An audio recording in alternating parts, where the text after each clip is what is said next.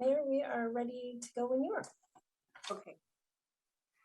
Well, good evening, everybody. Welcome to the City of Bellevue City Council meeting for November 22nd, 2021. We have a very packed agenda tonight, so I've asked the Deputy Mayor to see if he can help us keep to 3 minutes max per comment, and if we need to go back around, we'll do that. Clerk, can you do the roll call, please? Yes, thank you. Mayor Robinson? Here. Deputy Mayor Neuenhouse? Here. Councilmember Barksdale? Here. Councilmember Lee? Here. Councilmember Robertson? Here. Councilmember Stokes? Here. And Councilmember Zahn? Here. Perfect, thank you. Deputy Mayor, could you please lead us in the flag salute? Certainly, Mayor. I pledge allegiance to the flag of the United States of America and to the republic for which it stands, one nation, under God, indivisible, with liberty and justice for all. Thank you. Is there a motion to approve the agenda? I move to approve the agenda. Second. All those in favor say aye. Aye. Any opposed? No. Okay, City Clerk, do we have anybody signed up for oral communications? Thank you, Mayor. Yes, we did have 9 individual pre-registrations for oral communications this evening. Unfortunately, 7 of those were on the same side of the same topic. So pursuant to council rules, only the first 3 will be allowed to speak this evening. I would encourage all others to email council@bellevue.gov. And with that, I'll call our first speaker, who's Craig Spiesel. Mr. Spiesel, can you hear me? Yes, good evening. Can you hear me? Yes, thank you. Your time begins now. Great. Good evening. My name is Craig Spiesel, the president of the Lockhaven Community Association, and I'm speaking tonight on behalf of the board. We support the goal to expand affordable housing, yet have significant concerns concerning the DADUs, the attached accessory dwelling units, and the impact to the community. Further, we believe that lumping all of Northwest Bellevue into a single neighborhood is misguided. Northwest Bellevue is not a homogeneous neighborhood and consists of several sub-neighborhoods which differ in character, density, and land use code. The lack of establishing conditions regarding the approval of DADUs conflict with existing goals of the Northwest Comprehensive Plan. While it is anticipated the absolute number of DADUs will be very small, on the streets where they are built, the impact can be significant, diminishing homeowners' value, eroding a sense of community, and adversely impacting traffic and parking.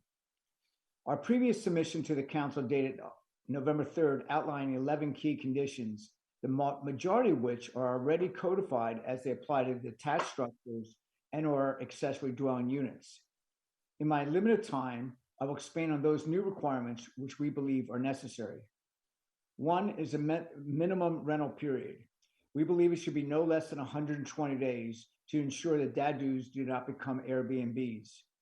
And I should note that the 120 days should be considered the absolute minimum, and many of the association members believe the term should have been 12 months or longer.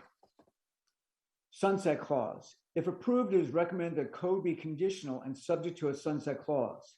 Such a clause would provide the time for the city to assess compliance and effectiveness in its expanding affordable housing. Such clauses have been established in other cities such as Tucson as it applies to DADUs. While any pre-approved DADU would be grandfathered, the city would be required to establish criteria before extending additional permits. And the last point is monitoring enforcement. As we have found before, accessory dwelling units could be abused. It's conceivable that homeowners may no longer meet residency requirements, off-street parking could be eliminated, and the DADU could be repurposed for business usage. Combined with the 11 existing conditions cited by the association, we believe the negative impact of DADUs could be eliminated while increasing affordable housing options. Concurrently, we encourage the council to continue the dialogue with developers to increase affordable housing units in the downtown core. Having affordable housing convenient to where people work and live will reduce traffic and increase employment opportunities.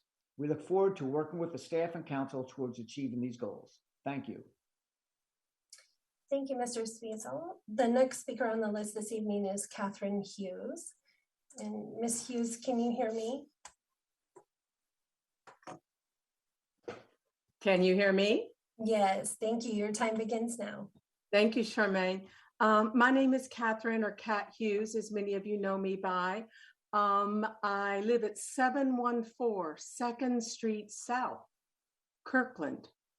I've been a resident of Northwest Bellevue community for 14 years, Northtown specifically, and I began with the Neighborhoods Project in 2017-18, although it's had a couple of different titles.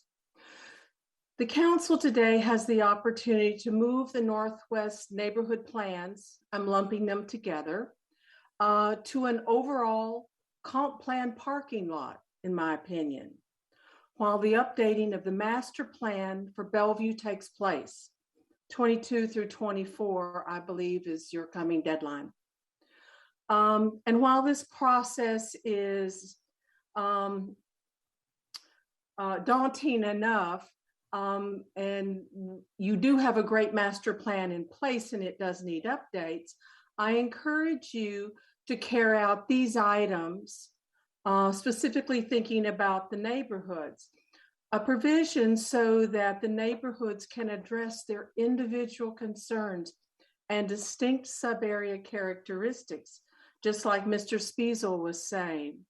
We have big topics: tree canopy, LUCAs, DADUs, boat docks, neighborhood density. They vary across each individual neighborhood. We'd love to see you make great efforts to use layman's terms, language, provide more definitions more frequently when we're in these processes, please. It would also be very keen and kind to require policies with clear directions for their operations, their metrics, programming, budgeting cycles for the neighborhoods. Lastly, absolutely, and I mean absolutely, retain the data that was collected in 2018 and also 2020-21. This is a beautiful baseline for fresh plans, and clean methodologies are identified, and the deficiencies in the data interpretation then go forward with the sub-area neighborhood plans after your comp plan is complete. I urge the council to not accept this incomplete and flawed draft plan. Thank you. By the way, the city, they busted their keisters making hard work for engagement. All teams worked very hard. It's not a lack of trying. Thank you. Thank you, Ms. Hughes. The next speaker on the list is Chuck Doland. Mr. Doland, can you hear me?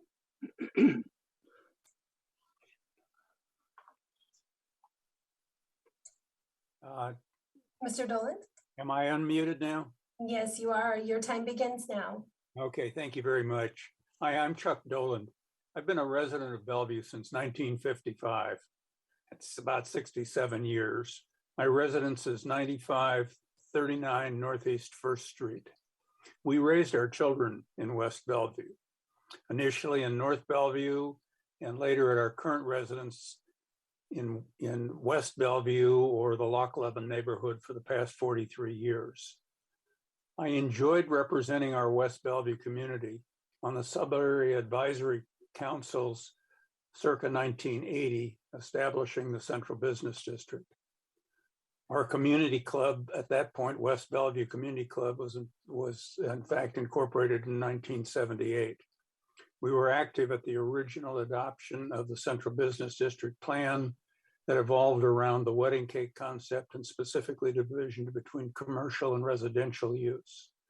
I later enjoyed being part of the Parks and Recreation and community development of our downtown park. That said, I wholeheartedly support your efforts regarding housing affordability, and for some of us, perhaps aging in place.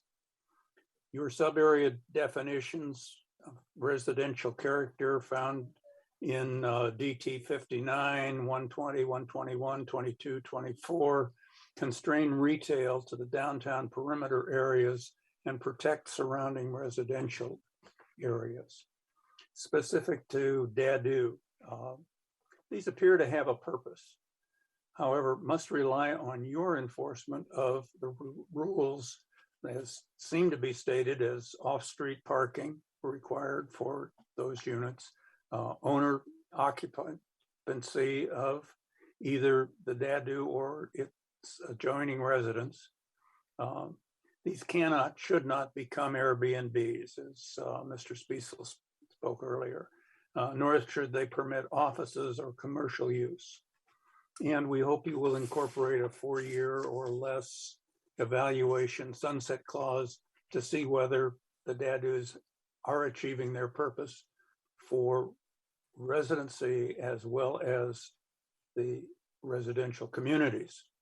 We trust the overarching intent of vibrant and healthy residential neighborhoods will be maintained.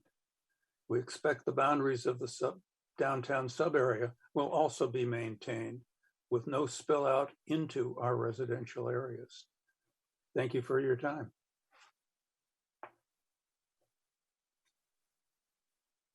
Thank you, Mr. Doland. The next speaker on the list is Dick Thompson. Mr. Thompson, can you hear me? Yes, can you hear me? Yes, thank you. Your time begins now. I am Dick Thompson, 50-year resident at 3115 103rd Avenue Northeast in Northtown.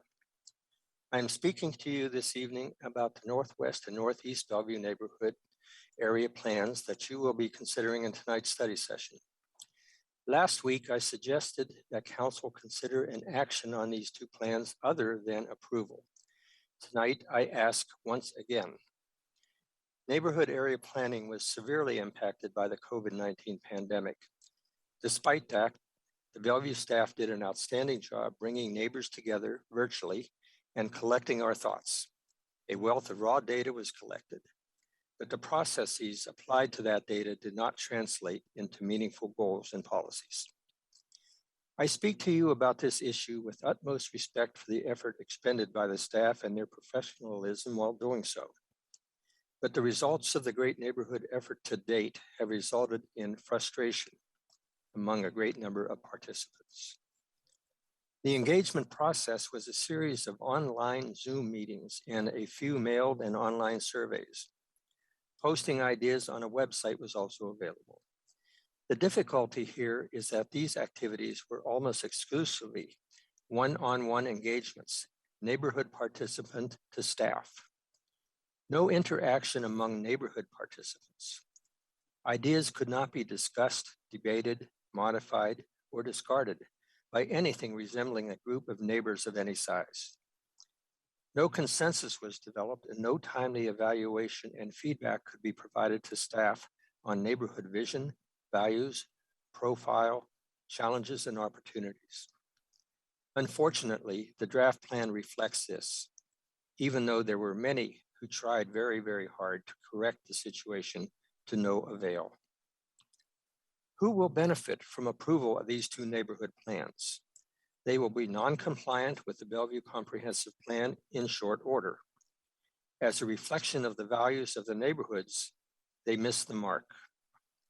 You have placed a moratorium on further great neighborhood activity until the major comprehensive plan update for Bellevue is completed. I respectfully request that you include these two plans in that moratorium.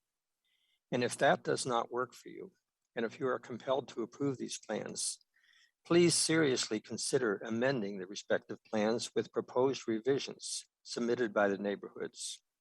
Thank you very much. Thank you, Mr. Thompson. We have reached the maximum number of allowed speakers on topic 10B. So with that, I am going to move down the list and call our final speaker, Jessica Clausen. Ms. Clausen, can you hear me? I can. Can you hear me? Yes, thank you. Your time begins now. Great. Hi, everybody. My name is Jessie Clausen. I'm a land use attorney with McCullough and Leary, and I am also the chair of the Chamber of Commerce's Plush Committee. I am testifying tonight on behalf of the Eastside Housing Roundtable, of which the Chamber is a member. And you've heard of us before. We're a broad coalition comprised of businesses, nonprofit organizations, and private and nonprofit housing developers that have united to support affordable housing in Bellevue and on the east side. I'm speaking tonight to Ordinance 6620, which relates to permitting and development services fees for construction and land use permits. And we are definitely encouraging you to pass it tonight. We do not want it to be delayed in any way, but we are hoping that as part of the ongoing conversation related to affordable housing, Council could direct staff to look into exempting affordable housing projects from development services application fees.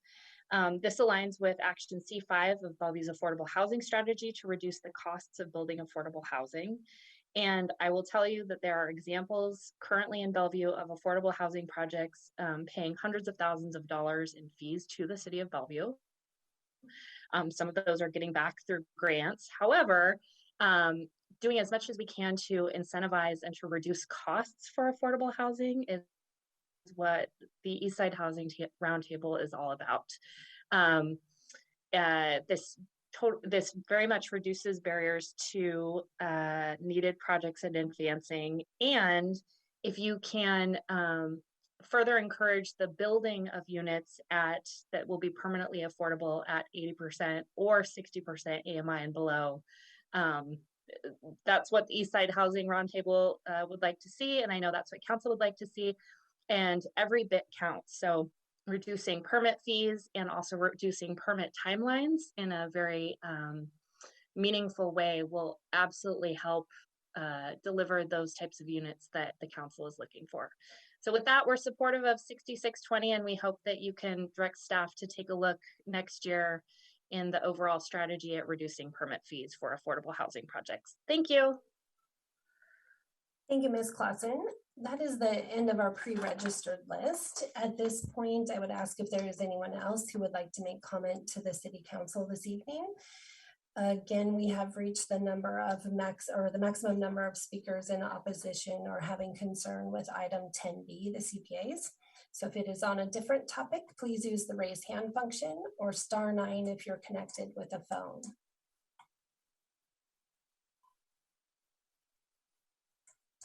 Okay, Mayor, I do not see any additional hands. That would close oral communications.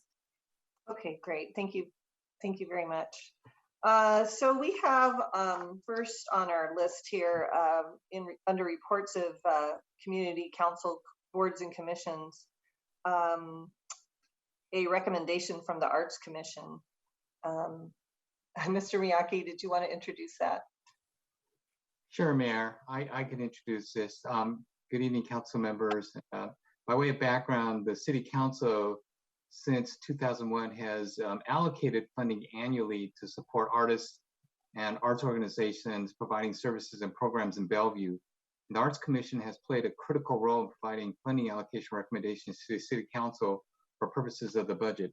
Tonight, the Arts Commission will present their 2022 funding recommendations. And actually, by way of motion, we are seeking the Council's direction to approve the Arts Commission's recommendations for 2022. Eastside Arts Partnership, Special Projects, and Power of Allocations direct staff to proceed with implementation. Joining this evening is Lori Hoffman, our Arts Community Manager in the Community Development Department. She is also joined by the Arts Commission Chair, Maria Lau Hui. And with that, I'm going to turn it over to Lori to begin a brief presentation to Council before a motion is asked by the Council.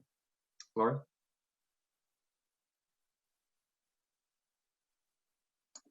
Hello, Council. Thank you, Mayor. Thank you, Deputy Mayor, and Council for having us here tonight. Let me get my presentation shared really quick. My name is Lori Hoffman. I'm the new Arts Community Manager for the City of Bellevue. Tonight, you will hear from the Chair of the Arts Commission, Maria Lau Hui, who will be presenting on behalf of the Arts Commission their recommendations for the 2022 arts grants. With that, it is my honor to present Chair Lau Hui. Hello, Mayor Robinson and council members. Today we are here to seek motion from council to approve the grant allocations made by the Allocations Committee and approved by the Arts Commission. Next slide, please. First, we are going to briefly cover this year's 2021 grant program. Then we'll present the allocations made for next year, 2022, by the Allocations Committee and approved by the Arts Commission. Next slide, please. This year is the third year we used an online application portal, which will continue with again for 2022. Altogether, we funded 42 organizations and individuals and awarded 45 grants in total through our 3 granting programs. The first one is the Eastside Arts Partnerships. It contains 2 levels of grants, Community and Pro, with awards up to $5,000 and $10,000 each respectively.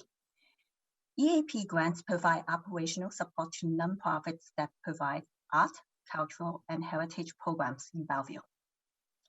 The second one is the Power Up Bellevue grants. This program helps existing and recent EAP recipients with organizational development and capacity building through a one-time $5,000 award. The third one is Special Project grants, and it fosters creativity and innovation by artists and communities that fill cultural gaps and inspire new forms of creative participation, with awards around $1,000 each. Next slide, please. We recognize that 2021 has continued to be one of the hardest for many organizations and individuals. COVID-19 has had tremendous lingering impacts on arts and culture in Bellevue. That said, many organizations have built and expanded on the quick transition last year to virtual content during the onset of the pandemic.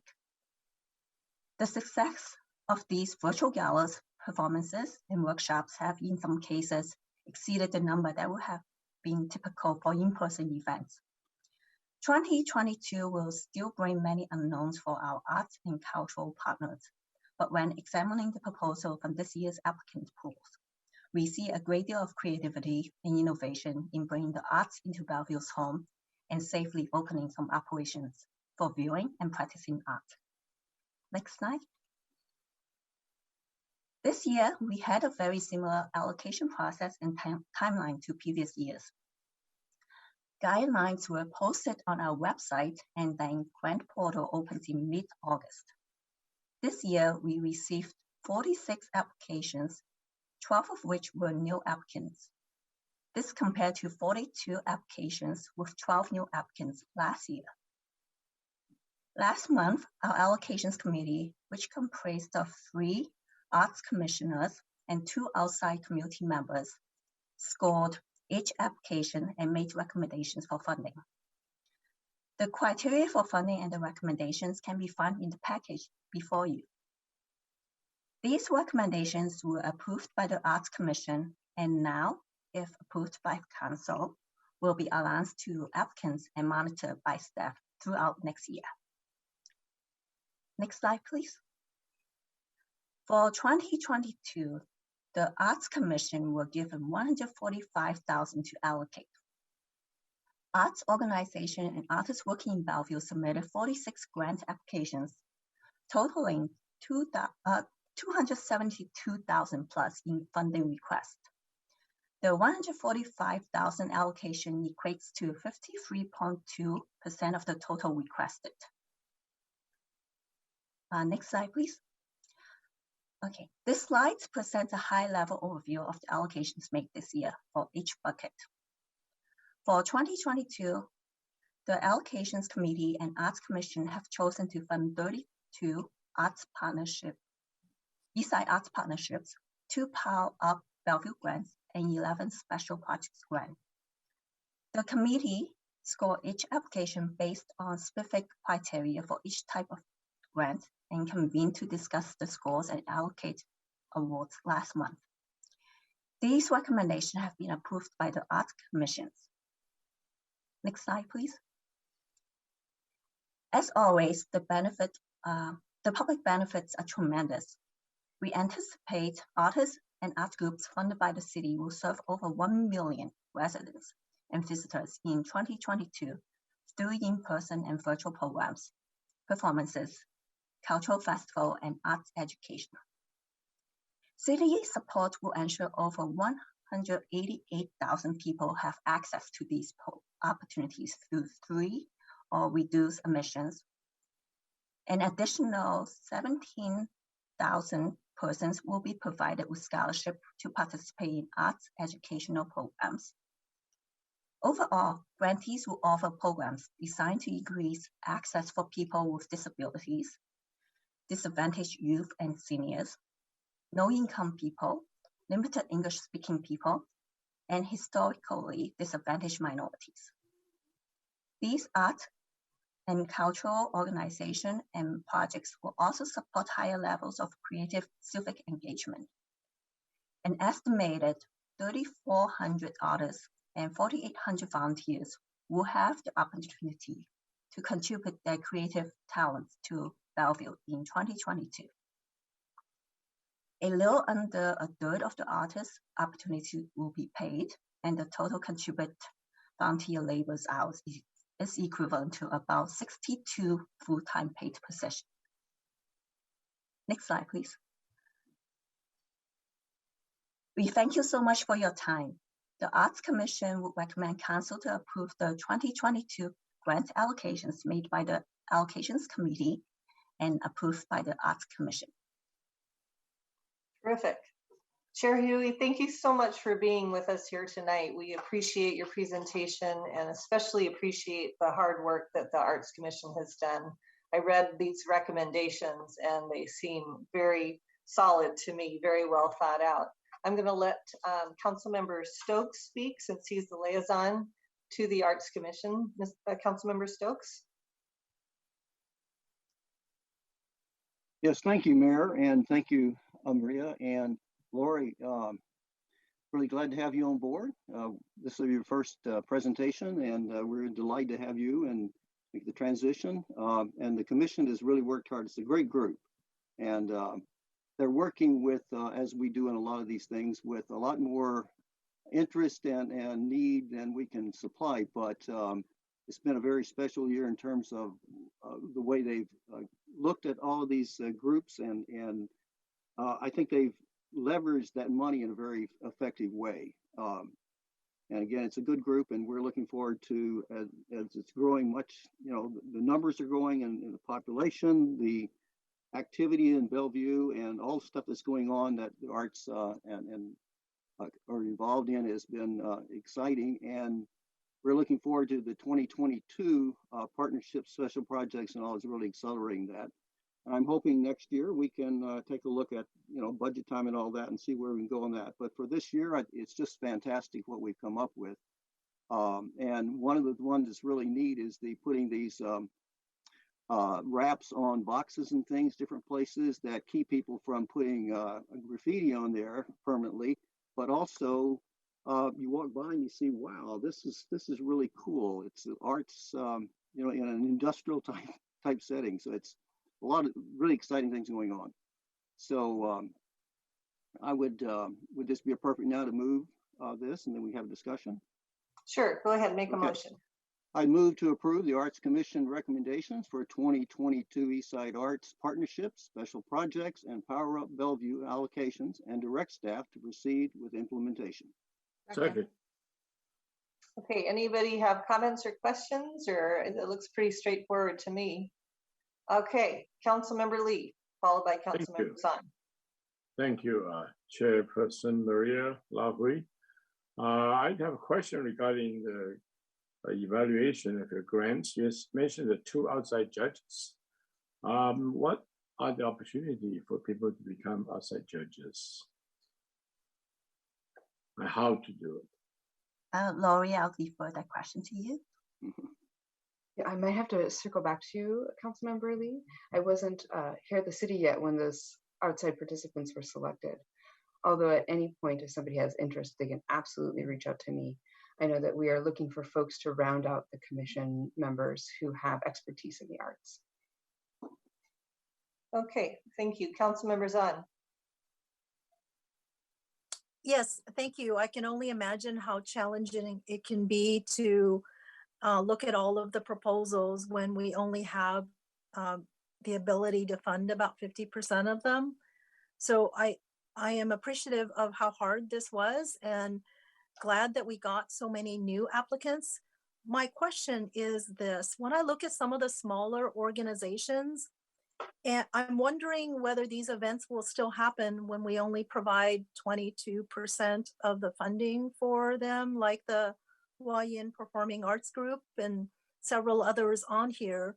So I guess my question is, as we look at these grants, do we follow back up with them to make sure that they are able to find the additional funds to be able to actually put on the programs? Because I could see where some of the larger organizations are getting the 60–70% of the funding, but some of the smaller ones appear to be much smaller funded, and it seems like they might be the ones that might need more help and funding and to be able to put on the event. So I'd like to understand a bit more about that. Thanks. It's an excellent question, Councilmember Zahn. We do follow up with every single grantee. There's a variety of ways that organizations adapt. Sometimes they might scale down the project. Sometimes they find additional funds in other places. There is also an element of, as we're going through the grants, thinking about implementation, and those that seem like they're going to have high impact and really are easy to implement, they might get a higher percentage of funding. But I think your overall question about how much funds there are for some of our smaller organizations is it's a good point, well made.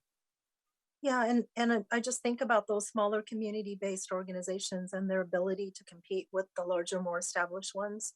So just something to get a better understanding. Thank you. Sure. Okay, well, Lori, it's nice to have you here.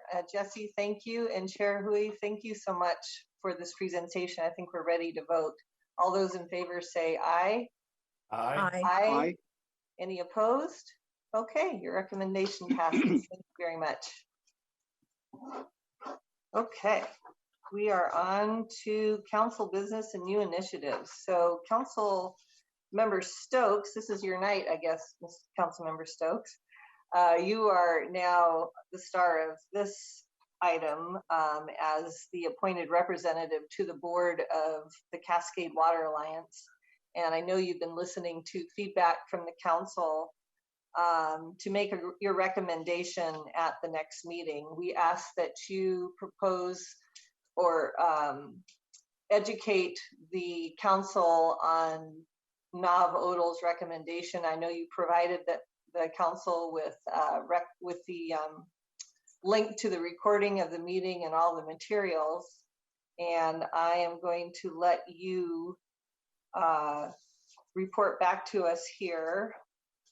And if anybody has additional feedback to Councilmember Stokes, anything that we didn't get a chance to bring up last week, we will have a chance to do that tonight. So go ahead, Councilmember Stokes. Yeah, thank you, Madam Mayor. And I want to thank the council for taking this time to consider this issue. And I really appreciate the thoughtful feedback and the questions. And it's, you know, sometimes these things come along and you've been working on them, and then you ask to have questions, and I think it's always helpful. The Cascade staff, the city staff, I and others have been working on this, and I think it's been very healthy to do that.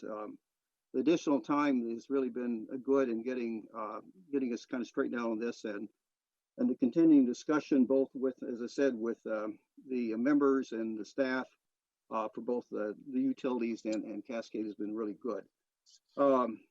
You know, the Water Supply Development Fund concept has been around for a long time, and we've had numerous meetings about this, and staff from the city, from Bellevue, and council members and community members, board members, and everybody, and in the region have been involved in these. Sometimes we've had some that are, you know, a half a day with a small group, maybe 30, 40 people, and then some with, you know, a couple of hundred people. And this issue of how the future, which is what Cascade was developed for, has always been at the forefront. And the Water Supply Development Fund, then in 2019, starting in 2020, being put together and worked on, and all of that work has been taking place again with everybody who's involved in this, including council members again who have and people who go to the Cascade Board meetings. There are always people available. So this is not something that's just come up recently. It's a long-term program, and I think it's the driver of this whole thing was to have a voice and vote in our future water supply. And this is something like we talk a lot in Bellevue about looking forward to the future, and we do that. We've done that in downtown development. We've, with the wedding cake thing, as we mentioned earlier, was just a kind of a concept back then, years ago. And we do a lot of this type of work, and this is the same thing. But this is unusual because you're talking about doing something that's 60 years out, and none of us are going to be around when this happens.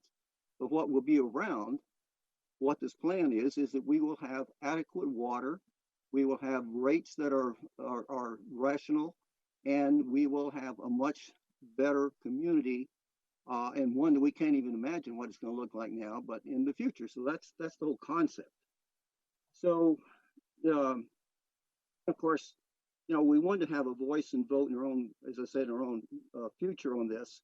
And we didn't want to rely on Seattle. We didn't want to rely on others to dictate our future. So I went back and had a lot of discussions with the Cascade Board, and we had a meeting on November the 17th.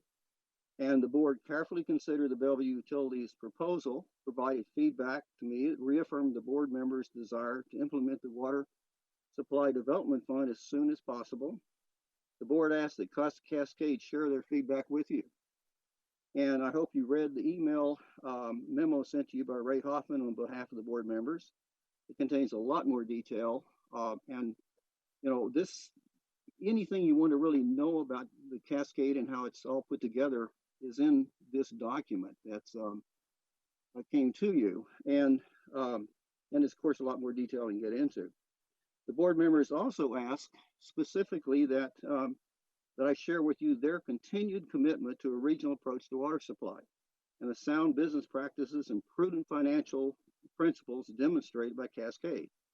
Cascade's been directly working on this, as I said, since 2020, and the member cities and district and staff have been involved in this all along. And everybody's really highly engaged in this. It's been a lot of work, but it's an example of great regional collaboration. I could cite, half a dozen or more similar things that Bellevue does. The fund is, it really is very similar to our own utilities R&R fund. This fund finances the replacement of infrastructure. And I remember going down to seeing this the first year when I came on. I was liaison to the utilities, to the environmental services, and seeing this chart for 75 years and replacement and funding now, and a significant amount of money in our that we charge for our water supplies as part of this. And it's a similar concept here, except that we're replacing water that will get at some point either not available from a certain source or be more costly with another. So it's the same type of concept, and I admire the utilities utilization of that. And in fact, it was something that kind of was inspiring to do this. And this Water Supply Development Fund benefits all future water supply options. Every future option we have before us is expensive. Water from other purveyors is going to get more expensive. Water from a lake is going to be expensive. Water anywhere is going to be, a commodity we need to have. So even with contributions to the fund, Cascade's rates are forecasted, though, because of the way we're financing it, at or below inflation for the next 10 years. In other words, the rate impacts to Bellevue's customers will relatively small over the next decade. In fact, there will be no impact in 2022, and in 2023, the impact is for a typical customer 18 cents per month. Additional detail on that yearly impacts is in the memo that we mailed to you. And again, there's just a tremendous amount of data in here that shows how this whole thing is put together. And again, it's a very good example of what Bellevue does well, and that's have good decision making, both private and public, based on good business practices and financial strength. Delaying contributions to the fund for even a couple years creates greater rate pressure later for Bellevue's customers. It's a simple thing anyone in finance knows. Either if you start a fund and you have a long-range plan, you start a fund now, the total amount accumulated and the cost and all will be less than. It's much better than waiting and putting things off, because you lose the impact of the interest and putting it together. Our regional partners, again, as I said, are really ready to go on this, and we're talking about just for the public and you're remembering, we're talking about members of the board, Mayor Angela Burney from Redmond, Mayor Benny Sweet from Kirkland, Mayor Mary Lou Pauley from Issaquah, Mayor Alden Eklund from Tukwila, and the Vice President Lloyd Warren of the Sammamish Plateau Water, who also was, I think, the first director and very much involved in the establishment of utilities program and all in Bellevue, and very much behind this. And the president of the Skyway Water, John Alt. So all of the board members are ready to go on this and believe this is the way that the region and their cities will go far, with this and have water supplies and prosper. So, it's just something that's the time has come to put it together, and the financing is sound. The issues that have been raised about control are, I think, to some extent, some misinterpretations and things we need to work on. And as I said, and I don't want to go into a lot of detail on this because we don't have much time, but the Cascade process, the board, it's all very transparent. It's there. The meetings are public. We understand all of the cities want to make sure that this is done well. And again, Bellevue is the leader in this, but we are partners and we're working with this. And it's something that we will look back and be very proud that we put this in place. Okay, thank you. Anyhow, there are a lot of things to talk about, but I think basically this is, let's see where I put that. There was one thing, if you wanted to, I could talk about, the question that came up. The first one was, why are Bellevue's rates so high? Just real quickly, Bellevue has the 4th highest bill of all the 25 utilities that get Seattle water, and we've looked at have their charts and everything. And the other Cascade members' bills are all lower, ranging from Kirkland at about $52, and ours is about $64, to Redmond, who has the lowest bill of all at $31 or $32. But they have a water supply, so it's a little different, and most of them do not have the same investment we make in replacement in the long run, and they have different ways that they pay for it. If Cascade actually made a big part of Bellevue's rates and not affect the others, then they wouldn't be charging us the same thing. They'd be charging more. They charge the same thing for us and for Kirkland and Redmond. And each city does and puts things in. And we do charge, and as I said before, something that is very, very good to make sure we can replace. And Seattle has a huge problem with replacement, which is one of the reasons we want to make sure we have something for this in the long run. That Seattle has a big bill to pay in terms of their old infrastructure. So overall, this is something that, again, has been done in the public. It's been open. We have sound legal advice. We have sound financial advice. This is a collaborative effort that is very unique in a lot of ways. And it's just something that this is the real, Bellevue way to work on things at a high level and to actually get out and work with the rest of the region, because we're all part of the same. Just like with the Innovation Triangle, just like the transportation things we do, just like arts things we do, just like Arch. Okay. And anyhow, so I fully, I think it's really moving well. And again, I want to say that the conversation has been very good, and I appreciate that. And I'm looking forward to continuing having conversation both with council and staff and the rest of the region. So thank you. Okay, thanks for that report back. I will tell you that I did a lot of talking with our regional partners, and everybody I spoke with had support, strong support for Cascade's recommendation. And for me, one of the most important aspects is when I think about climate change, and I realize that Seattle's water supply is from a glacier at 3,000 feet and Lake Tapps is at 14,000 feet. I have a lot more confidence with the latter one if we should need it down the road. So I will be supporting the recommendation. Well, and we're not voting on this. I'm just telling you, Councilmember Stokes, for your own information. Is there anybody else who would like to ask a question or speak on this? Councilmember Robertson. Thank you. And thank you, Councilmember Stokes, for your service on the Cascade board. I do agree that partnership is great. And I think that this partnership with Cascade and the creation of Cascade, it absolutely was needed to plan for future water supply. The projections looked very different then. To me, though, this seems premature while we are still negotiating our agreements with Seattle and Tacoma. It feels a little bit like starting an irrevocable college fund for a kid you don't have and you're not sure you want kids. Or that so it just seems a little premature. And there's very little risk to waiting the 2 years to see if we really want to develop this. And the reason I think this is important, it's the impact on rates, of course, but you look at the costs of housing and what are the things that we can do to make housing more affordable.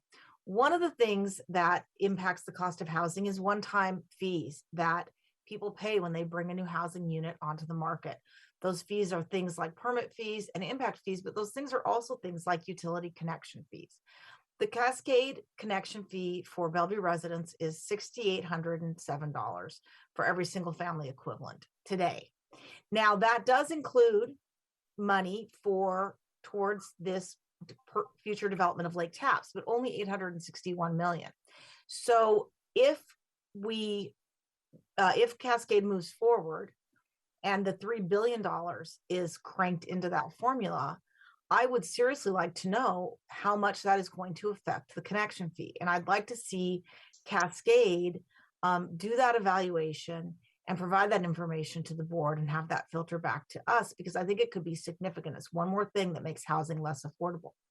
On the other hand, if the board, after finishing negotiations with Tacoma and Seattle, decides that Lake Tapps isn't needed anytime soon, that $861 million could be removed from the formula, and therefore the connection fee could be dropped, which would increase housing affordability in our region. So I think that that's a really important thing. Keeping options open at this point, I think, is important.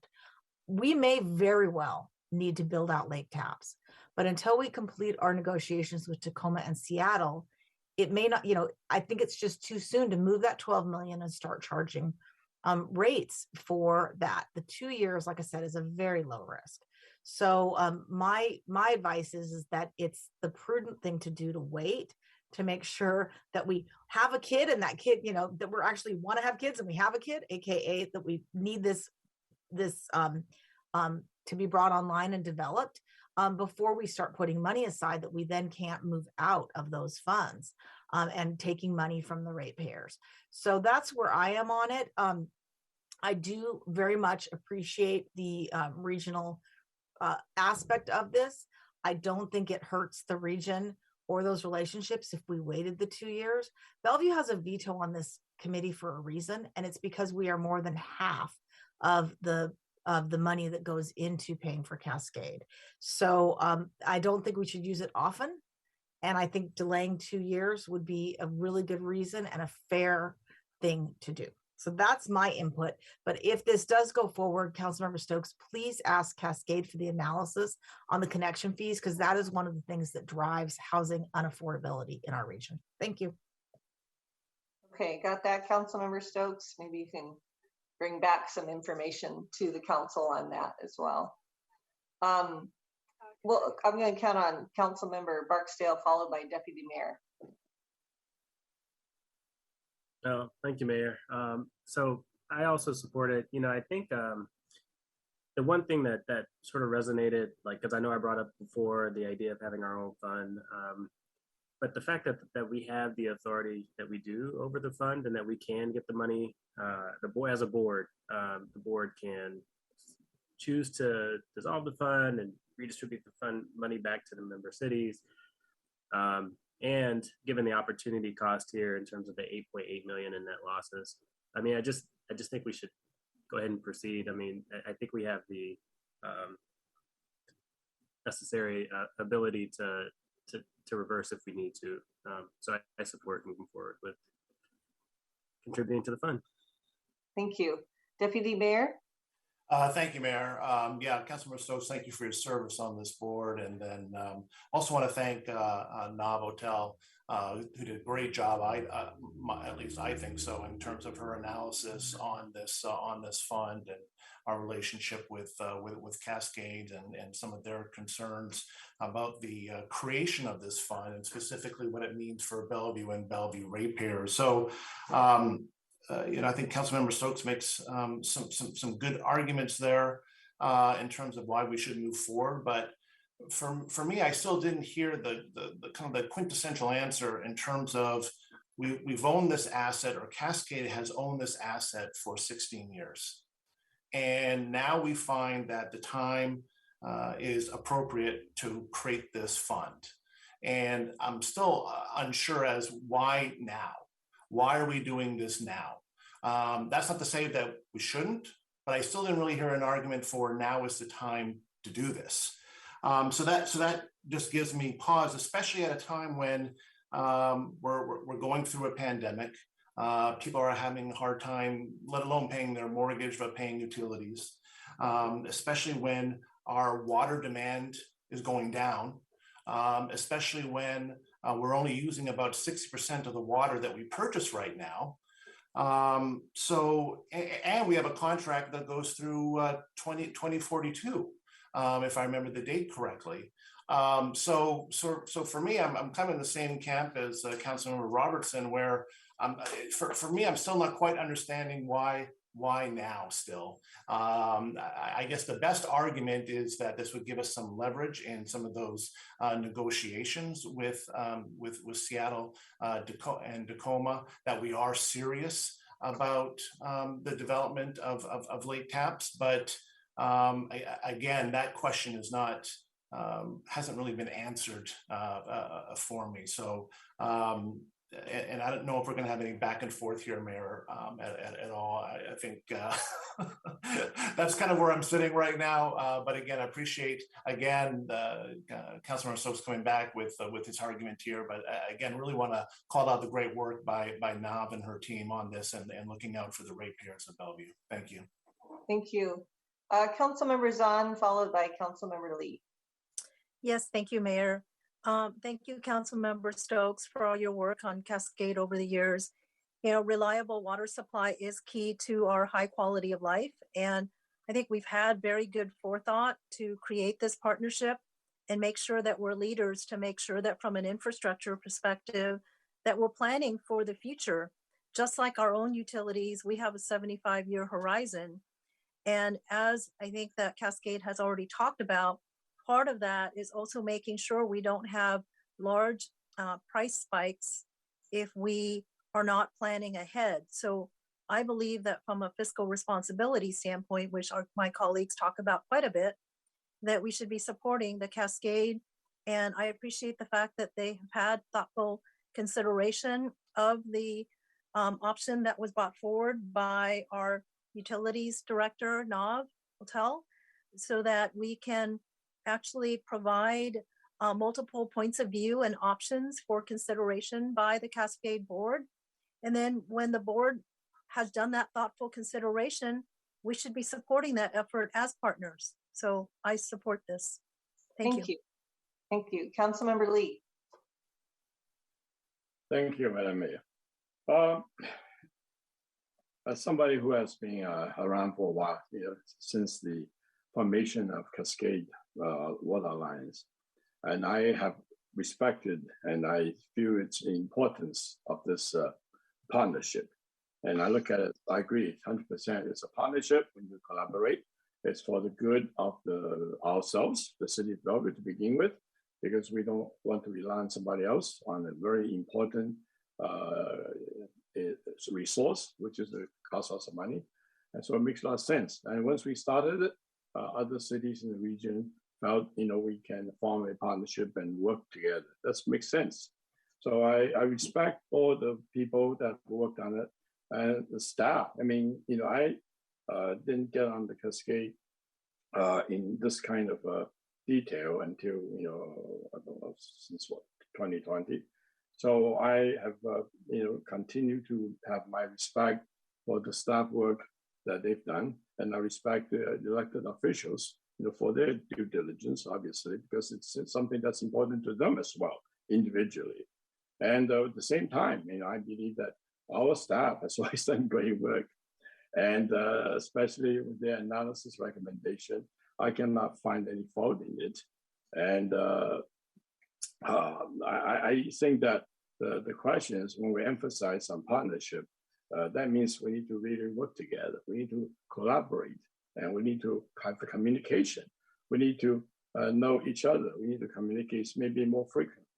And I'm kind of dismayed and disappointed that we actually have this kind of perception now, the last few weeks. We have a argument or disagreement, but it's basically, I think we have the same goal.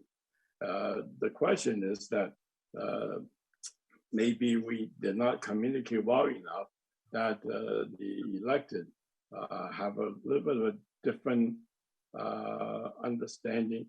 We all have our, individual cities with particular characteristics. We have our own needs, and we sometimes have differences. That's fine. That's what partnership is about. We need to talk about it. We need to figure it out. Then we need to understand, and we have our staff supporting us, very obviously. And then we can make decisions, make known, and come up with a good, I won't even use the compromise, but it's a good consensus, how we address it. And I appreciate, for example, Mayor Mary Lou Pauly from Eastland mentioned that time change, things have changed, and it's a time to pivot to see what we can do that's better based on current information, based on what's good for each jurisdiction. Then we can communicate, discuss it, and come up with a solution. I feel that I'm glad we have gone through this the last couple of weeks, because I believe that has provided us the opportunity to have this kind of dialogue, communication, and discussion. We may not all agree to whatever finite, ultimately, we agree specifically what's good for Bilby, what's good for Redmond, Kirkland. It may be all bit different, but that's fine. We have our own different approach. And I think it's okay for us to talk about it. And so I feel that this process has given us the opportunity to do this. And I'm glad. Councilmember Lee, I hope we can continue. Councilmember Lee, can I just ask you to wrap up here? To make the point that you want to make. Thank you. Well, that's the point I will make. I would like to see us better communicate, better talk about things, and come up with our differences, and if there's any, and what we can do together. And I believe that whichever recommendations made is going to be okay. The question is, what give us the flexibility, the options? I agree with Councilmember Robertson and Councilmember Newhouse, because they pointed out what Bellevue is looking at. Bellevue is looking at utility rates. People are feeling the rates are going up, and the people who are affected the most are the people who are looking at affordable housing, for the rates that the taxes they'll be paying. So I believe that in the short run, this may be something we need to address. But how do I address it? That's another matter. Okay. 2 years, 1 year, we can wait. I can wait. If we cannot wait, then we need to wait. All right. That's good moment, feedback for Councilmember Stokes to bring back with him. Leave it. Yeah. So thank you. Thank you very much. Okay, everybody. Thank you very much. Councilmember Stokes, you've heard feedback from everybody on the council. and a good question by Councilmember Robertson that maybe you can bring an answer back at some point. But thank you very much for representing us on Cascade. Next on our agenda, we have the consent calendar. Is there a motion to approve the consent calendar? I move to approve the consent calendar. Second. All those in favor say aye. Aye. Any opposed? Great. We are going to take a quick break. We'll come back at 7:10.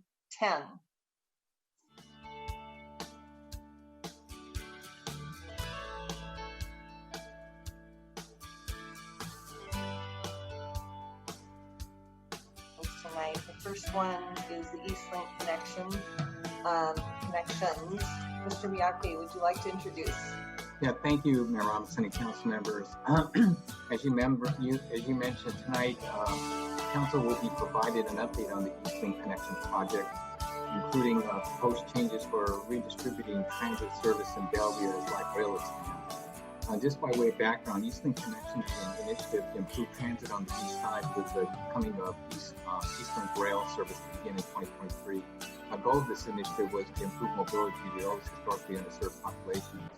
At the end of the presentation, staff is requesting direction to prepare a letter of support for the proposed route changes, as well as some recommendations for improvement. Presenting this update will be King County and Metro staff. And with that, I am going to turn it over to Lacey Jane Wolf, our Assistant Director of Intergovernmental Relationships, to introduce our guests as well as to start the presentation. Lacey Jane? Good evening. It's a pleasure to be here tonight to discuss how bus service in Bellevue will change as light rail comes to the east side. As a reminder, even after light rail service begins, about 80% of transit demand in Bellevue will still be for bus connections. So those connections are very important. Fortunately, our transit master plan identifies the city's priorities for these transit connections. So Metro and Sound Transit used the transit master plan, public input, and other data to put together a set of draft changes that they're going to show you tonight. So we have Brian Henry and Gunnar Scott from Metro, and J.R. Alexander and Arthur Backus from Sound Transit. And they're going to run you through these draft changes. Bellevue staff, I'll let you know, did analyze these draft changes and verified that they're aligned with Bellevue's priorities in the transit master plan.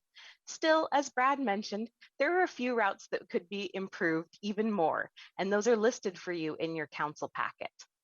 Staff is seeking direction from council to draft a letter to transit leadership underscoring these messages about Bellevue's transit priorities.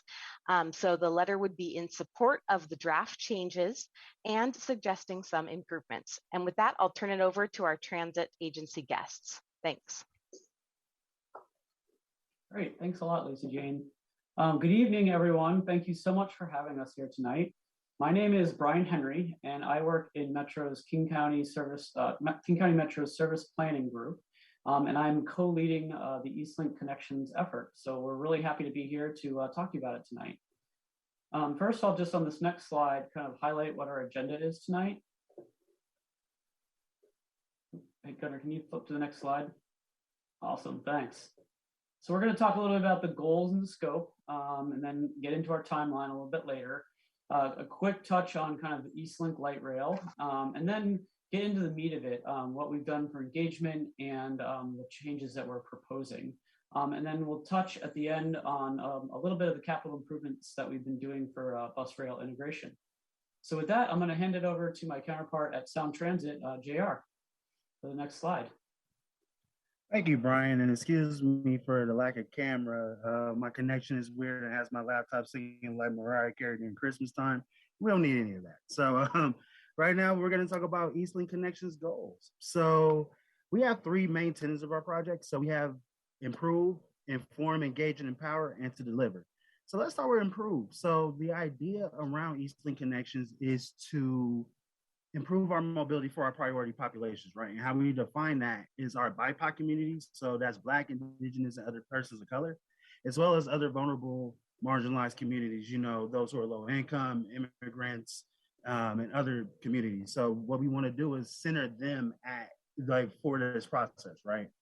And part of that is also to equitably inform folks from those, marginalized communities, right? And being able to give them the power to have a say in how they want their transportation designed, and giving those who don't necessarily always have a seat at the table to guide us in how we go about designing a new transit network to feed into Link, right? And to kind of create that world-class transportation system, which we plan to deliver. And so what does that look like, right?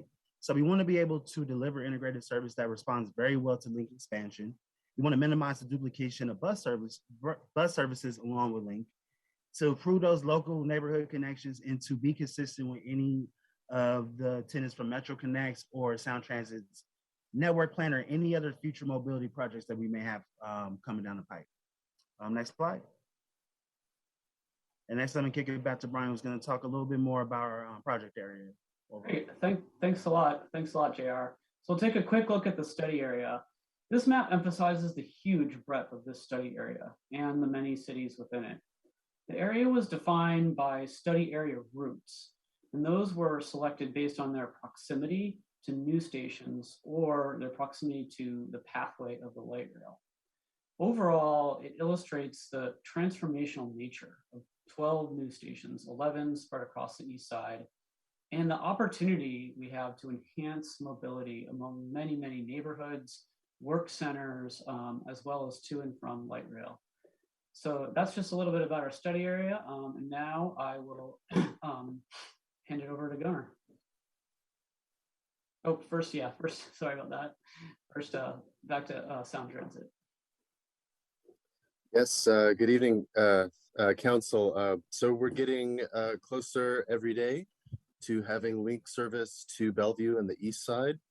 As you see on the map, the 2 line will open to Bellevue and the east side in 2023, with a further extension to Southeast and downtown Redmond in 2024.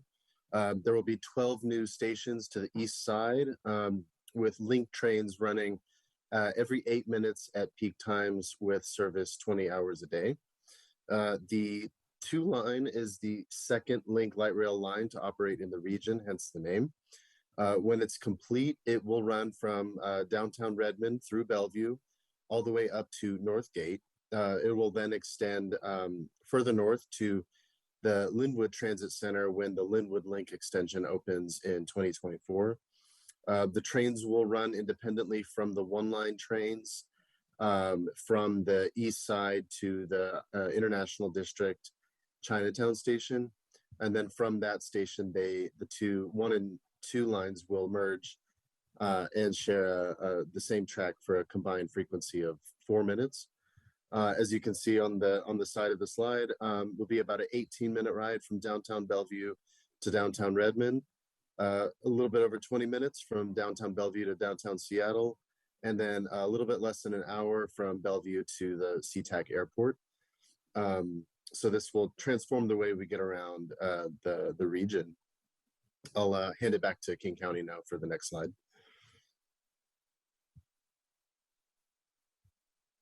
Thank you, Arthur. I'm Gunnar Scott with King County Metro Community Engagement, and Arthur Bacchus, who just presented, is from Sound Transit Community Engagement. And we, along with their service planning teams, have been working very closely on this project together, including doing our engagement, which means that we got to be able to combine some amazing resources to get the word out about this project. We did a mailing for phase 2, which was our survey, looking at some draft network proposals, and 55,000 went out to Bellevue for a variety of zip codes in that area.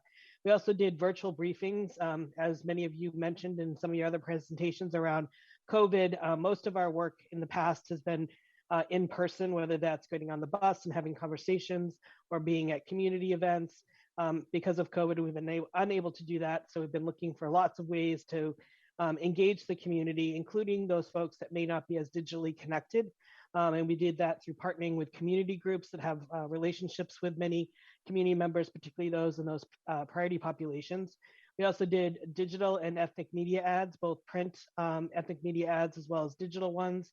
We had an outreach toolkit for our community-based partners, as well as for jurisdictions to get the word out about the survey and also the online open houses. We put up bus stop signs, again, alerting folks to the survey and the online open houses. And then we did have this survey in our website platform is in 8 languages. While it looks low with 1% in Korean or Chinese, let me just translate that for you. We actually had 33 survey responses in Chinese and 22 in Korean. That is the highest number of survey responses Metro has seen in a language other than English or Spanish. So we attribute that to the digital ad work we did, also partnering with those community-based organizations such as the Chinese Information Center, Hope Link, the Ethnic Chamber, as well as the Indian American Center. So we did quite a bit of work within the constraints of COVID to get the word out, and we'll continue to do so as we move into our next phase starting in February. And I'm going to pass this back over to Brian. Great, thanks a lot, Gunnar. So here I'd like to highlight an important part of our engagement. For this project, we've convened a 26-member advisory board of residents in or near the study area I talked about earlier. We spent a series of meetings really getting in depth with this board on the transit network, the conditions out there, and their experiences in the community and moving and traveling around the community. And that helped us really understand this study area more deeply. So then for different regions of the study area, the board defined specific priorities. So the ones shown here for the area around Bellevue and Redmond are on this slideshow. So basically looking for easy transfers that are frequent and safe. Opportunities to transfer is something also worth highlighting so that people can get to more different local locations, but also around the region. And also routes that offer speed and reliability and really having those direct paths to speed up that travel. So in addition to our project goals, these priorities played a strong role in guiding the proposal that we've been sharing with the public, in addition to other engagement from the first phase. So now in the second phase, like Gunnar said, we've been gathering feedback about those changes. We're going to talk a little bit about that tonight. But first, I'm going to flip to the next slide where we'll see the proposed network in the Bellevue area. JR, do you want to start off with some highlights for Sound Transit Service? Sure, thanks, Brian. So with this project, as you know, the Link 2 line is going to be replacing Sound Transit's Route 550. But that doesn't mean that Bellevue will be without any Sound Transit Express service, right? So what we're going to do is we're going to reroute the 554 to serve South Bellevue as well as downtown Bellevue stations, utilizing that former Route 550 corridor down Bellevue Way, right? So being able to still have frequent bus service, which will be operating at 10 minutes at the peak and 15 minutes on off-peak times, will still provide those important connections throughout the city of Bellevue, as well as like connecting to both, connecting to the 2 line at 2 different stations. So that's one of the benefits. Yeah, I would say that's the major benefit is to like provide a lot of local connections to Link, but still having that frequent service traveling down Bellevue Way. I'm gonna kick it back over to Brian.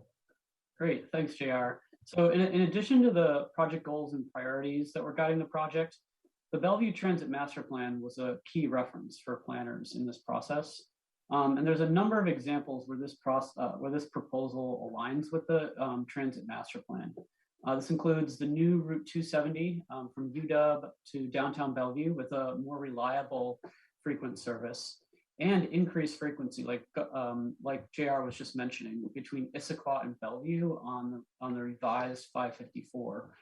A couple other examples are increased Route 240 frequency between Renton and Factoria, as well as routes 203 and 241 connecting Factoria directly to the South Bellevue station. And finally, there's continued frequent service, but with more direct pathways for faster service on the Route 245 and the B line. And this connects Crossroads with Redmond Technology Station, the Overlake Village Station, and Bellevue College.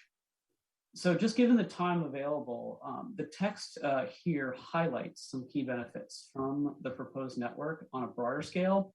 So not only are we connecting many of these routes to Link stations, but we're increasing frequency on 5 different routes, as well as providing service for more of the day on 4 different routes.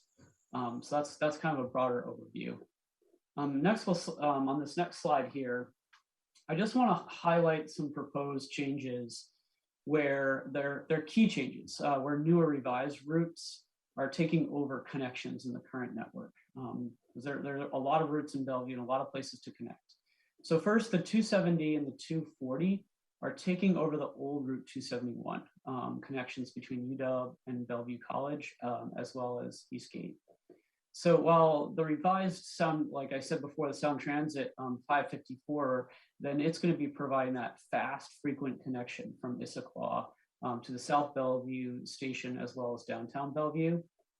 Another big piece is the Route 222 and 223 is replacing the old Route 221. So that's going to bring strong connections to Link and increase frequency. Several other new and revised routes will be replacing the 246, which will give segments of that route increased frequency. So overall, there was a lot of support for these changes in our survey and from what we heard from folks. So we're gonna move into providing a few highlights from what we heard from the community on particular routes. So the first highlight is the Route 270. There was strong support for this frequent connection, but also the increased reliability of really focusing on that connection between downtown Bellevue and UW. There were also a lot of comments on the survey in support of the Bellevue Way Northeast pathway, which would serve the Sophia Way Women's Shelter and a lot of other resources in that corridor with much more frequent service, as well as new service on the freeway stops where the 271 doesn't currently serve. So now I'm going to kick it over to JR to talk. If you wanted to add anything, JR, I think you might have covered a lot of your stuff on the previous slide. I just want to make sure that you get a chance to focus in on this 554 piece on this next slide. Oh yeah, no, thank you, Brian. So yeah, just kind of want to just re-highlight what's going on there, but really to kind of highlight the support that this change actually had, right? So we had about 336 respondents just for the Route 54 itself.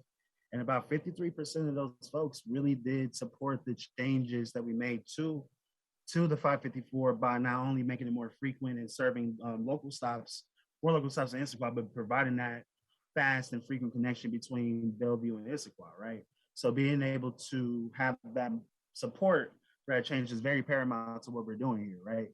So being able to have that direct connection to Bellevue College, being able to connect people to more destinations, and then a lot more simpler routing in East Bellevue, and it increases speed and reliability. So just a few of the highlights that we have for Route 54. Yeah, that's pretty much it there. The next slide. So just a couple more here. You, yeah, thanks, JR. The Route 226, you can see here on this map, it had 65% support for these changes. People noted the transfer opportunities and the straighter path through Lake Hills, and a new connection, both to South Bellevue Link Station. So that was a popular one. And then on this next slide here, I'll also highlight the Route 203. And this one people like because it provides new local connections between Issaquah and Factoria. And again, taking folks in Factoria up to Link.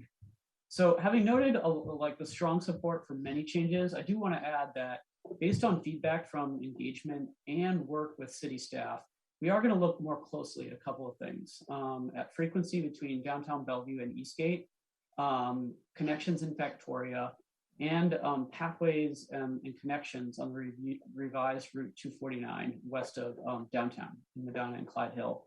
So there's really a lot of great feedback, and we've been listening to folks, and we're going to be making changes to this initial proposed network, and those are a couple areas in Bellevue that we'll be looking at. Next slide. So All right. finally, I'm going to kick it over to Gunnar. Sorry to JR here for the end here. No worries. It's it's a lot of people talking on stage, right? So so really quick, we're gonna quickly highlight some station area capital improvements. So just like the overall program goal is to really improve the safety, convenience, and visibility at our bus stops that are primarily at link transfer points, right? So being able to make those connections to transfers a lot safer, a lot more reliable, and a lot more frequent. The scope of the project, just to kind of like give a little bit of tidbits, as into more like to newer stops, upgraded bus stops at link stations. So we're adding more shelters and benches, more passenger information such as route maps, safety components such as better lighting, and real-time information signs with new ink screens. Forgive me tonight, a little tongue-tied.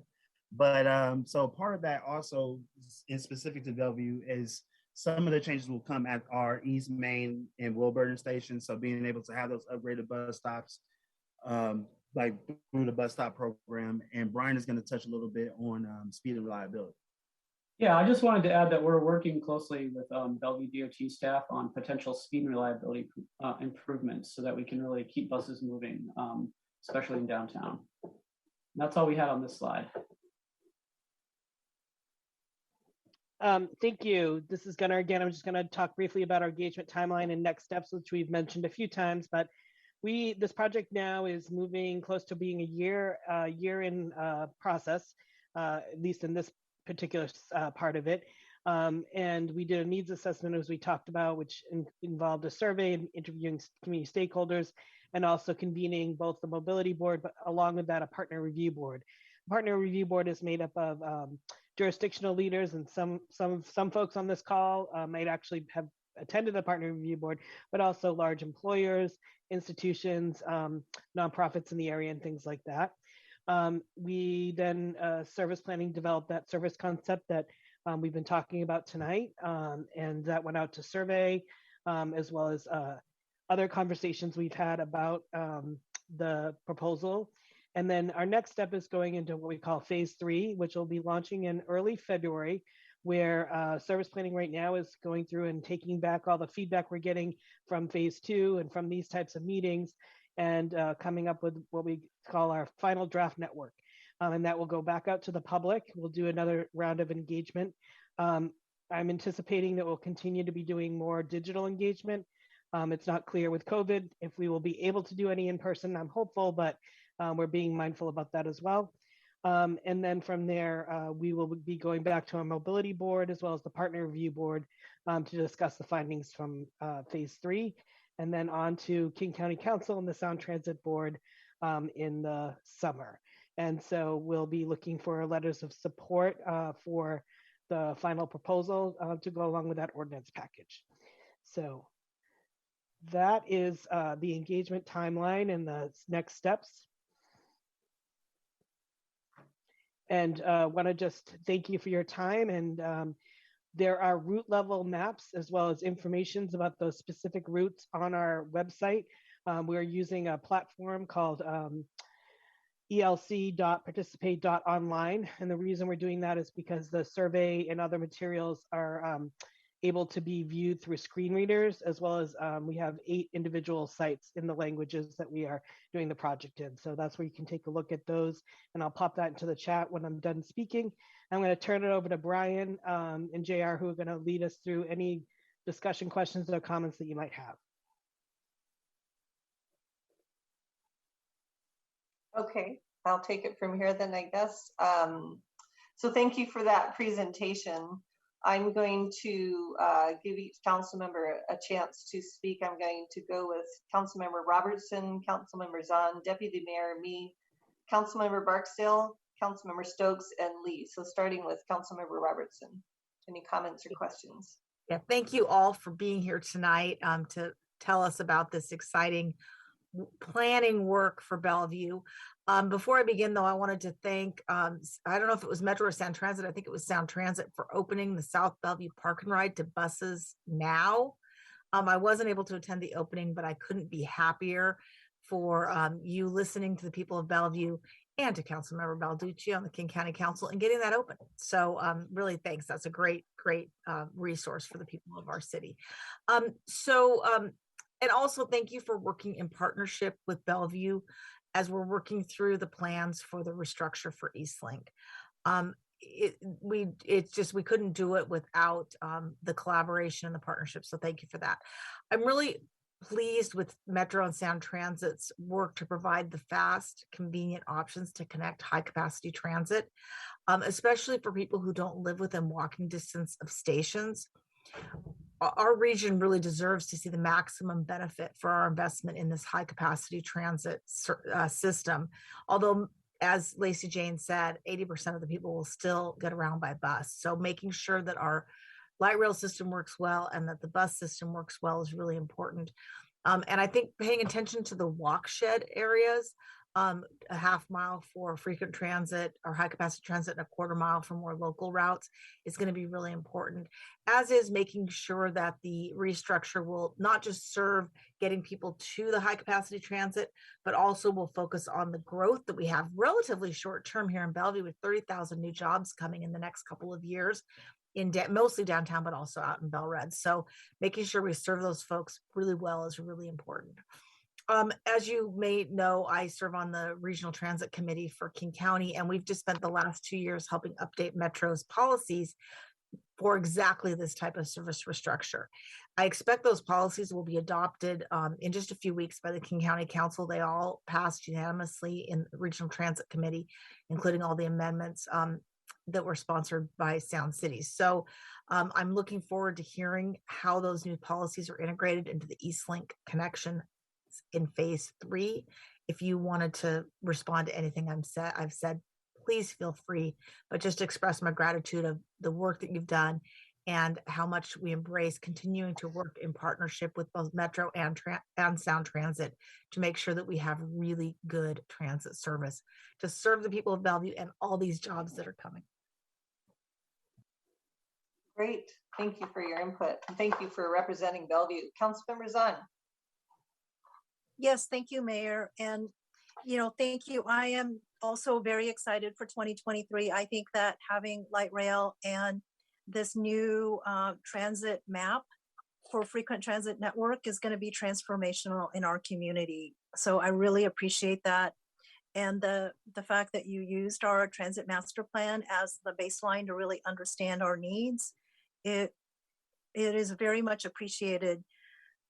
We have invested a lot to make sure that we have connections to transit and safe routes to transit. And so to the degree we continue to do that, I support the council sending a letter, though, expressing a couple of our areas that we might need to do some tweaking. Because I will say that as I think about some of the routes, the 270 and strengthening that, I think is really important. I used to be a frequent rider of 271, although it was a bit of a milk run. It was an important route because once the 111 stops running at 6 o'clock at night, you can't actually get home from the university. And I appreciate the fact that it's also going to go up Bellevue Way to serve Sophia Way. It looks like the 226 is also going to be supporting our new Eastgate campus with our men's shelter, supportive housing, and our affordable housing areas. So I really appreciate that. I guess my question would be this. It looks like we're going to specifically focus on weekday peak, which I believe is important. But I would just say that to the degree we can look at if it's close to our social services locations, a lot of the folks there may not always be working during the normal daytime hours. So to the degree that some of the off-peak is also more frequent would be very, very helpful. And then my last question is, what's the timing for route changes beyond 2023? And the reason I ask is because, as we look at our Bellevue College connection and making some changes there, we will need to have some additional tweaks for that. And then as we look in the future for Aquatic Center at Airfield Park, that area is going to need a lot more transit so that we don't have everyone driving. That's Can my we question. get some responses to those questions, please? Yes, definitely. Yeah, go ahead. Thank you very much for your comments. We're so happy to be partnering with you. And in response to your question about off-peak, we definitely have heard from people in this process that transit at all times of day is important. So that's a definite priority, and we are making investments there. I think it's also kind of a change in work habits where people do want to travel more all the day, like all throughout the day. And there may not be as big of a peak of travel. So that's definitely something we're observing that's in line with what you were saying about having more service all day. And in terms of timing for other changes beyond this process, I think whenever there's a significant change that could impact transit, we definitely want to, again, partner with you to take a look at how we can improve the network. I think the Bellevue College connector you mentioned would be a change, and we'd want to make sure that we're leveraging that to the greatest extent possible, as well as if there's big changes in things that might generate trips or where people need to make connections. We're definitely happy to look at that. So yeah, we're looking for those changes where we can leverage the metro network to support things that are happening in the city. Great, super excited. Thank you. Thank you. Mr. Bacchus, you have your hand up for a reason, or is that my cursor? Oh, that's my cursor. I apologize. It's the shape of a hand. Okay, Deputy Mayor, go ahead. Thank you, Mayor. Yes, first, thank you for being here and great presentation. I appreciate, in particular, listening to JR and Gunnar talk about the equitable outreach and the results from that. Very impressive work, and something that's very important to this council in this city. So thank you so much for doing that and reaching out to so many Bellevue residents. I have very in support of this letter and moving it forward. I just have three quick questions, or hopefully they'll be quick. One on slide 7 about being safe is one of the priorities there. And I'm just wondering if you could expand on that just a little bit, in other than additional lighting, what else you can do to ensure safety for riders. And then also on slide 5, every 8 minutes during peak hours, I'm just wondering what the non-peak hours looks like in terms of frequency. And then lastly, and I think my colleague may have touched on this a little bit, but what does the feedback loop look like once these changes go into effect for riders to give feedback in terms of what's working, what's not working? Where should riders go in order to provide feedback, especially if one of the unintended consequences is affecting them negatively in terms of what their route or where they need to go? So, but with that, I'll turn it back over to you. But again, thank you for being here and great presentation. Maybe I'll kick it off, and then I think we'll all kind of contribute to these different questions. But my first comment on safety, of course, I think lighting is important, having good facilities and improving those bus stops.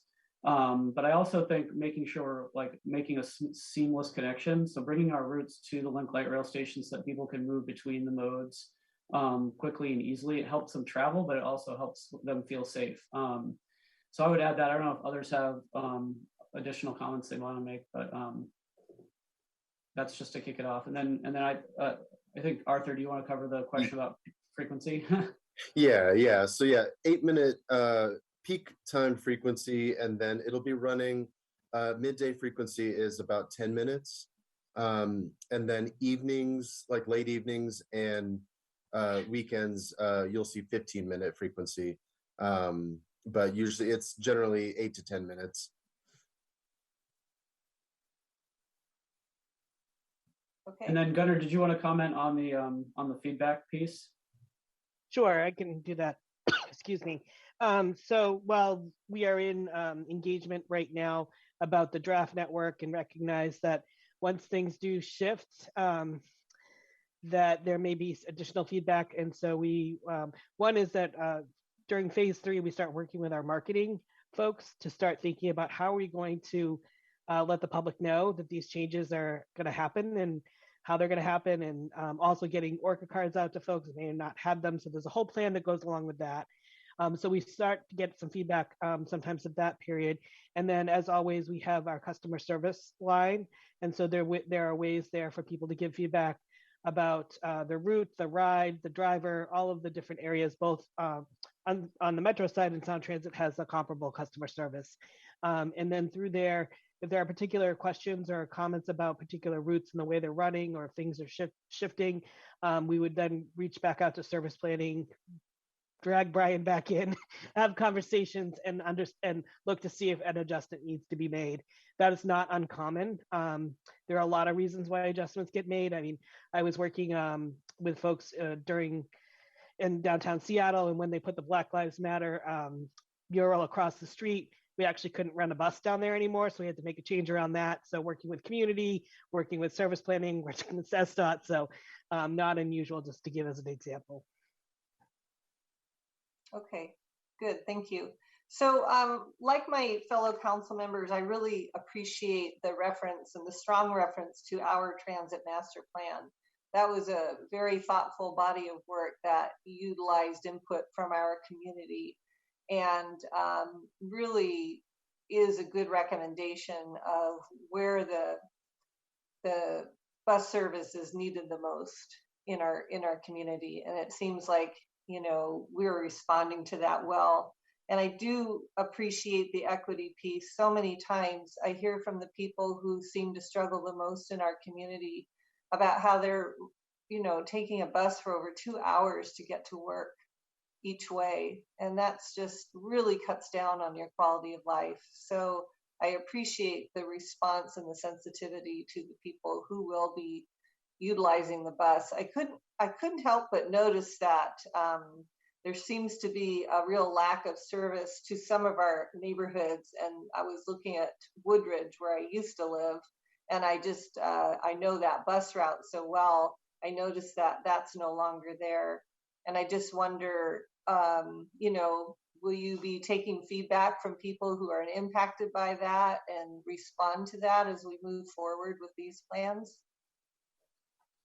Yes, absolutely. I think that's exactly how this particular part of the process is aiming to work, is that we want to hear comments from folks on those routes. That's why during the survey period, people could comment on individual routes, and we're looking at those comments and we're looking at like what they said, whether they supported it and why they didn't support it. And then regarding Woodridge in particular, that segment the 246 would be replaced by the Route 241 in that segment. Which does run a little bit more frequently than the current 246, which is an hourly route. So that's the current proposal right now. We're looking to see what folks have to say about that and other connections. What's the pickup on that? Is it the same route as the other one had, or isn't it kind of at the base of the hill? The Route 246 kind of was replaced by a couple of different routes. But in that middle segment from downtown down to Eastgate, it's the 241 that kind of picked up that particular connection. Yeah. Okay. All right. Thank you. Councilmember Barksdale. All right. Thank you, Mayor. Also, thank you for being here and all the work that you all are doing, working together to improve the bus service and just overall transit service. So I guess one question I had is, I appreciate the equity focus, you know, especially focusing on BIPOC communities, underserved communities, or members of our community. I guess my question, I appreciate that the line that you're focusing on Factoria. Are there is there night service to Crossroads as well? Because I mean, I think we also have quite a few, and not just weekends or Sunday night, but during the weekdays as well, because, you know, in terms of thinking about retail workers and areas where they may live in Bellevue, for example. Yeah, that's a great question. The Route 245 is a really frequent service that connects Crossroads down to Eastgate. So that'll be a connection there. And there will be service over to Eastgate. So folks in the Factoria can either get to light rail at South Bellevue, or they can connect to the 245 at Eastgate. So those are two ways to get up to Crossroads from that general area. Okay, and that's nights they provide night service. It does go into the evening. Yeah, I can look while we're sitting here for a second, and figure out what the exact span is for that route. I don't have it off the top of my head. And Arthur, maybe you can let us know what time Link runs till. Yeah, Link generally runs until about 1 a.m. Depending on the station you're at, the last train sometimes is like 12:56 or something, but usually about 1 a.m. Yeah, and that route, the 245 goes until midnight.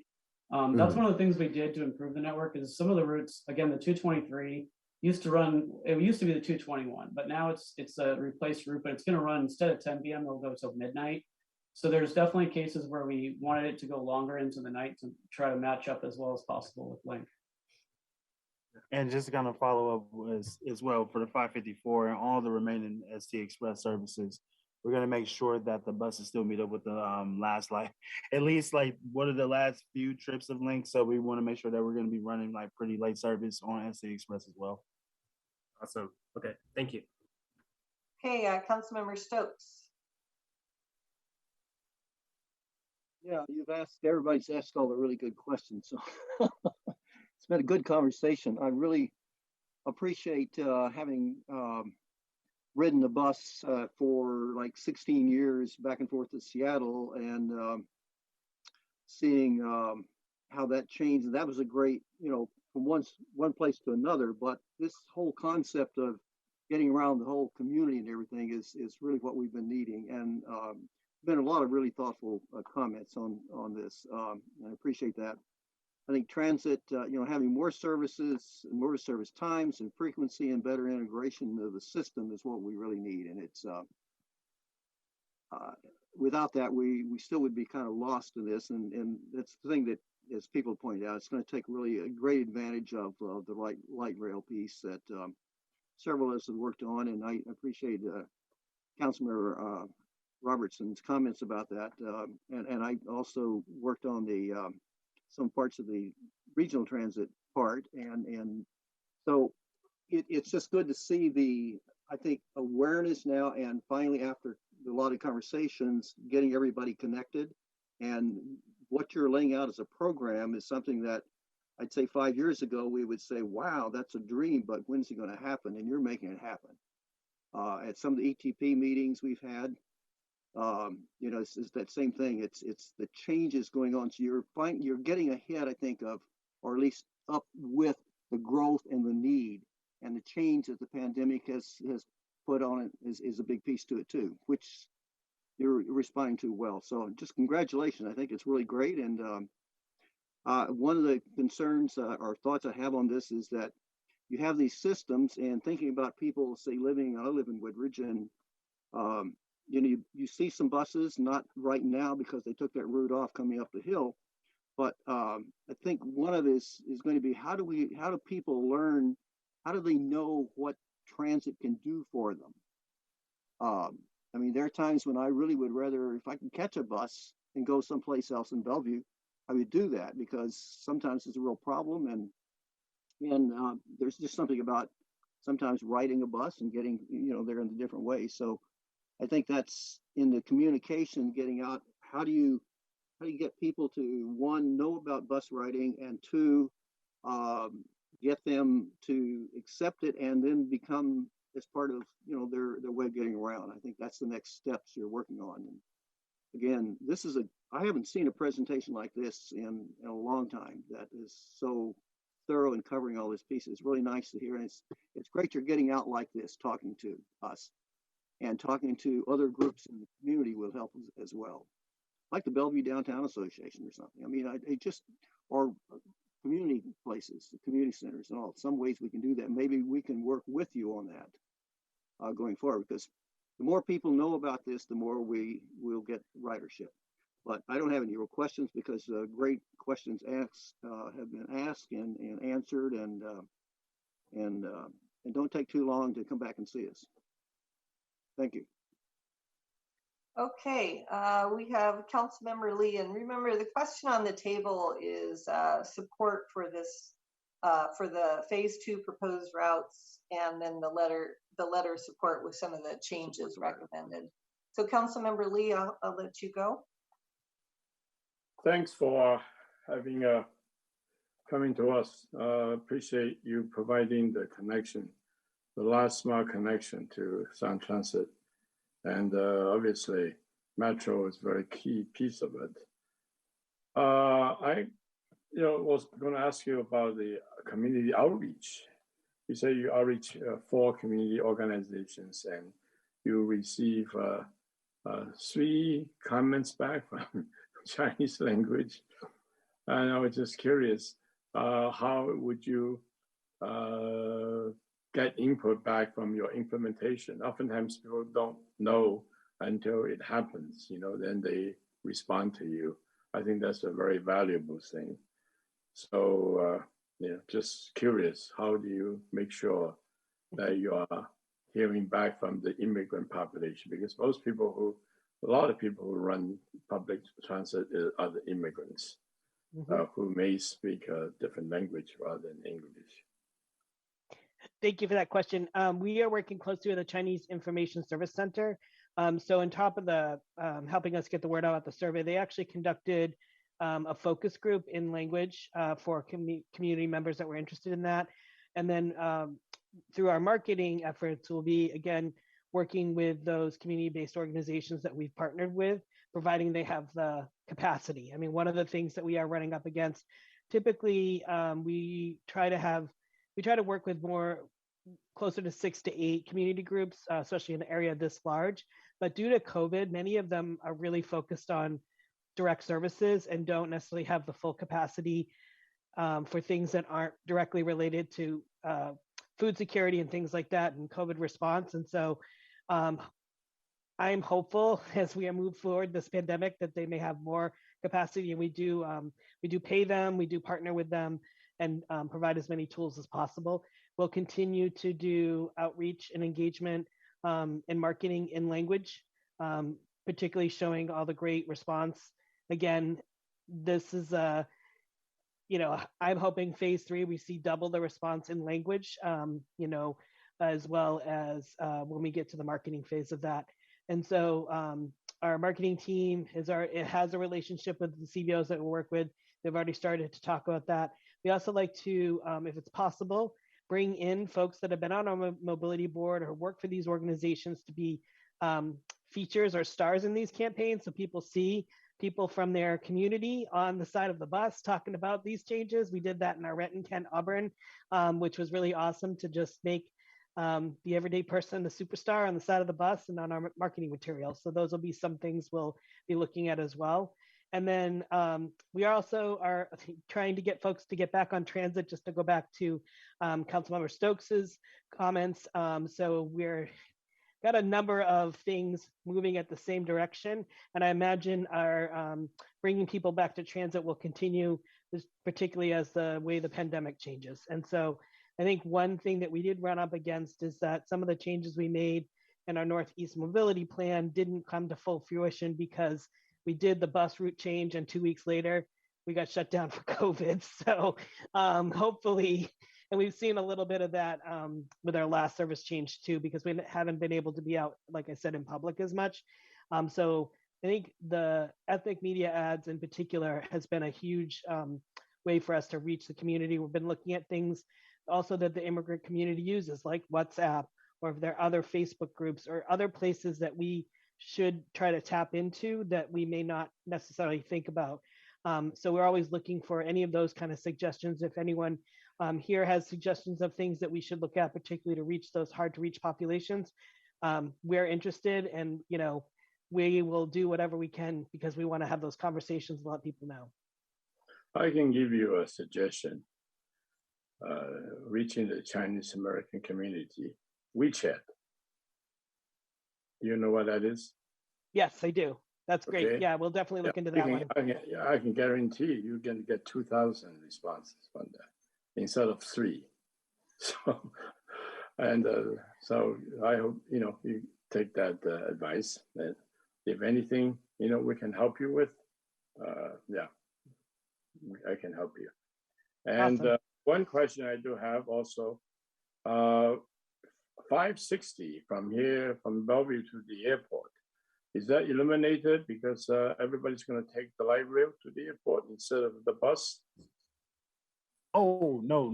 Okay, so the 560 is not related to this project. That would be more related to the Stride BRT project, right? Okay. So the 560, 566, 67, which is currently suspended, those are under that project scope. This is all for Eastland, because I don't want to kind of spoil that project, but I want to just make sure that the 560, 66 are all tied to Strides 1, 2, and 3. Yeah, I want to mention that because I take that. It takes me 50 minutes to go from Bellevue downtown to the airport. So Sunlight, it's a similar length it takes to take the light rail through Seattle. So I hope you will keep it. Finally, we have not talked about technology, especially the small connecting downtown through. Deputy Mayor. Sorry, that's 3 minutes, Councilmember Lee. Sorry. Thank you. So Councilmember Lee, is this have to do with does this have to do with the letter of support?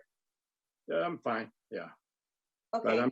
But that's my last comment. If you can get me some information on that, that'd be good. That's great. Thank you very much. Okay, so that brings us to the end of our comments and questions on this topic. There is a motion here, Deputy Mayor. Would you like to? Well, actually, it's not a motion; it's a direction. Yeah. But I think I'd like to just see a consensus that we approve of the letter and the recommendations that staff has made in addition. So, can I see head nods if you're approving of that? Okay, I see him. Thank you very much. That is your direction. Thank you, Lacey Jane, for putting this together for us. Thanks for all coming out here tonight to speak to us. Yeah, thank you all for all the great comments. Thank you all. Appreciate it. Hope to see y'all in person soon. Stay safe. Okay, we're going to take a 5-minute break. We'll be back at 8:06. Okay. We are on to our second of 3 study session items. Mr. Miyake, would you like to introduce this one? Sure. Good evening, Mayor Robinson and council members. The second item is the 2021 Annual Comprehensive Plan Amendments for the Northeast Bellevue and Northwest Bellevue Neighborhood Area Plans. And just by way of background, the first 2 neighborhood area plans under the Great Neighborhoods Program were Northeast Bellevue and Northwest Bellevue and are included as part of this year's Comprehensive Plan Amendment process as earlier defined by the council. Tonight, the staff will provide the council information on the comprehensive plan amendment process undertaken, as well as an overview of the neighborhood plans. In addition, the Planning Commission will provide council with their recommendation on each neighborhood plan. A management brief was provided to the council back in March 22nd regarding the progress to date. And the Planning Commission has been working on this, reviewing the plans and formulating recommendations over this past spring and summer. Following a review of the Planning Commission's recommendations, staff is seeking council's direction on next steps, including, but not limited to, returning with the ordinance for adoption as is or with amendments. Joining us this evening is Emil King, Assistant Director, Tara Johnson, Comprehensive Planning Manager, and Elizabeth DeBrett, Senior Planner, all 3 from the Community Development Department. We also are joining us this evening is the Planning Commission Chair, Mohammed Al-Kushian.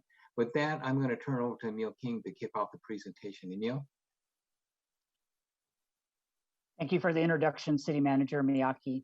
Good evening, Mayor, Deputy Mayor, and Council. Elizabeth, could you please bring up the presentation? Neighborhood area planning is the focus of our discussion tonight. Neighborhood area planning, also known as the Great Neighborhoods Program, is run out of the Community Development Department and has its foundations in the neighborhoods element of the comprehensive plan. It builds upon the existing sub-area plans in volume 2 of the comprehensive plan, as we'll describe tonight. The 2 neighborhood plans to be discussed with council tonight are the first 2 to come to council under the newly established framework for neighborhood planning. Before we get into the presentation, I wanted to first recognize the community engagement that's gone into this process to date, the significant work of the Planning Commission you'll hear about tonight, and the efforts by our professional staff on working on this project. Next slide, please.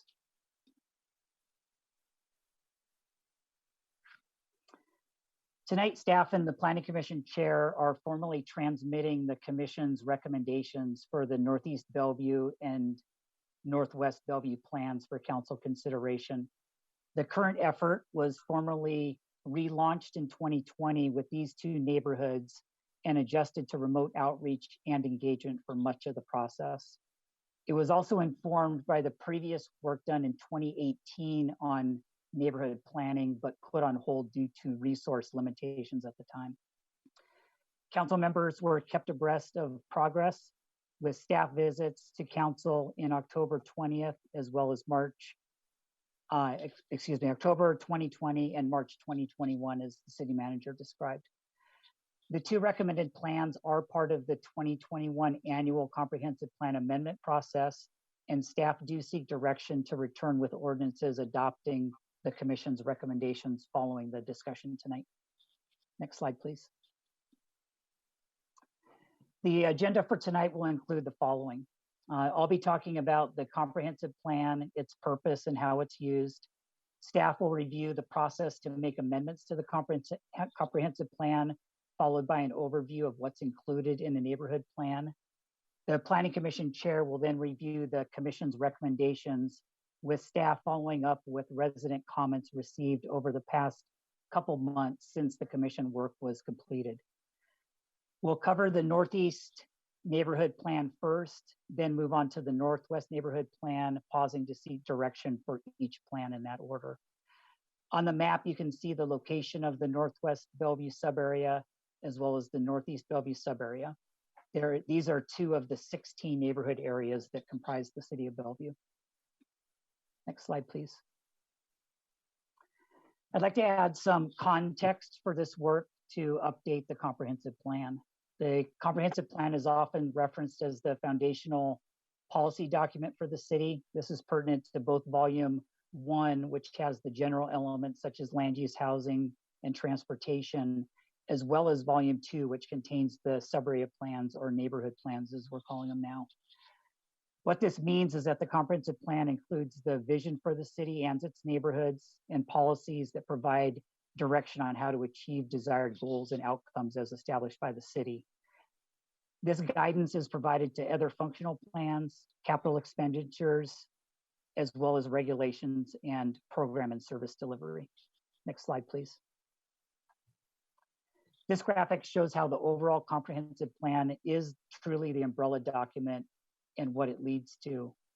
There are a number of examples of how the plan is used. For example, land use code regulations are used to implement policy direction, but the comp plan itself is not the land use code. When other functional plans are developed, such as the water system plan, they reference the goals and policies in the umbrella comprehensive plan.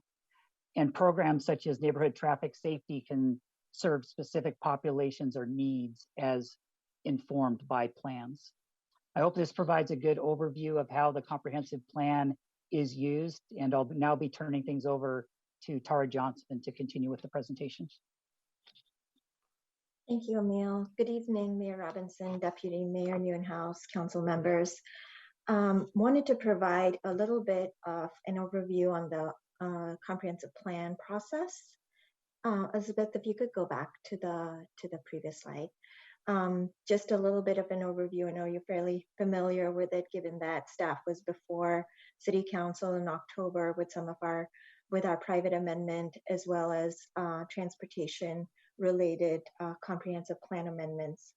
So as you may know, under GMA, the Bellevue City Code allows CPA's comprehensive plans to be amended once a year and includes both privately initiated amendments as well as city-initiated amendments.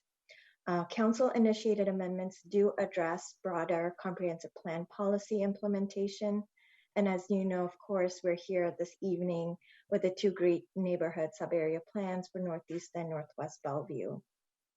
These proposals are reviewed by the Planning Commission and then acted upon, of course, by City Council through the final review process.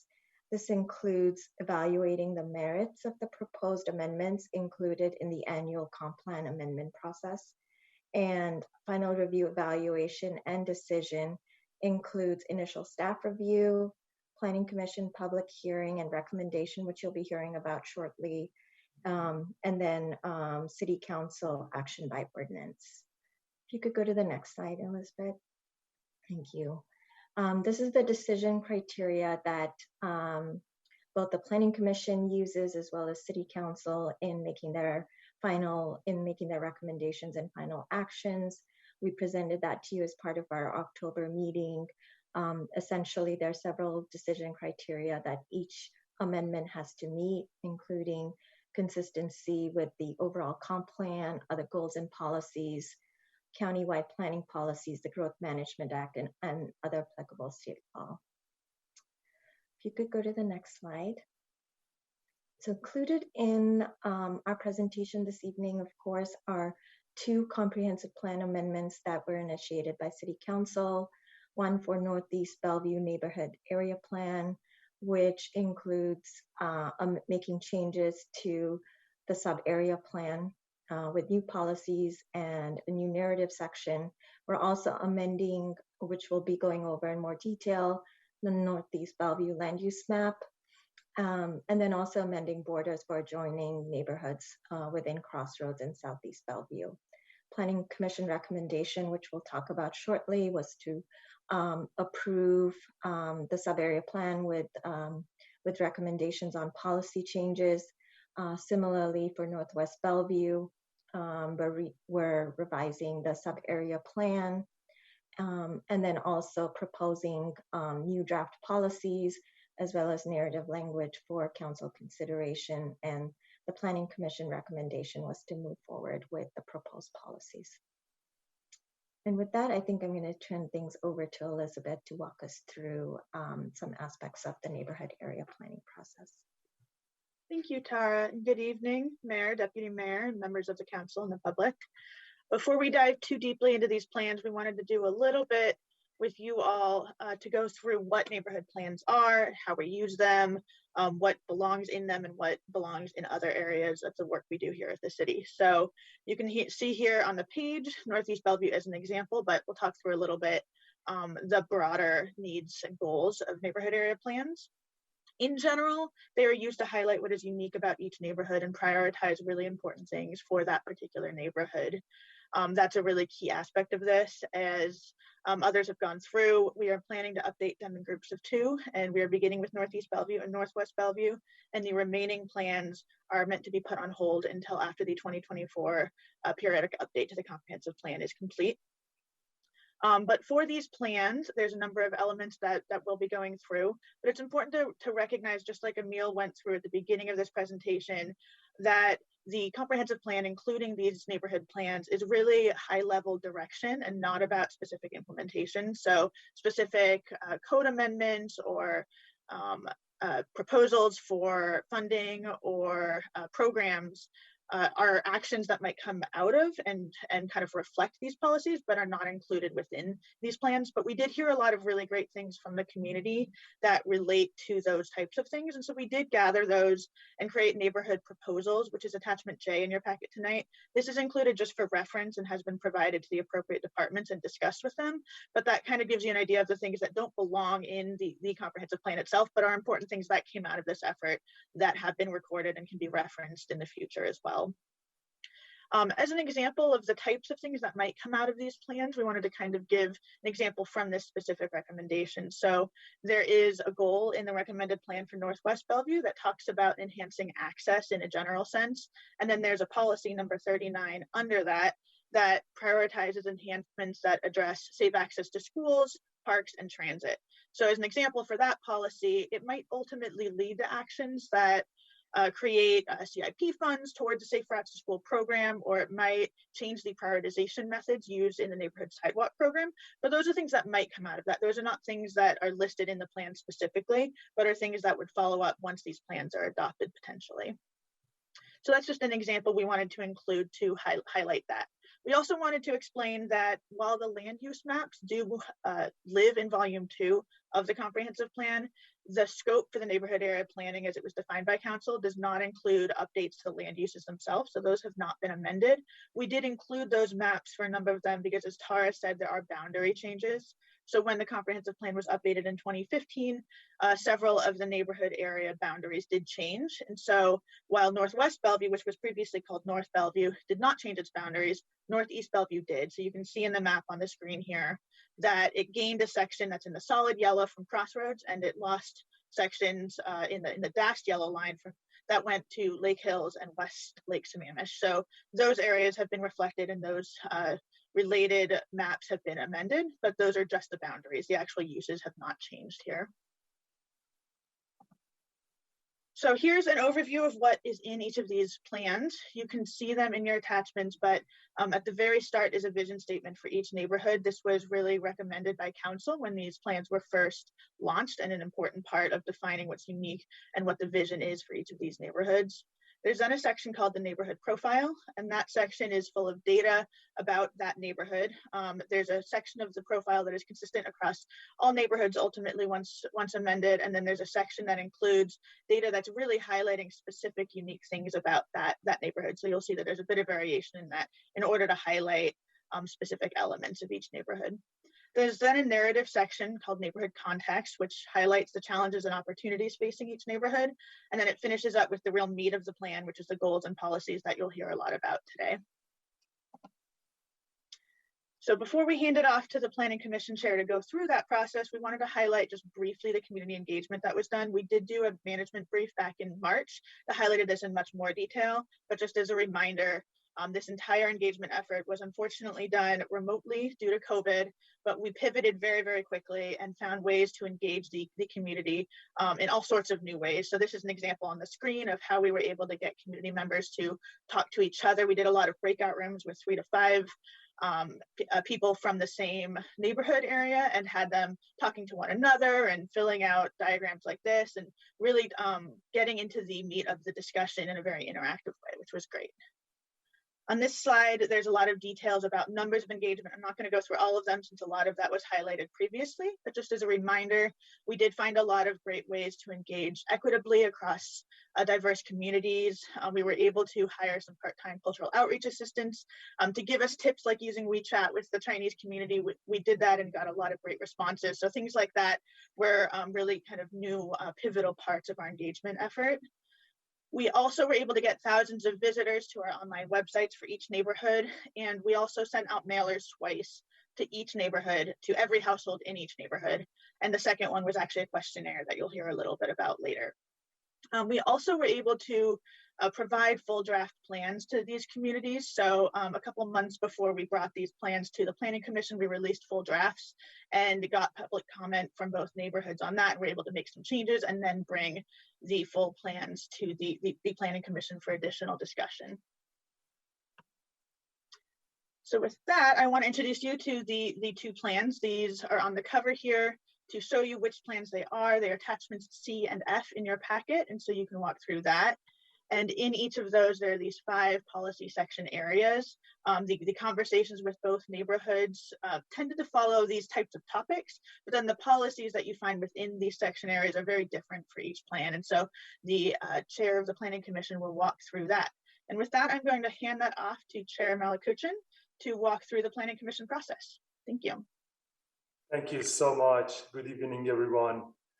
Before I jump to my slides, I just want to thank the city office staff because I live in Northwest Bellevue and they reach out to me however and whatever they could via emails, via sending me a letter, sending me an envelope, sending me mail, and I was part of their study.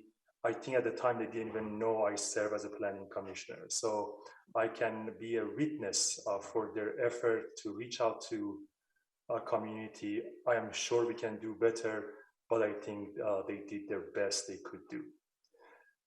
So now back to my slides. The Planning Commission recommends by 2 separate 5-0 votes that the City Council adopt the recommended neighborhood area plans for both Northeast Bellevue and Northwest Bellevue as amendments to Volume 2 of City's Comprehensive Plan. The Commission found that the application satisfied all land use code decision criteria for final review of a comprehensive plan amendment, Land Use Code 2030 I-150. As you can see on the slide, we discussed the amendments at 4 study sessions, including one that was additionally requested by us to review the more debatable policies in detail. Basically, we created more work for staff, and staff with patient addressed them and amended their draft plans in accordance with our direction throughout the process. If you can go to the next slide, please. Several members of each neighborhood spoke at these 4 study sessions, and many wrote written comments to the Planning Commission leading up to the public hearing.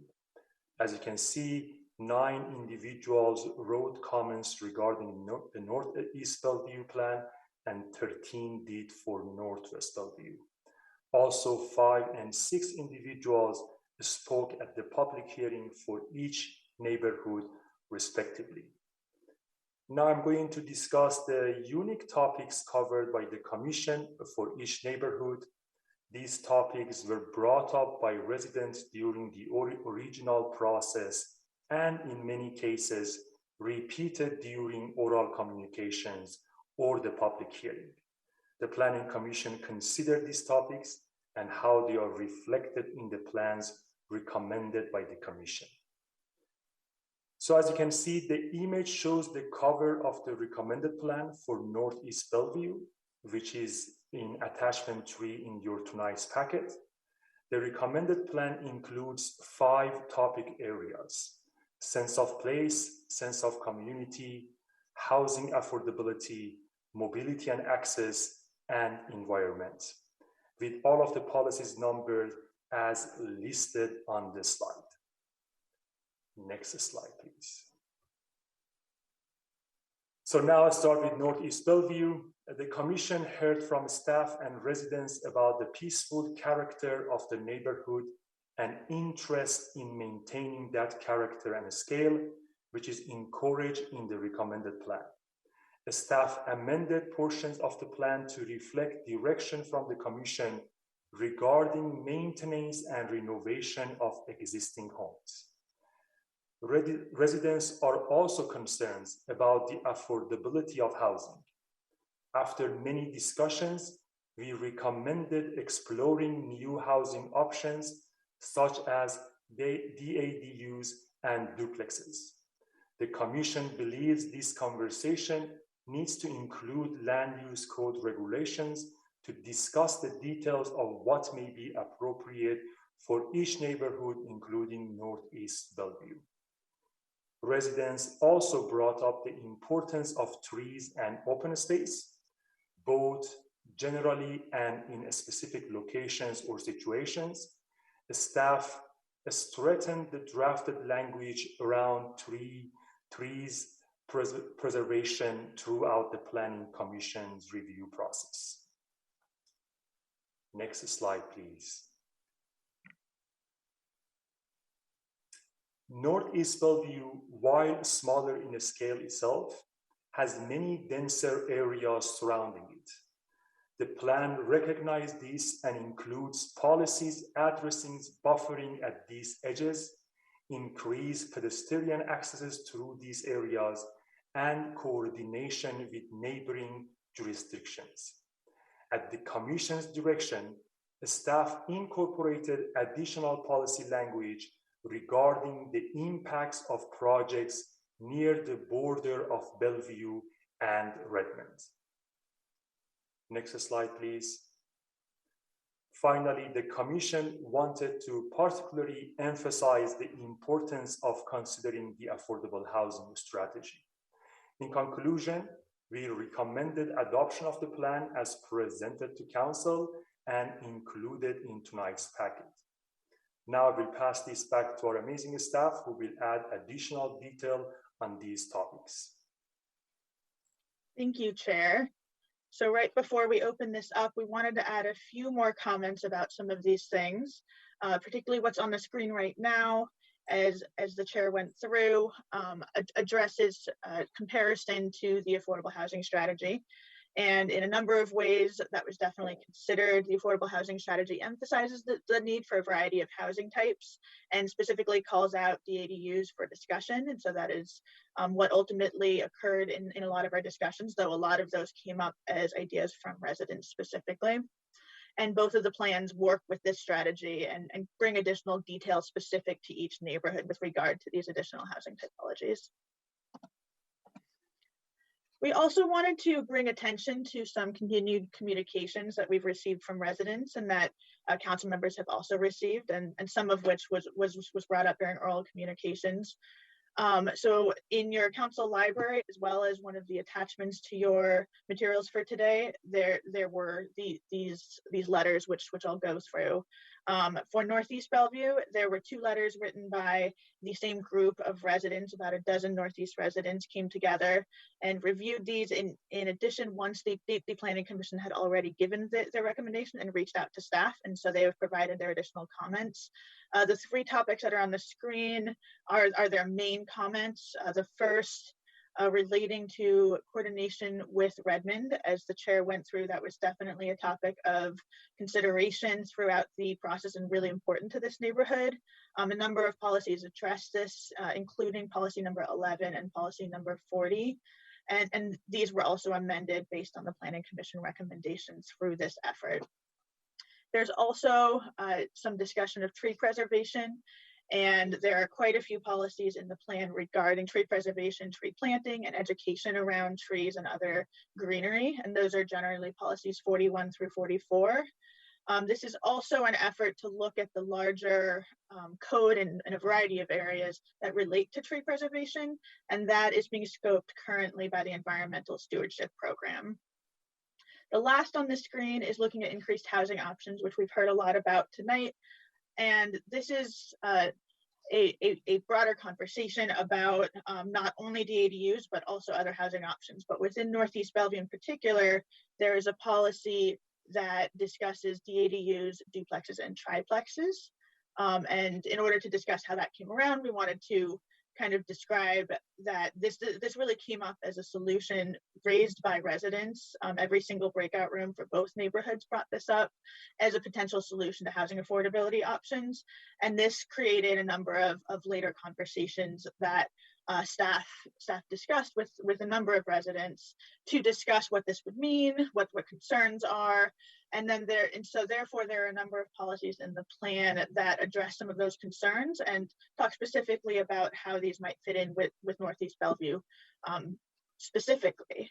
But in order to understand that conversation, we also have to look at the questionnaire that we sent out. Following a lot of those conversations, we sent out a questionnaire to every household in both neighborhoods with the same questions. But for Northeast Bellevue, these are what the responses to 2 of the 5 questions were. And these ones related to DADUs, also known as backyard cottages, which is a more typical term that residents use. And the first one looks at just how many residents on both sides of this issue there were. This survey had 401 responses, which is a very large percentage for a questionnaire like this, coming back. And it's almost evenly split between people who support backyard cottages and people who do not support backyard cottages. But we followed up with an additional question about what types of regulations might need to be included and just how important that was. And there was overwhelming support for looking at those specific codes and how important that was. And that tracks with a lot of the conversations you may have read in your council materials, as well as what we've heard over and over from residents, that even people who kind of disagree with the first statement often state that if there were the right regulations, they would not be opposed. And so there's really a broader exploration of this that includes those conversations about codes, which don't belong in the comprehensive plan, but do belong in a conversation about DADUs and other housing options similar to them that needs to happen in order to have that. And therefore, the plan calls out for an exploration of these types of policies and typologies. And those are specifically policies number 21 and 22 in this plan. So with that, we just wanted to go back to the plan as a whole. We just highlighted a few of the specific policies for Northeast Bellevue, but there are many, many other policies. There are over 50 policies in this document. In these 5 categories, a lot of them we haven't heard a lot about because there's general agreement and support for them. As examples, you can see in sense of place, there's a lot of discussion about the transitioning and scale and buffering for the quieter areas that the chair discussed. In sense of community, there are a lot of policies about bringing people together, having people help each other out in times of need. In housing affordability, there are the policies we just discussed, but there are also policies about aging in place and making sure that seniors can stay in their neighborhood as they age and their needs change.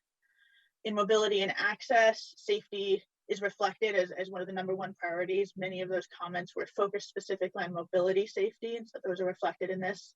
There's also discussions around the arterials that the chair mentioned in this particular area as being really key, as well as traffic considerations due to a lot of the density around the area. And finally, the environment section discusses tree planting and education, but also stormwater management with Lake Sammamish bordering it, and community gathering in open spaces and how important green spaces are to this community. So with that, I'm going to turn it back over to Emil to wrap us up for discussing Northeast Bellevue. Yeah, thanks, Elizabeth. Mayor, we'd now like to hand things back over to you and the rest of council. The staff and Chair Balakushian are happy to answer any questions you have, and will ultimately want to be seeking your direction on Northeast Bellevue at this point. Thank you. Okay, so the question before us right now is about Northeast Bellevue. We'll take the Northwest Bellevue next. Just talking about Northeast Bellevue, in our packet, we have a bunch of amendments that have been proposed for Northeast Bellevue, and we are looking to see if you approve with the Planning Commission's recommendations to return with an ordinance supporting these amendments. So I'm going to start with Councilmember Barksdale, because he is the liaison to the Planning Commission.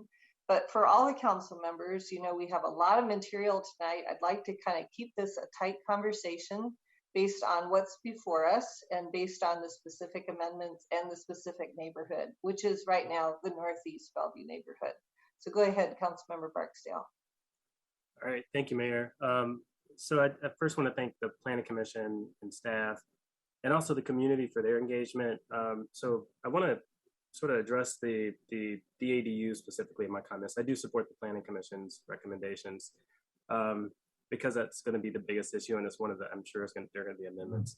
So first of all, you know, I just want to remind us of our guiding principle that Bellevue welcomes the world, our diversity is our strength, and we embrace the future while respecting our past. And part of that diversity is also income diversity, which is why we often talk about affordable housing, having housing choices and the housing ladder. And I think DADUs provide a step on that housing ladder.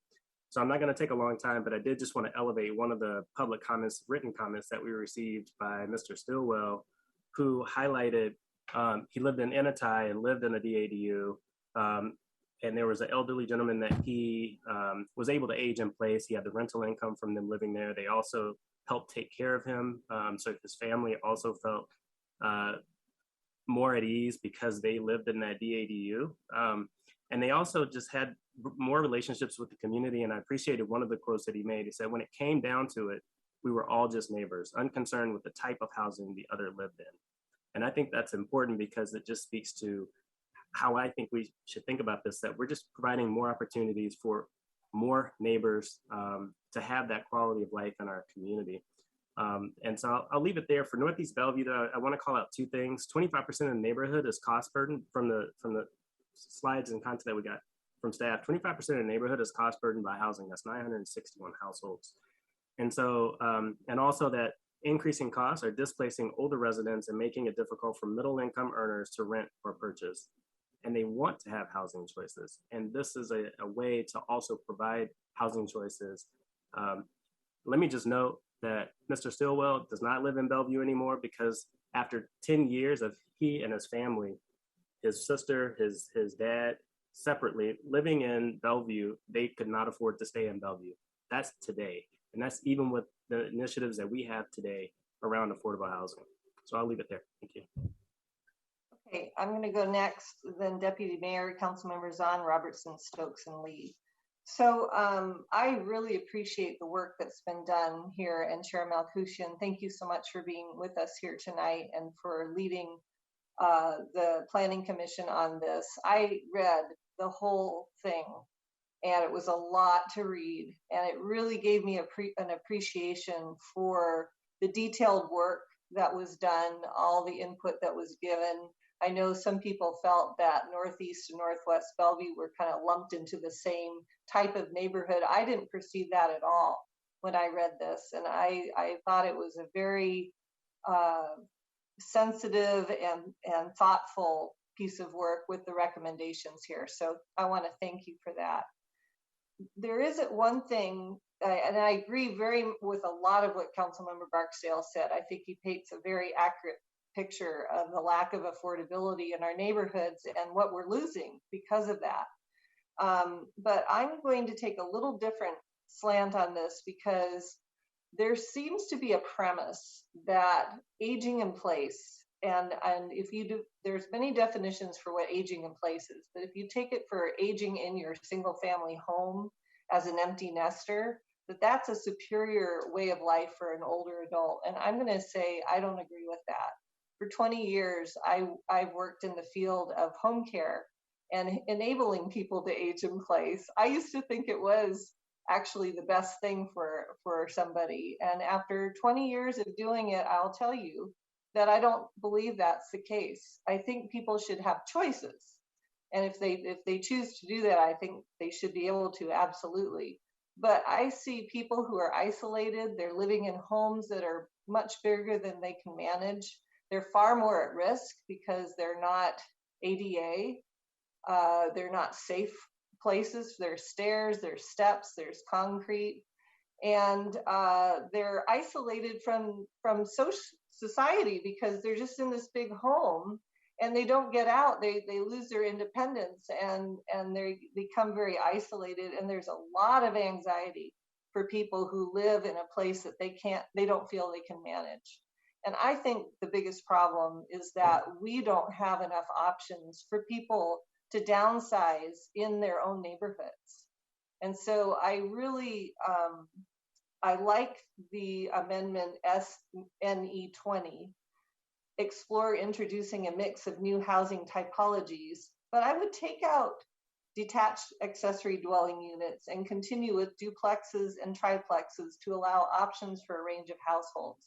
And I would like to take the conversation around DADUs and bring it back early next year so we can really look at what is the purpose of this. Are we trying to allow people to rent it out and stay in their home? Are we trying to give them an opportunity to downsize into something right next to their home? Are we trying to get other people, families, into a neighborhood in a much smaller dwelling as a DADU is? Because I'll tell you right now, 50% of our single family homes in Bellevue are occupied by 1 or 2 adults and no children. And these are homes next to schools, in walking distance to schools, in nice neighborhoods, safe neighborhoods.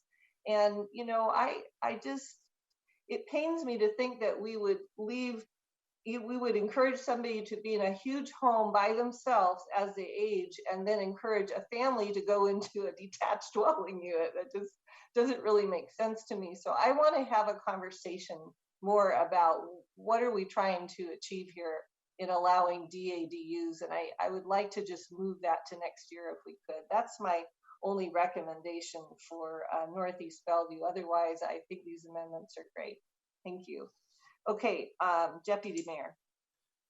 Thank you, Mayor. And for the record, you were over the 3-minute mark. I didn't want to interrupt your train of thought there because I actually agree with you on that. I think, well, first of all, let me go back to Emil and Elizabeth and Thara. Thanks for the presentation, and as well as the Planning Commission, all the good work that they've done to get us to this point. I think the mayor makes an excellent suggestion in terms of taking the DADUs off the table for now to do a further examination of that. I mean, you know, DADUs can be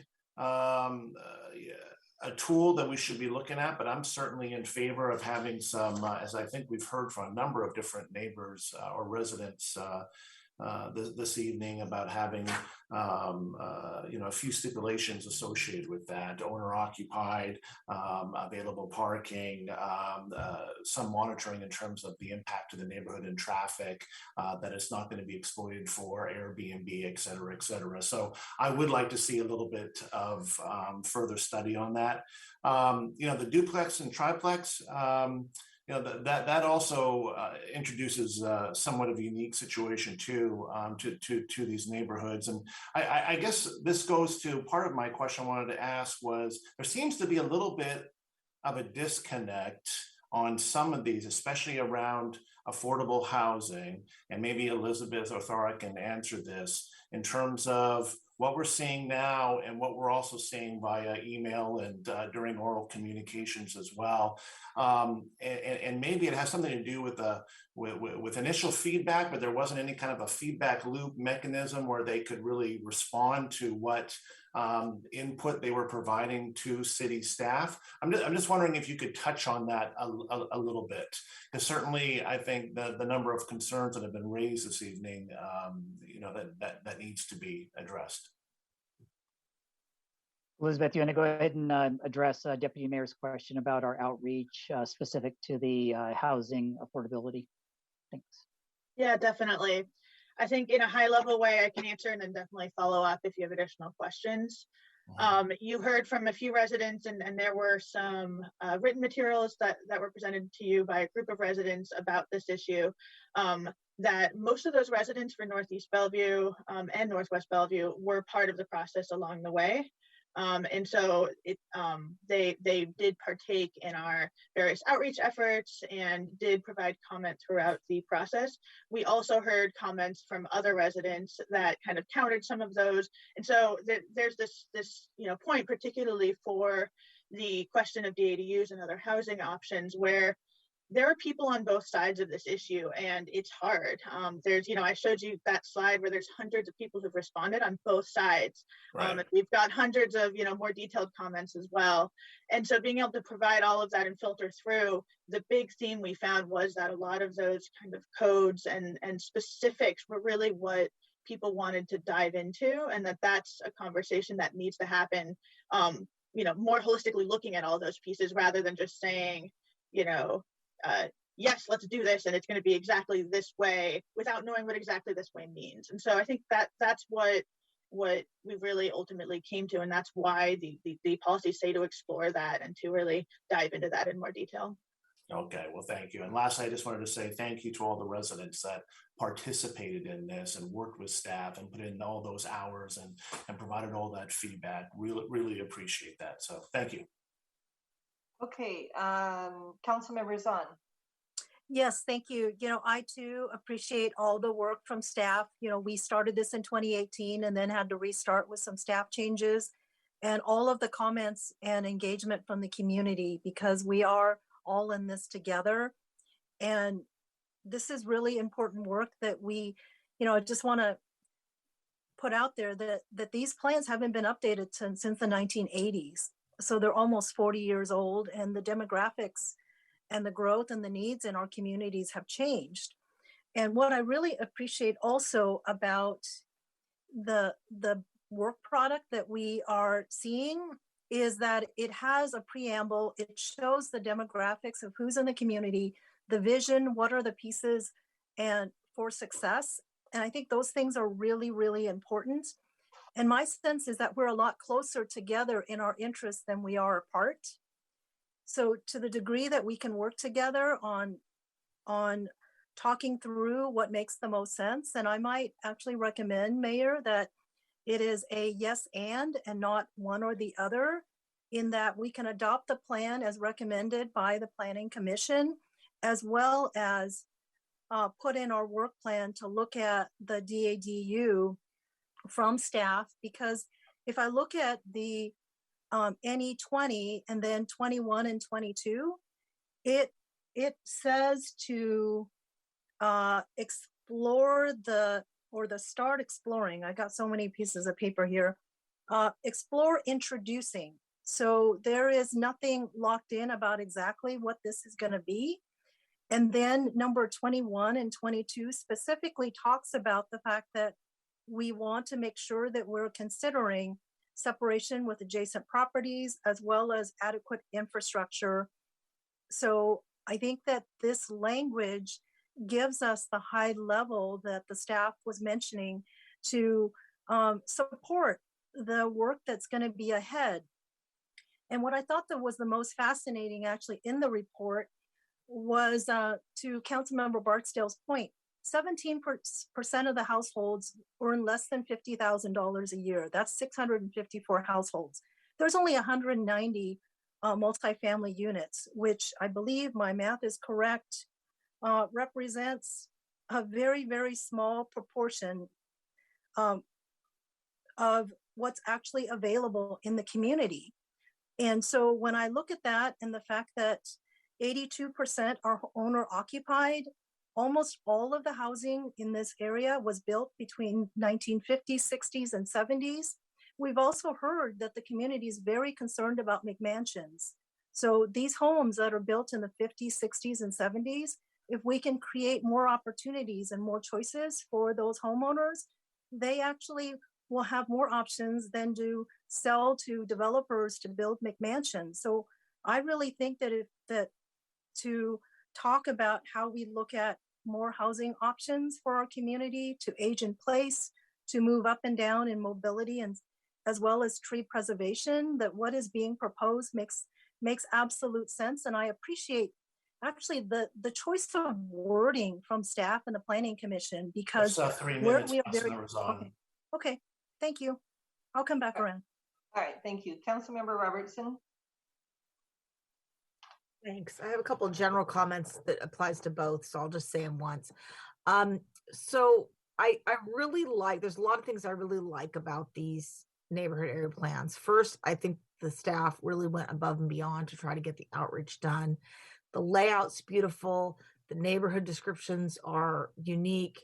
The data is interesting. I'd like to see consistent data in all of them, but as far as, what's measured or what's highlighted, and there's a lot of good policies that seem to be broadly supported by the neighborhoods, so from the trees to other issues. But there was a challenge in doing the outreach. As much effort as we made, doing it during COVID, when people are worried about their jobs, they're worried that their kids aren't in school, they're worried about getting sick. Maybe they have family members who have gotten sick. And they were not gathering together. One of the things I really personally struggle with, excessive Zoom. That's why I turn my camera off in big meetings sometimes, because I'm an introvert. I'm the only one on the council, I know, but more than half of the population in the United States are introverted. And so the Zoom format is very difficult for those folks, not to mention the people who may be technically challenged to get into a virtual environment. Maybe they don't own an iPad or a smartphone or a laptop, or something with a camera. So I think that it really made it very difficult for people, one, to engage with staff, but also to engage with each other, because breakout rooms are not the same as being in an actual room where you could talk, exchange ideas. You're not on camera. You're not having every word written down by the staff member that's sitting there. And some things can happen organically where people come together and collaborate and come up with ideas and consensus. And I think that was the challenge, through nobody's fault at all with this process. And I think that's why at the end of the process, we have a number of community leaders in these two sub areas being very concerned with a few policies, not every policy. So I think that's really hard, and it makes it hard for me to know exactly what to do. On Northeast, it seems like there's a few issues that I've heard as themes from people via email, phone calls, or people that have testified to council. One is the policy 11, avoiding adverse impacts from development in the neighboring jurisdictions. I think a modification of the language there would probably make that really acceptable and embraced by the neighborhood. More focus on safety, which could be slid into somewhere in the section that's between policy 13 and 19, and maybe more language on the environment. It seems to me that if we made those changes to the Northeast sub-area plan, we would capture a lot of the angst that folks are having. So if we're going to pass this year, I would like to have staff take a crack at maybe modifying some of those or creating some new policies. I know that there was some thought about a policy about not just public safety, but one specifically with regard to pedestrian safety. I support that. I think a general one about being safe. We've seen that as a very high priority for all of the neighborhoods. But 3 minutes, Councilmember Robertson. Thank you. So if we're going to pass it this year, I recommend that. I'm also comfortable if my colleagues want to wait until we do the major comp plan update. I would defer to the council. But if it's coming back, I'd like to see some changes. I'd like some clarification. You referenced number 11, and you said that was like a buffer, but it's actually, that's a different collaborating. So can you clarify which? Yes, and I do support the DADU removal, as Mayor you said. This says collaborate with neighboring jurisdictions to promote a welcoming experience when crossing jurisdictional boundaries. The comments we've gotten from the neighborhoods, they want stronger language about, you know, protecting them from adverse impacts.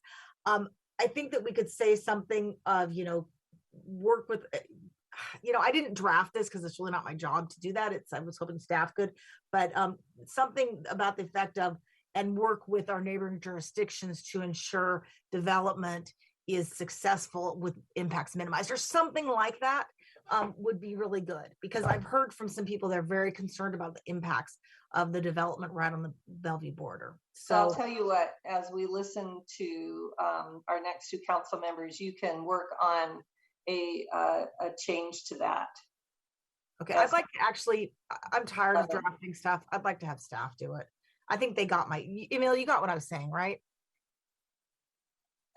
Yes, I'm taking down notes, Mayor. I don't think staff is going to be ready to suggest new language tonight, but I think based on the conversation, if we could get direction from the council on any amendments that you would like, we can be more thoughtful about suggested modifications. And I can work with them between meetings too. Thanks. Okay, thank you. Councilmember Stokes.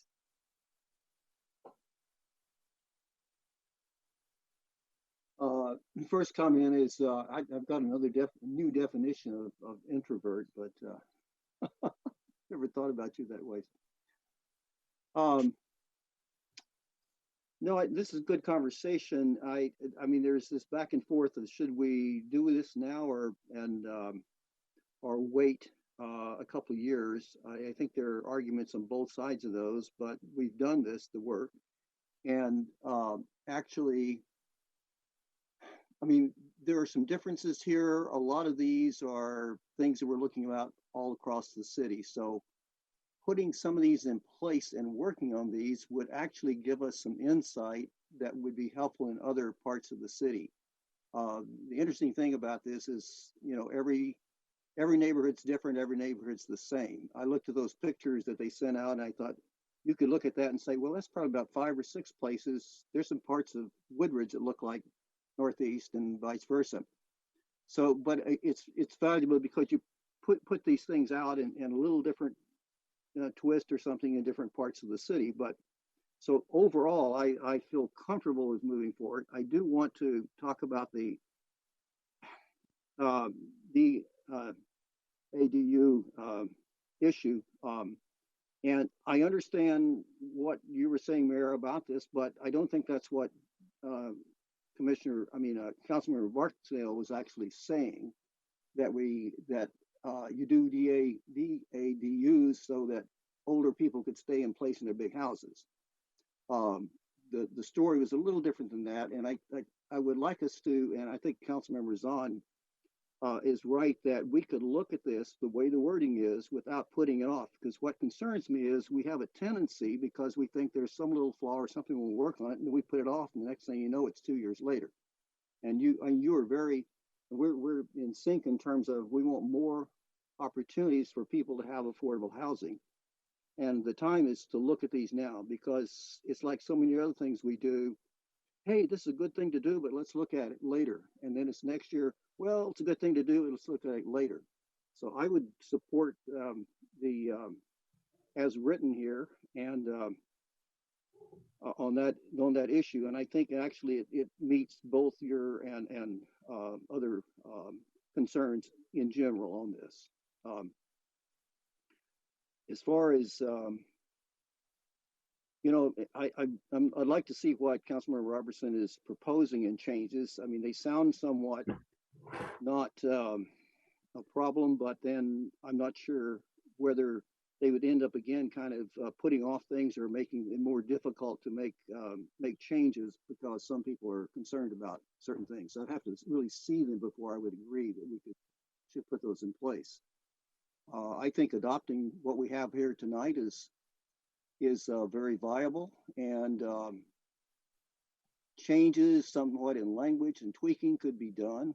And I do think the work that's been done by the staff is very good. And on the issue of communications during the pandemic, it's one of those things where there's a lot of validity to it, but in a way, it's a way of saying, well, again, let's kind of put this thing off.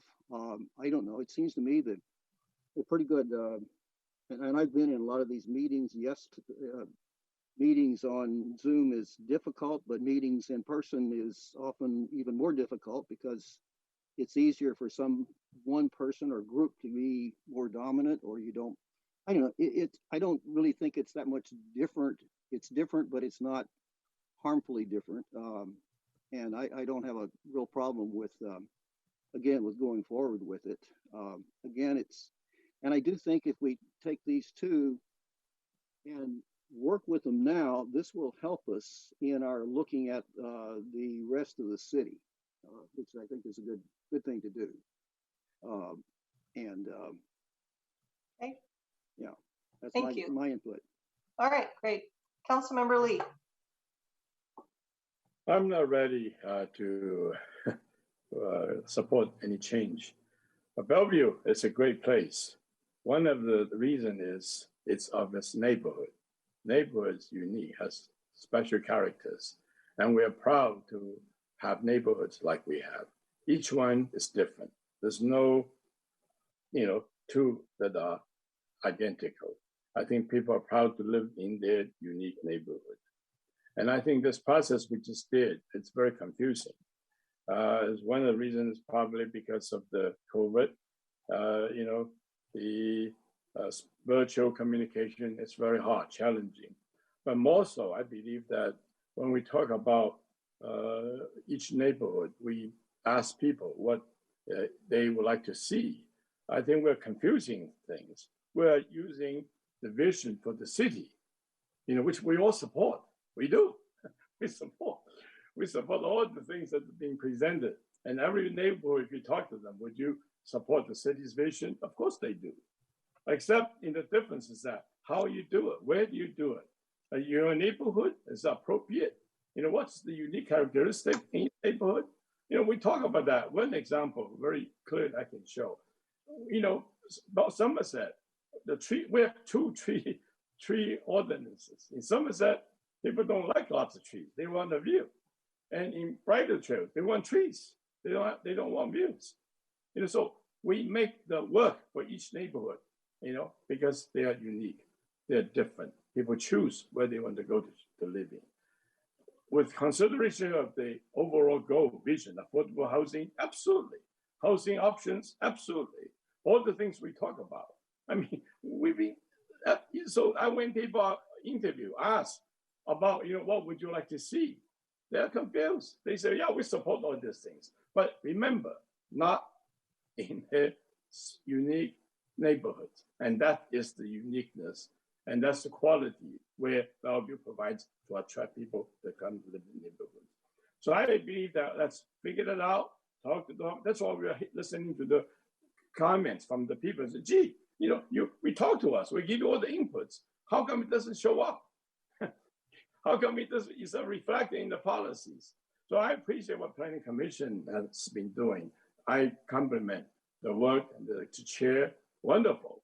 But we somehow, I don't think we realize the history of the quality, uniqueness of Bellevue's neighborhoods and the history we have in Bellevue. I've lived here for 54 years. So I've seen all these things went through, how we struggle. Councilmember Lee, is there a particular amendment you could reference that illustrates your point? Oh, amendment. All the points that we're talking about. No, I'm wondering if there's a particular amendment in the packet, because I've asked you to look at the amendments that are being proposed by the Planning Commission. So I'm asking you, is there a particular one that you can reference that it doesn't make any difference why there's a particular one not. If we want to put whatever, triplex, duplex in a residential neighborhood, not all of them are. No, some of them are very appropriate. some of them not. I'm surprised that. And also we changed the boundary of each neighborhood, don't forget. And I didn't have any idea that they were changing it significantly. We were talking about the old boundaries of old Bellevue neighborhoods, as we know. So 3 minutes, Councilmember Lee. Okay, so that's it? Yeah. Okay, thank you. That's why there's pain that we're feeling. Okay, so I hear that you're not ready to support what's being proposed tonight. Thank you. Councilmember Barksdale, I'll give you another chance. We'll go back around here. All right, thank you, Mayor. I just to respond, Councilmember Stokes was right. I wasn't highlighting just age in place. I mean, it's very possible that the gentleman that lived in the house could have moved into the DADU, and the young family could have moved into the house. The point being is that it creates actually a wealth of options, right? Whether it's a boomerang kid who has left the house and needs to return and is an adult now and wants their own space when they move back home, whether it's aging in place, which we talked about, whether it's someone who's on the brink of losing their home, but now they can rent out this DADU for additional income so that they can stay housed. I think there are a range of reasons for supporting DADUs, and I just wanted to provide that clarity. So what I would love to see, in terms of an action, is that we adopt what we have tonight. Staff already says they want to explore. The community is asked, part of the community is asking for continued engagement as part of exploration. That is what that entails. So I think it's already accounted for, and we can still, it doesn't preclude us from working on a citywide level as well in the future. Thank you. So I didn't think that you had implied about the aging in place. Actually the document does. So I'm referencing what the document says. And that's kind of a foundational premise that I don't agree with. I think you should have the option to age in place, but I don't think that that should be the ultimate goal. And I really want to put a lot of thought into how we best, what our goals are with DADUs, actually. And outside of that, in terms of affordable housing, we need to find viable ways for people who want to downsize in their neighborhoods, at least to downsize in their city and not spend their entire nest egg.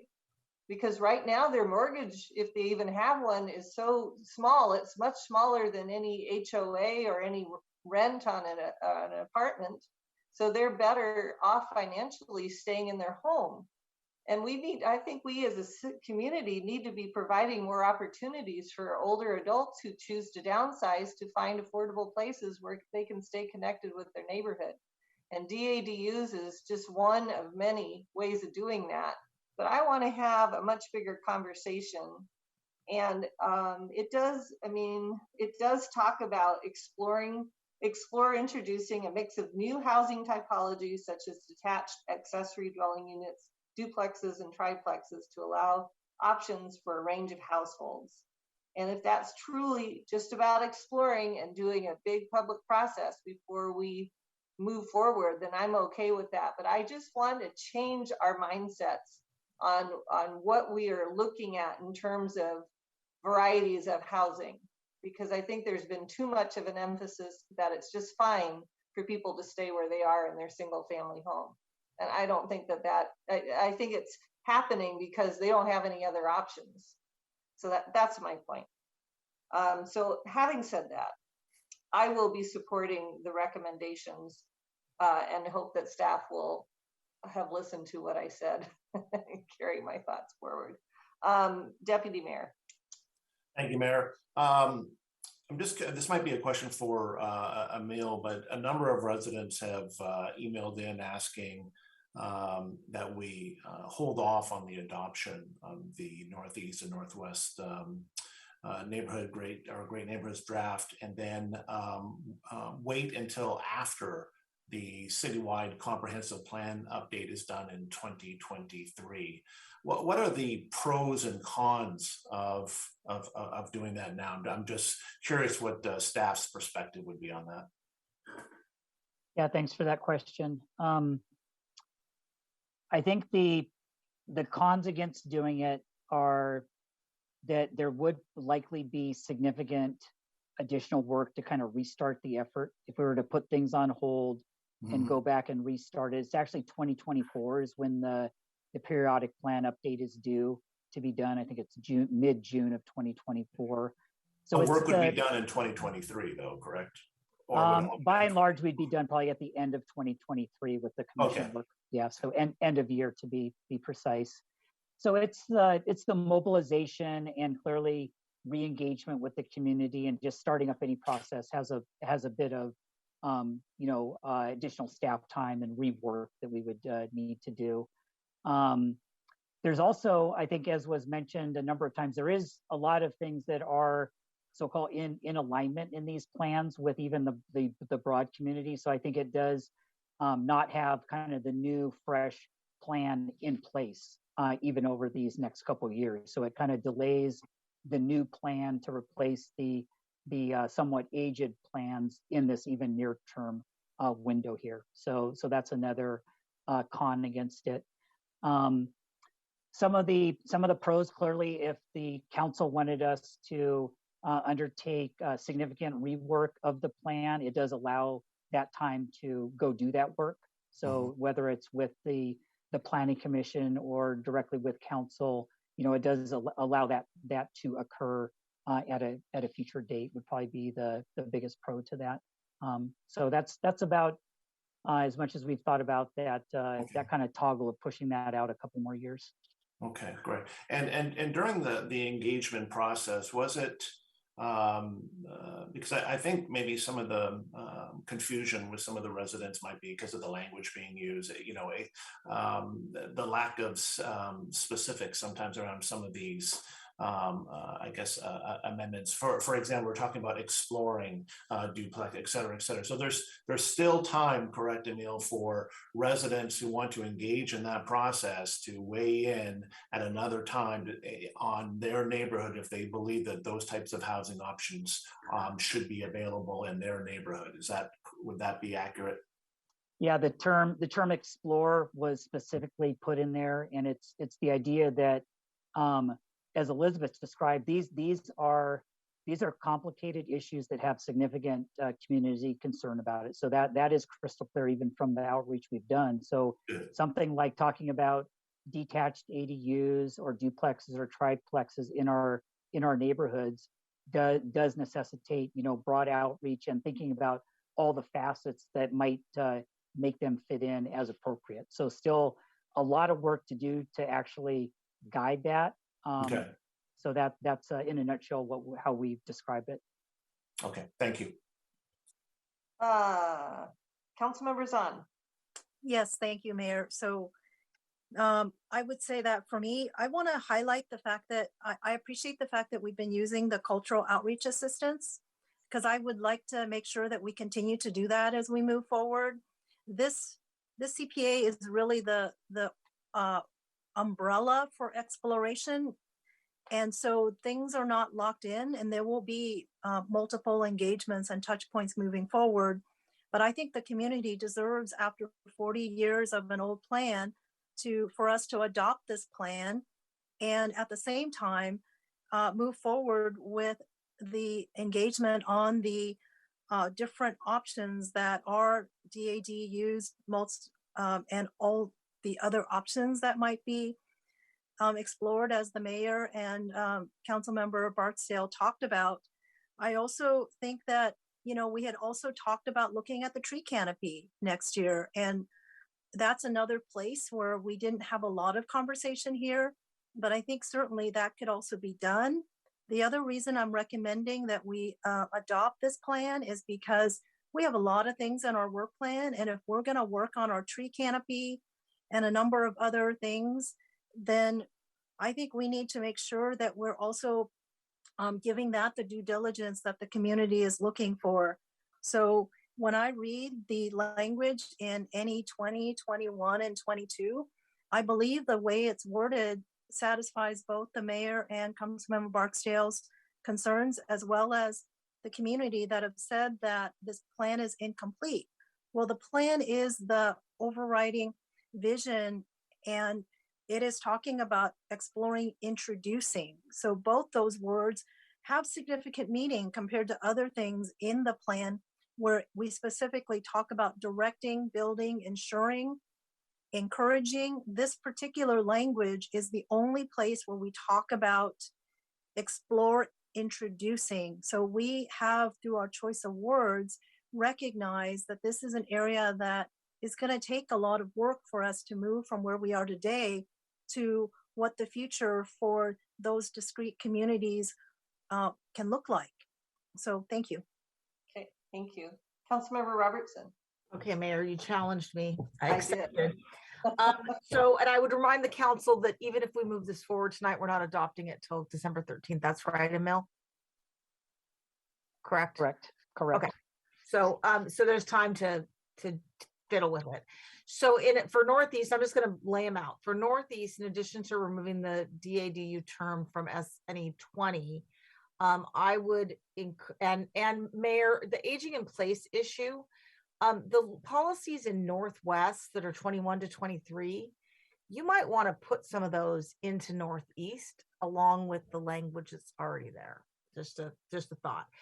Policy 11 in Northeast. I would rewrite that, and I'll read the part that what it says and tell you what's new. Collaborate with neighboring jurisdictions to promote welcoming experience when crossing jurisdictional boundaries. That's old. And I would add, and work with neighboring jurisdictions to ensure that development impacts are mitigated.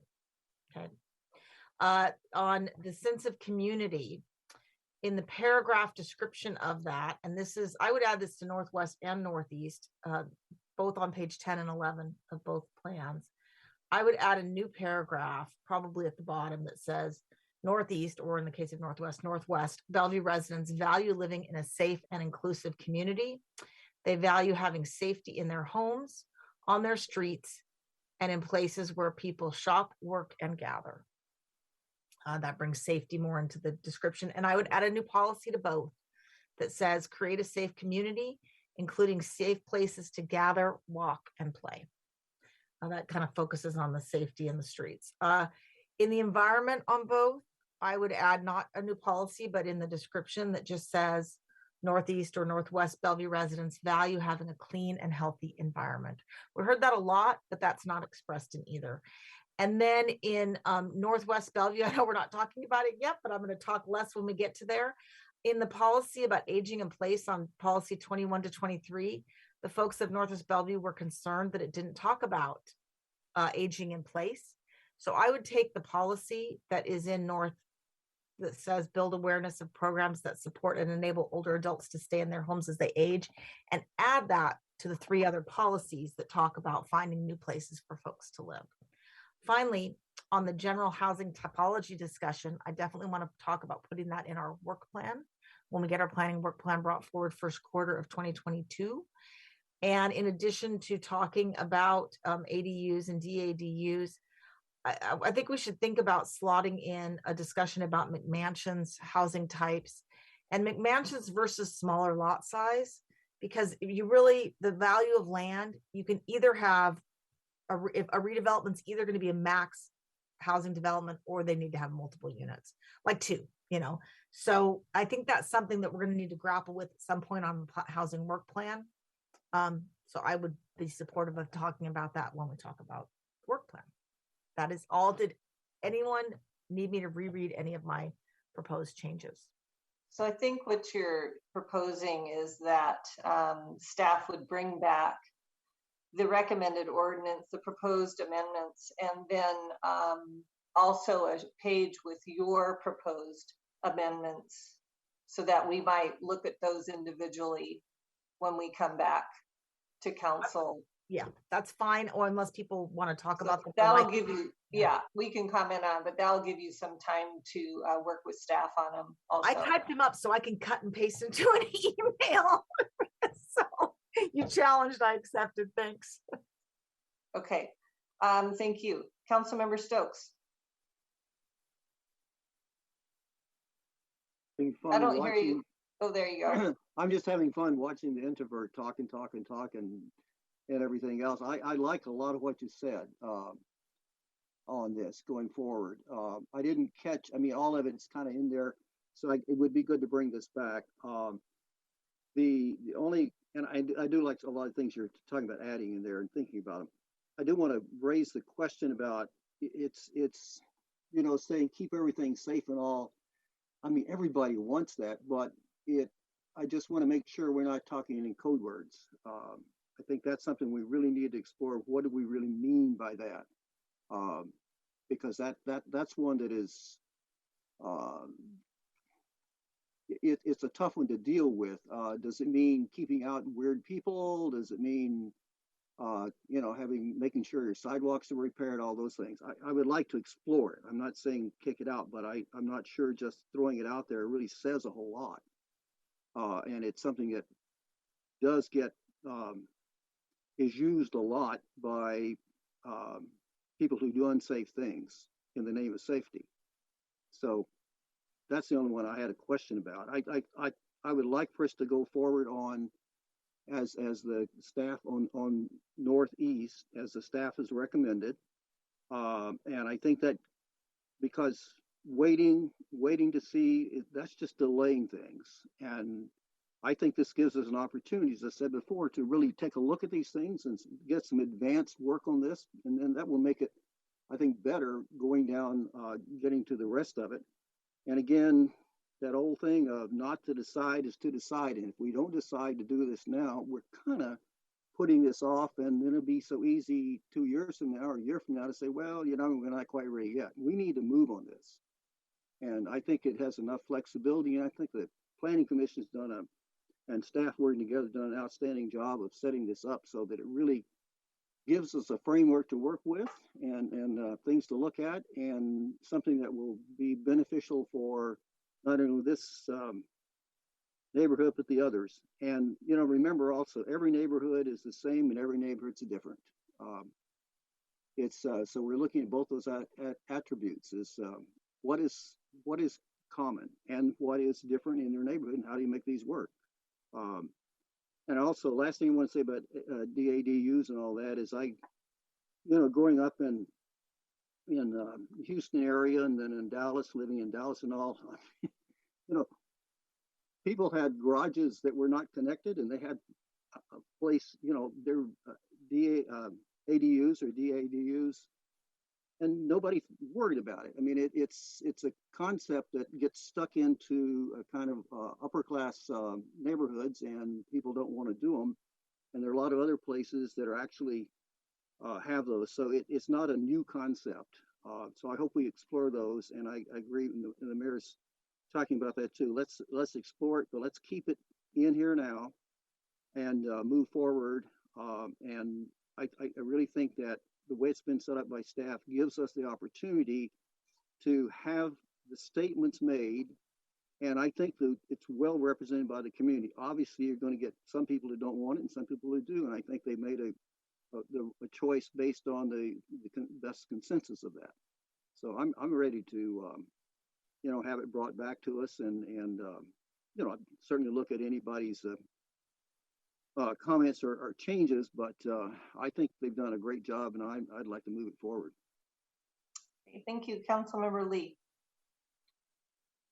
Yeah, every neighborhood is different, and they are individual. And I don't presume that we can make recommendations the same to everybody. Every neighborhood the same. I appreciate Councilmember Robertson come up with some real good suggestions. But I don't know whether it covers everything, or maybe it covers too much for certain neighborhoods. We've been waiting for this neighborhood planning process for a long time. We haven't got the time and work into it. Now it's happening. So I think it's a good thing we're doing that. But I just want to be sure that when you have the separate citywide vision from individual neighborhoods, and then talk to the neighborhoods, have them see what they see, what's important to them, what's appropriate. I support all those things. I support aging in place. Some places are very well done. Some people will like that, would appreciate it. Some people will not. You cannot force people to say, well, I only have one choice, one option.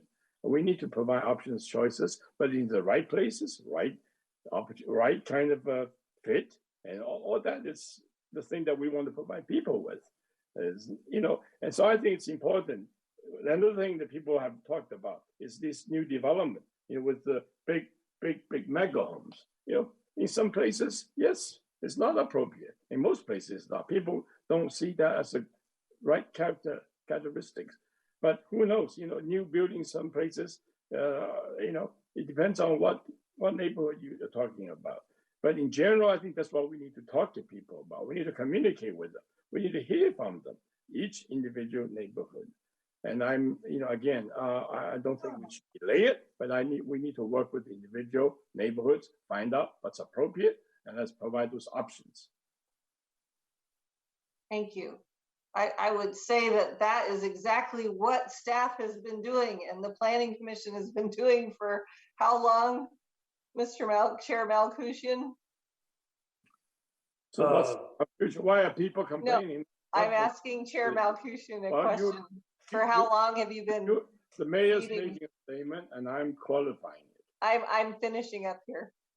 Go ahead. I think we started our work. We at least have 4 study sessions and 1 public hearing, and I think we started receiving the stuff from staff like in early January, October last year. So yeah, long time we are involved, but I'm sure that city office staff has been done their homework even before that, because there are many interviews, there are many outreach, and all of those Zoom and breakout room that we were talking about happened before even it come to us. Yeah, okay, thank you. Well, I think that there's a majority council that would like to direct staff to return with the ordinances for the Northeast neighborhoods and the proposed amendments, and bring back some different language about what we talked about, please, so that we might address that at that next meeting and decide whether we want to include some of the additions or omissions that we talked about. Okay, Emil? I see a couple of hands raised, Mayor. Oh, you do? Okay. Yeah, Councilmember Zahn and City Manager Miyake. Let's start with City Manager Miyake. I was kind of going where you were going there. I was going to ask Emil if it was clear in terms of what we are required to return with, and if you have clarity. Yeah, I think based on the discussion, the actual policy amendments that were discussed came primarily from Councilmember Robertson, as she kind of articulated a half dozen or so different amendments for Northeast. And I think we do understand those topical areas. My understanding, she's also going to bring some up for Northwest. So we'll cross that bridge when we get there. There was also the discussion of the DADU in the policy that is replicated in Councilmember Robertson's discussion. So that will be included in that option. And I don't have any more edits from any more council members who were supportive of bringing it forward in an ordinance in mid-December. Okay, council members on Robertson, and I have one last question before we move off this. So go ahead, council members on. Yes, I have one clarification and one addition. On the clarification, the one about taking language from Northwest Bellevue about the older adults, it looks like NE 23 already talks about that. So are we recommending a replacement of that language? Or because it talks about build we'll just let staff bring it back and we'll hash it out then. Okay, and then NE 14, I would like to add the words, it talks about creating new gathering places for families and community members. And I'd like to add the words, so create new publicly accessible gathering places. So add the words publicly accessible. That would then be either public gathering places or from a development standpoint, those open spaces that are also publicly accessible. Thank you. That's it. Councilmember Robertson. I was just going to ask staff. I already emailed them. I copied you, Mayor, on the amendments that I'm going to have for Northeast and Northwest. Can you please print those in the packet so the public can see them, and that my colleagues can see them in advance of the meeting? That's all. Thanks. I have one more question to Councilmember Barksdale, because I forgot to include this in my rationale for pulling this and dealing with the detached dwelling units separately. One thing you had brought up last year was that you did not think that we should have different DADU guidelines for each neighborhood, that it should be just a citywide policy. I was a little concerned that whatever we decide for Northeast and Northwest Bellevue might be totally different for another neighborhood. And so by keeping it in a neighborhood plan, you invite that opportunity. Whereas if you pull it out of the neighborhood plan and deal with it as a citywide thing, then it's a policy that would apply to the entire city and we'd be done. So what are your thoughts on that? Yeah, thank you, Mayor. So my thinking was that because it's already in as explore introducing, and I think Councilmember Stokes also spoke to this and maybe email as well, it's work that would happen anyway once we say carry it forward as a citywide, if that's the direction we went in. So the idea here is to keep it in the current policy into the neighborhood area plans. And it doesn't preclude us from going citywide, but it also keeps the ball moving in terms of staff being able to start add the explore. They have the direction to consider exploration. So Emil, do you risk having different policies for different neighborhoods if you do it in the neighborhood plans? I think when we bring it back to council to talk about our work plan for 2022, we'll be going through the provisions that would actually be included in a potential launch of the DADU work. So we would talk about all the different facets of DADUs and how much flexibility might be warranted from a neighborhood to neighborhood approach. So we've thought a bit about that, but have been focused primarily on the policy and clearly not the code work yet. But if you get a neighborhood, let's say we do the neighborhood plan for bridle trails, and they decide they don't ever want to have DADUs in bridle trails, then how does that mean that when we do the citywide work, we exclude certain communities? I guess we haven't contemplated a scenario yet for other neighborhoods beyond these two. So I think it's we're working with the information we have to date for these two neighborhoods. Well, that is why I still think we should consider taking it out and just doing it citywide. But that's, I just need to ponder that a little more. Okay, so we've given staff direction and we'll have a little more work to do when it comes back to us. So thank you. All right, let's take, we're gonna be here all night. Just yes. I believe there's a second portion to the presentation still. No, I know there is. Okay, all right, good. Just want to make sure. I'm aware. I'm just thinking maybe we should take a break, but now I realize what time it is and we probably don't have time for breaks. So let's go ahead into the Northwest section, please. So you staff, you're going to do a separate presentation on the Northwest, am I right? Yes, we'll go ahead and Elizabeth, could you please load up the PowerPoint and let's move ahead with slide 26, please.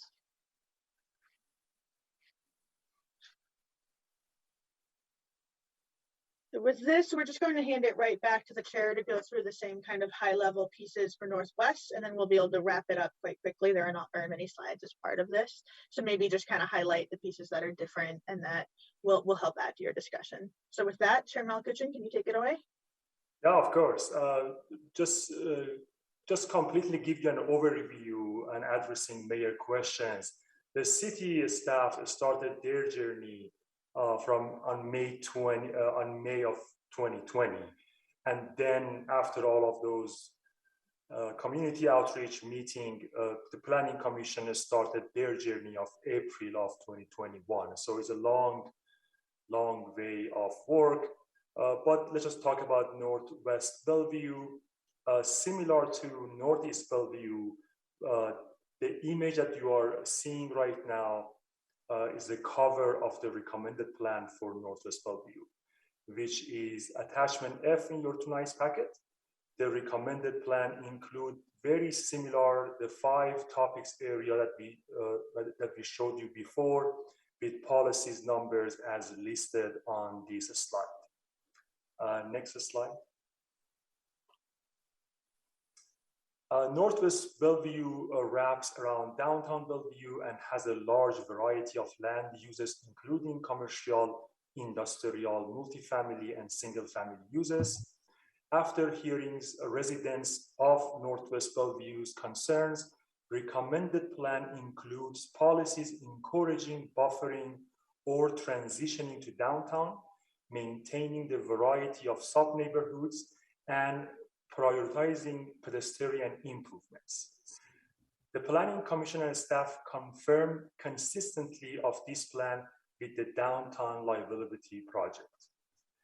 At our direction, staff also added language emphasizing the importance of safety along transit access routes. Other pedestrian improvement changes were discussed, but eventually we found that would be redundant with safety and pedestrian improvement policies found in transportation element of Volume 1 of the comprehensive plan. Residents of Northwest Bellevue are also concerned about the affordability of housing. Policies in this plan encourage new housing options.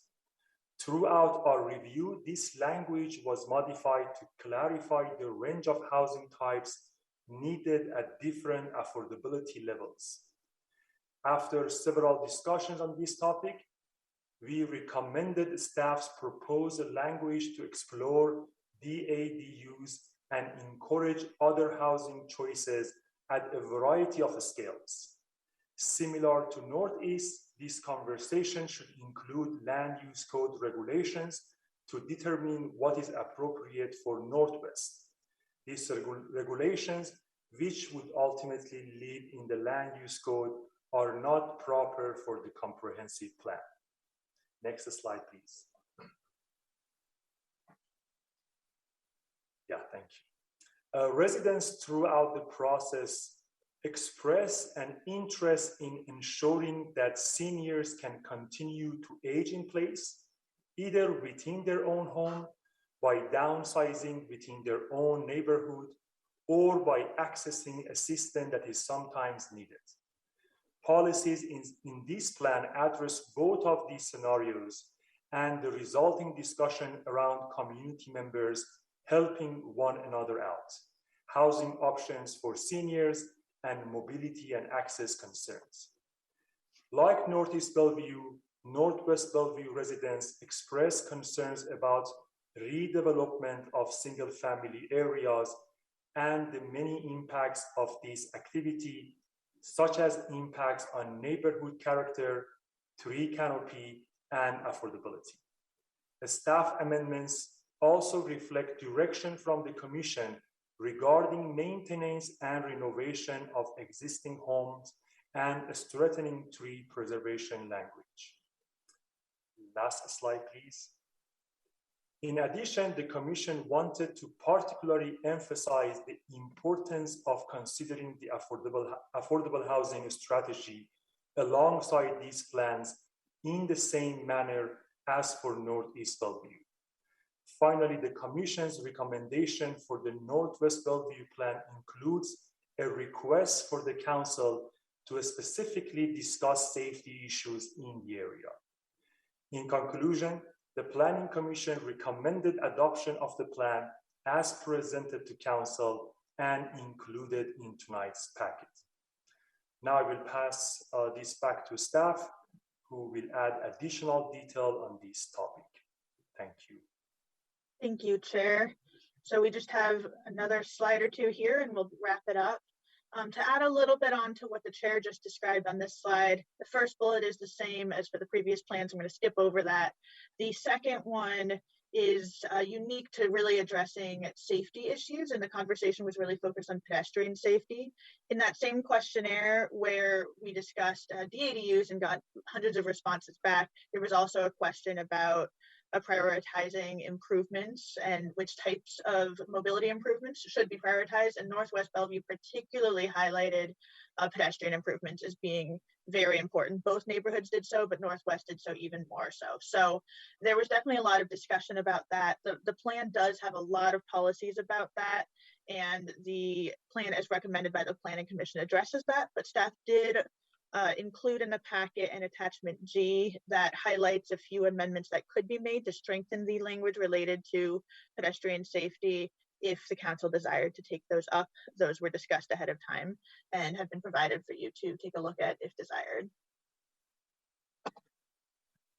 And then similar to the last plan, there were some continued community comments. Some of them overlap, but some of them did not. And so we wanted to highlight those. You'll see in the council library materials that there were 3 letters that were included. The first was from the Loch Levin Neighborhood or Community Association. And this focused a lot on the housing options question and provided support for those with the caveat that there were 11 specific code regulations that they were interested in seeing. So very in line with what we described about the codes being very important to this conversation. And then there was a letter from 3 residents or 2 residents and a recent resident who wanted to follow up on a few different topics, including the housing concerns and their concerns about what the ADUs might do to their neighborhood character. They also had concerns about aging in place, and those are definitely addressed in a few different places. I think you all discussed a number of them, but it is important to consider that there's sort of 3 ways that the plan addresses it. The first is in making sure that neighbors come together and help each other out. The second is about the physical accessibility of public spaces. And then the third is about providing a range of options, whether it's someone continuing to live in their same home or downsizing to a different space within the same neighborhood. All of those are kind of provided for by a variety of policies in the plan. And then the final one is this first discussion. You all have discussed this a little bit, the potential tear downs and scale of housing going in, the kind of mega mansion or McMansion issue. We wanted to highlight that Northwest Bellevue, as we highlight in the state of our neighborhoods, is a neighborhood that has had 17% of their single family homes torn down and rebuilt in the last 10 years. And that is by far the neighborhood that has had the most of that activity. So we wanted to highlight that as an important issue for this particular neighborhood, but that there was also a lot of discussion about that, how that overlaps with issues around tree canopy and housing options and how those might come together. I think some of the council members already made that allusion. So moving forward, you can see these same, I'm not going to go into detail on this, it's very, very similar to the questionnaire responses, just slightly different numbers. But again, we had almost 300 responses from Northwest Bellevue, and it was very split in a very similar way to Northeast Bellevue. So we kind of covered that. So I'm going to skip right on and just kind of have a reminder about the many policies that are included. If you have any questions about all of these, but I won't go into details due to time. So there are lots of policies that there are agreement on, and we just kind of highlighted those where there's been continued discussion. So with that, this is the same slide as previously, and we can hand it back on to the council to discuss. Thank you. Thank you. Good job. Well, like we do with public comment when we have a big issue, I'm going to cut us down to 1.5 minutes each so we can get through this whole meeting tonight. So it's the same question. It's just about Northwest Bellevue. You have in front of you a bunch of proposed amendments recommended by the Planning Commission. And the question is, are you good with directing staff to return with them, or do you have any changes you want to make? So we will start with Councilmember Barksdale. All right, thank you, Mayor. No further comments beyond what I made. I will just say in terms of the potential for conflict between the neighborhood and citywide, I mean, again, we're talking about exploring. So I think whatever we explore and learn when we explore will feed into the citywide. So I don't think there's a conflict there. Thank you. And my quick comment is when I look at the North NW24, I really like what this says. It says encourage a mix of housing topologies within both lower and higher density districts to allow for a range of affordability options with a variety of sizes of housing units, ease of movement for the physically disabled, and visual styles. I think that says it all. I wish we had that in the Northeast, and I would just take out calling out certain types, whether it's accessory dwelling units or duplexes or triplexes. We're looking at everything. So I would say take out the NW25.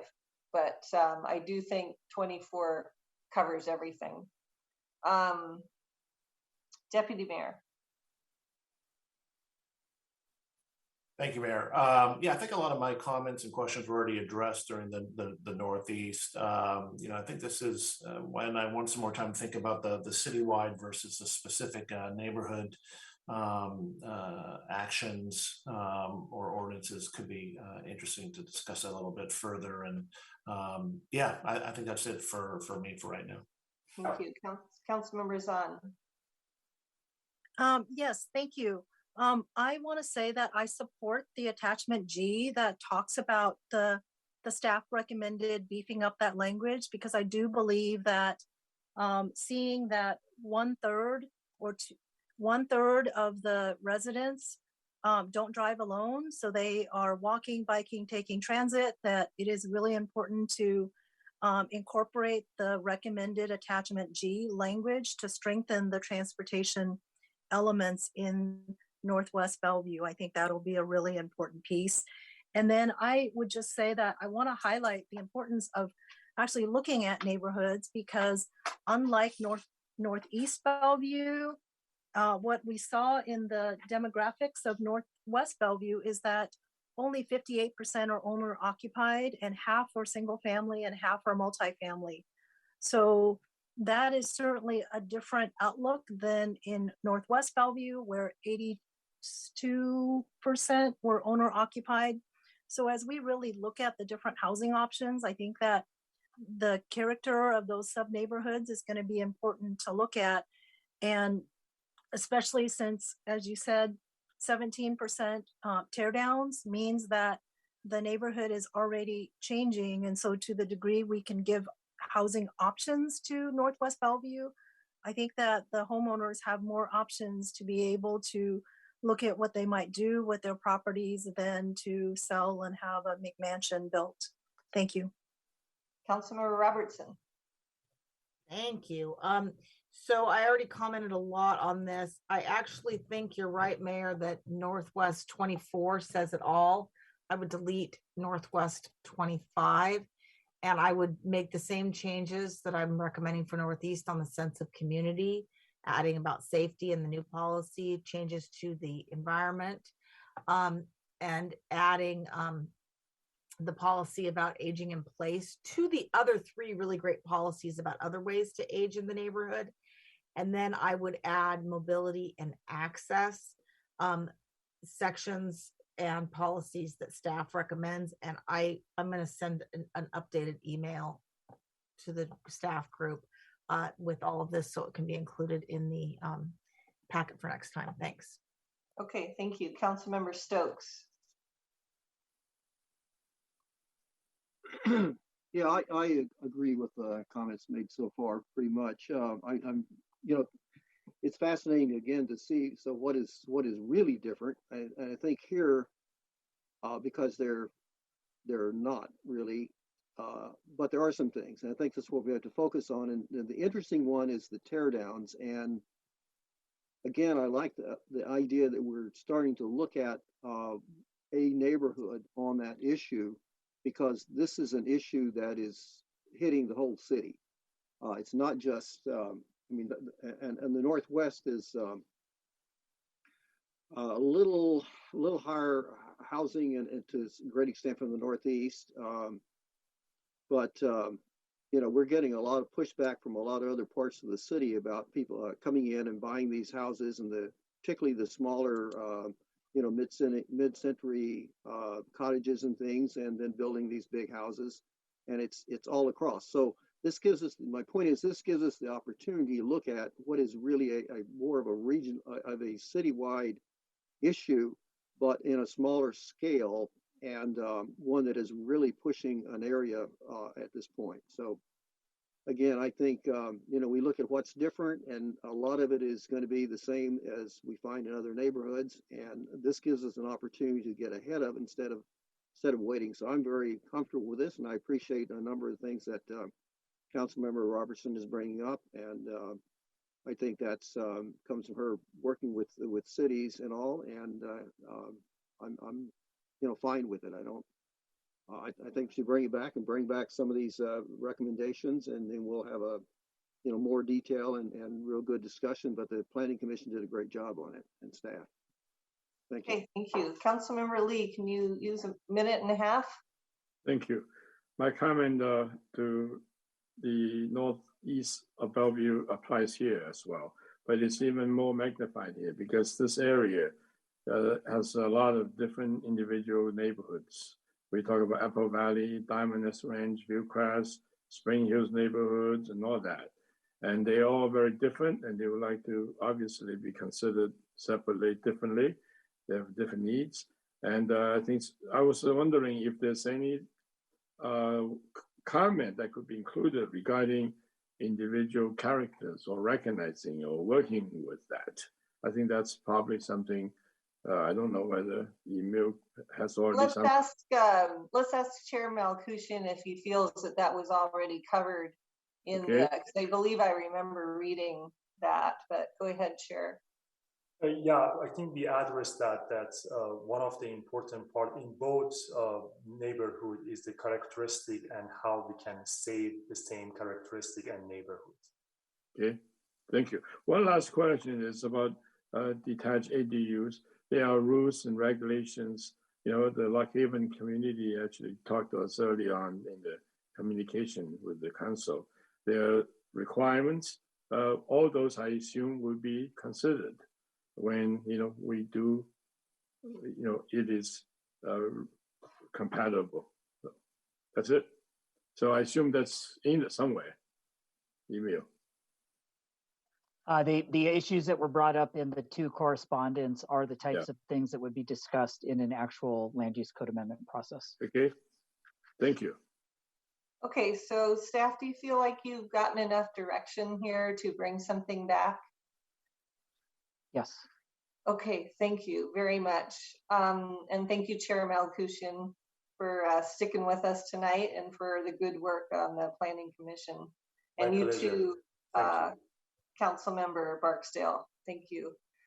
So I'd like a motion to extend the meeting. I think we're going to have to go to 11. I hate to tell you that, but I move to extend the meeting to 11 p.m.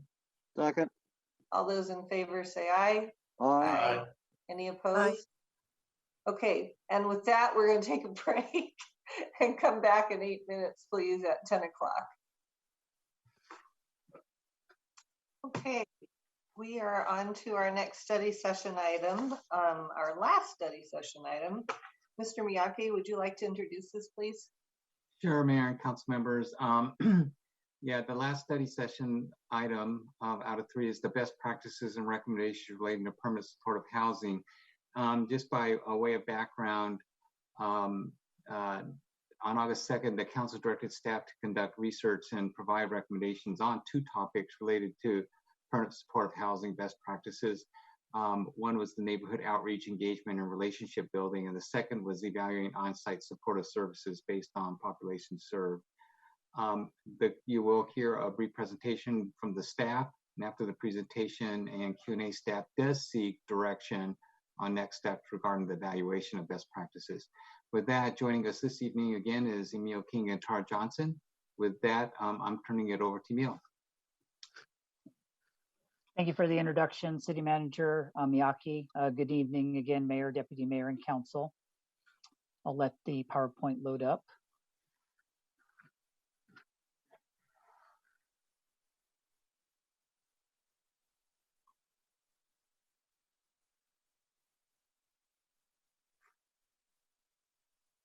Let's see, Tara, do you have it loading up? Yeah.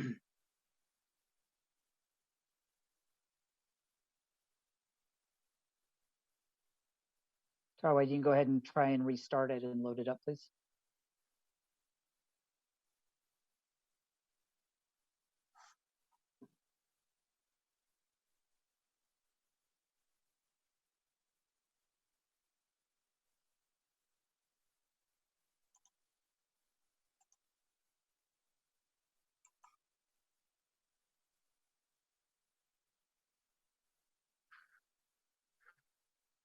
Okay, Mayor, if you just hold on 1 second, I'll go ahead and load it up from my machine.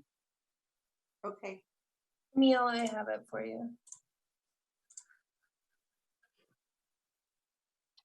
Can you see it? Yeah, Yes. thank you, Charmaine. Yep. Okay. Staff are here tonight to present our work on permanent supportive housing best practices. Bellevue is incorporating housing models into the city, such as supportive housing, where there has been some recent questions about how we can learn from others and find potential approaches that would benefit Bellevue moving forward for these housing types. Next slide, please, Charmaine.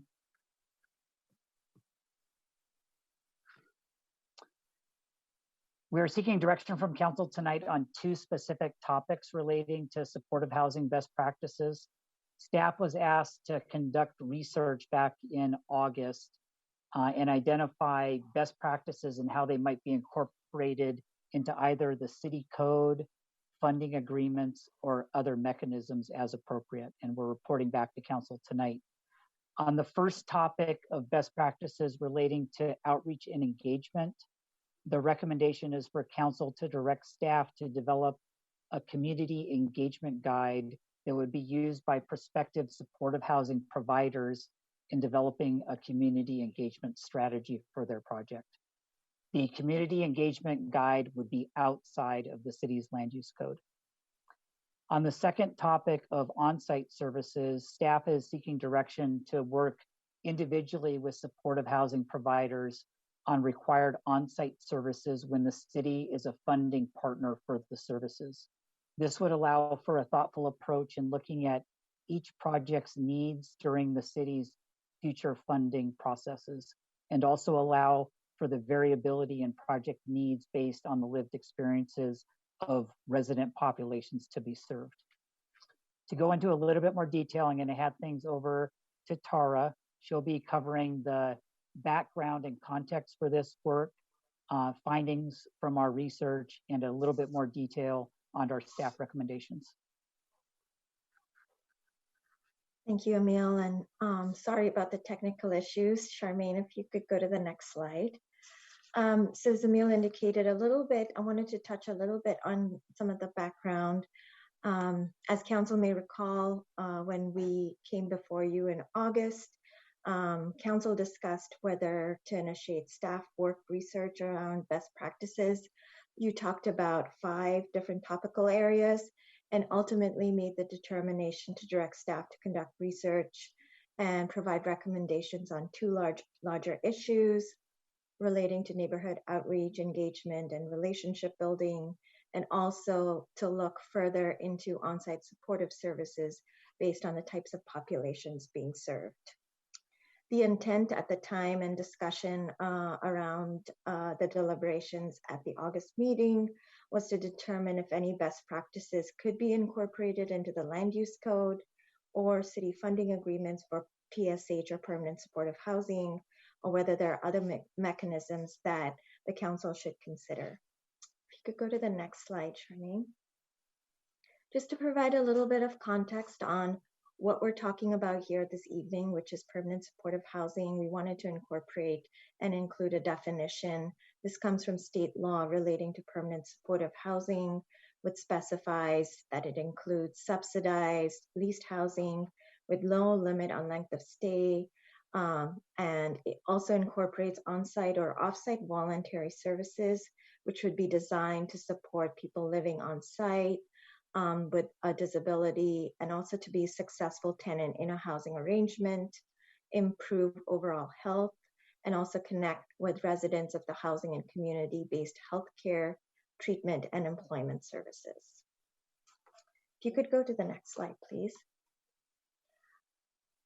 So in performing our research as directed by City Council, we went through and contacted some of our local affordable housing partners. So we contacted Arch, also some of the housing, permanent supportive housing providers like Plymouth and Compass Housing, and then also did an overall research analysis on approaches, both literature research, academic research, as well as approaches used by other jurisdictions specific to the topic areas directed by Council.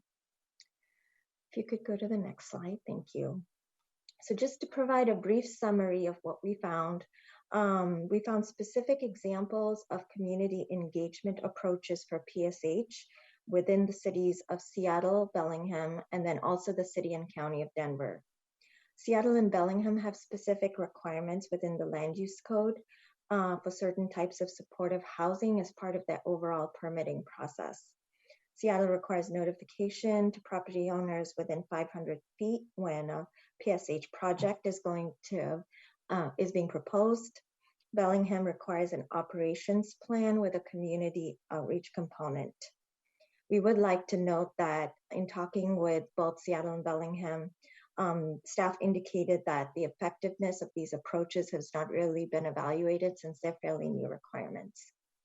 In looking at the city and county of Denver, what we found was a pretty comprehensive community engagement guide that focuses specifically on interactions between neighborhoods and PSH developers as well as their providers. Participation through community engagement is encouraged but not required in the land use code, so it's completely optional. If you could go to the next slide. A little bit more detail on the next topic area, which relates to provision of on-site supportive services. If you could go to the next slide, Charmaine. Thank you. In reviewing some of the analysis and just approaches used by other jurisdictions, staff really focused our research on jurisdictions of similar size and scale. And at the time the research was conducted, we did not find any specific land use code requirements for on-site services within cities of similar size. Recently, however, we are aware that there are a few jurisdictions that have instituted requirements for on-site services. So I just wanted to point that out as well, but they're smaller size cities like Des Moines, Covington, and cities of SeaTac. We also found that services vary based on resident need, individual facility, and in general, on-site supportive services coincide with higher rates of remaining in stable housing. And what we also found within the literature research was that the most significant barrier to providing on-site services is funding. If you could go to the next slide. This is just a chart of some of the typical on-site services. Not going to read all of them to you, but just want to highlight a couple for your review. Independent life skills training, personal support, crisis intervention, eviction prevention, and then also additional clinical support. If you could go to the next slide. So just to highlight our staff recommendations, which I think we provided a little bit of detail in our initial direction overview. If you could go to the next slide, Charmaine.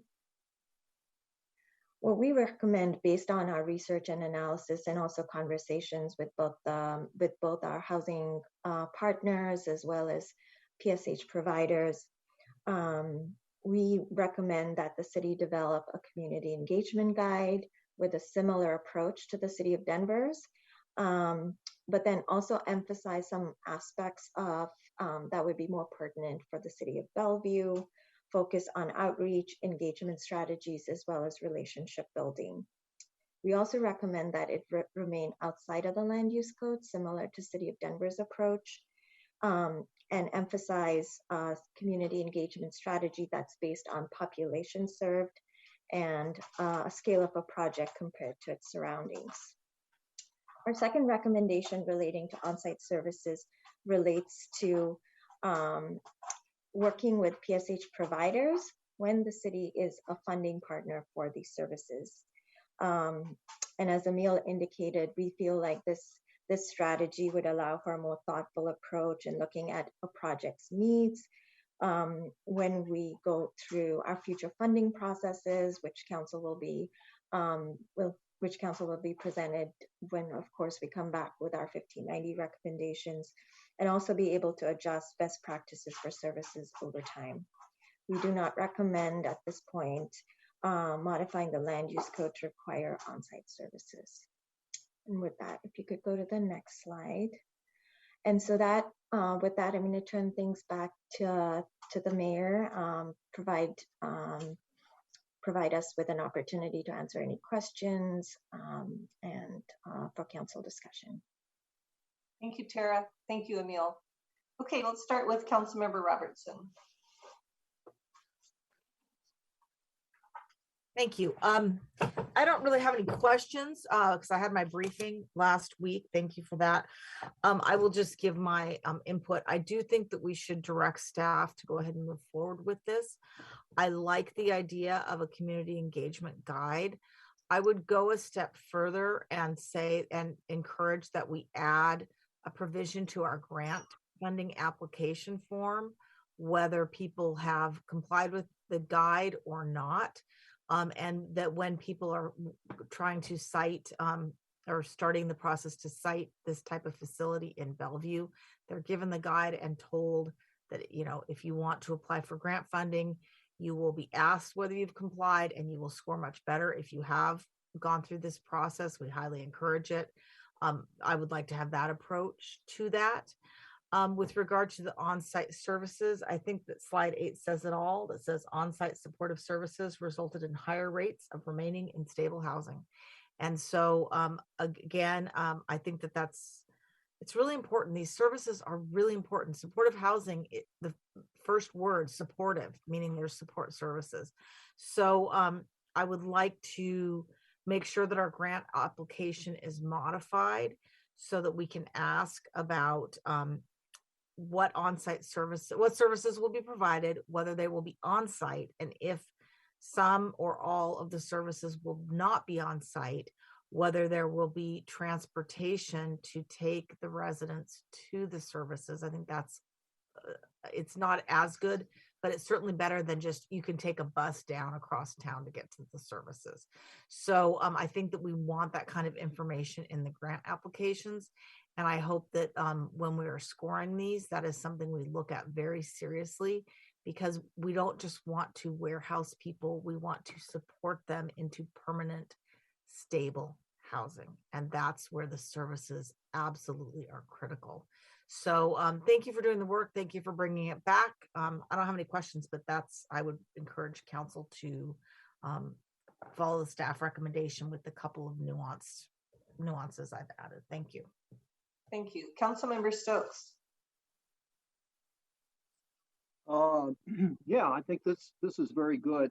I'm glad we're approaching this from a best practices approach. And I think what this sets a good bar for this and a good framework. I think we'll find that, like in Plymouth Housing and a number of the people, as I understand it, and talked to a lot of people about it, on that people who are providing it now kind of do this, but this gets it more uniform and actually gives us a framework to work with. And of course, you're going to have some differences. I understand that too. But yes, obviously, I'm glad we all agree that supportive services are very important, and that's built into this. It's built into the King County effort, and we need to make sure that in talking with other people that they actually do that. But from our standpoint, I think this really advances things, and we can just continue to do some more outreach to find out what other people are doing. And I know there are a lot of other what I'm trying to say, units that are out there already. We can find from that. So I like it, and I think it's something we can get put in place and start working with it right now, because if we have this, we are going to get people who really know what they're doing and do the best job. So great. It's what I'd hoped we would do when we started talking about this. Thank you. I agree. Send it to staff to put it together. Thank you. Deputy Mayor. Thank you, Mayor. Actually, quick question first. Thora, the city of Denver, so was that based on best practice based on third-party review, or is that based off of staff's recommendation on staff's view of what would be best for the city of Bellevue?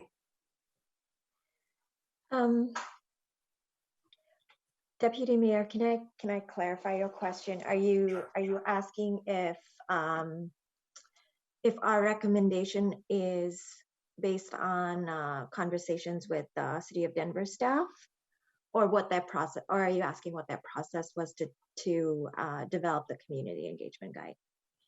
I'm asking how you arrived at the City of Denver. Was that due to research based on either awards or recognition that Denver is doing it best? Or is that staff's analysis that the way the City of Denver is doing it would work well in the City of Bellevue? Thus, you think that would be a best practice for Bellevue?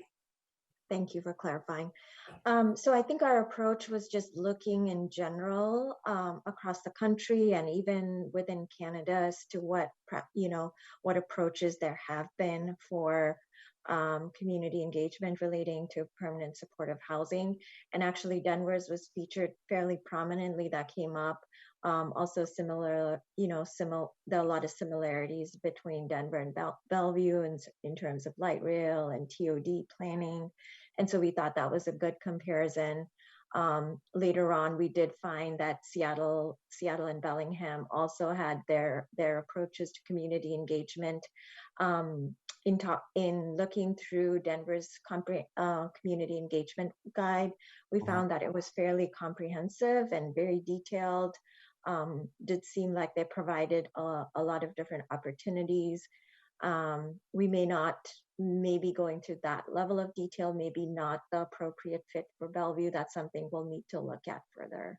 Okay, great. Well, thank you for answering that. And yeah, I'm absolutely in favor of directing staff to further develop this engagement guide. I think it's going to be a great tool. It's going to ensure that we're using best practices in our community. I love the idea of, if you want to have permanent supportive housing in Bellevue, here's what it's going to take.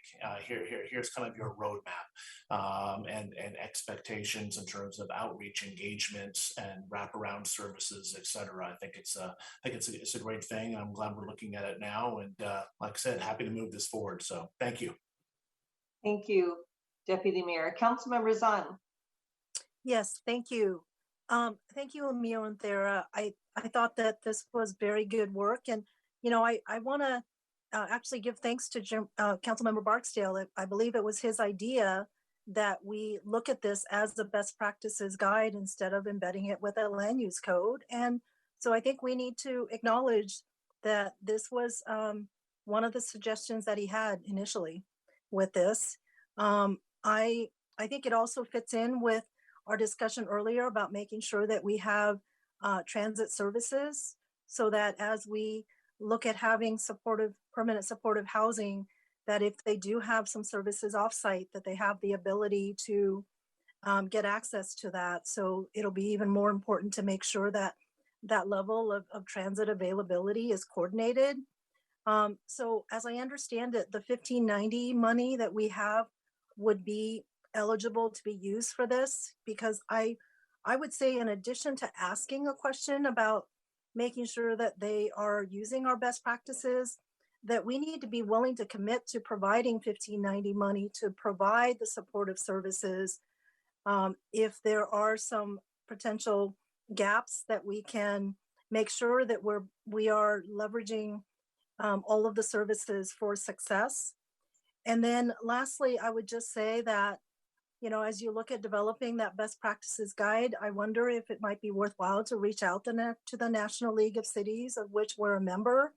And they certainly have a lot of guides and best practices manuals that have been developed over time. And my understanding is that the new incoming president has homelessness as one of his focus areas moving forward. So that might be a good area to look for different information, and then making sure that we have a process for updating the best practices as new information comes up. Thank you.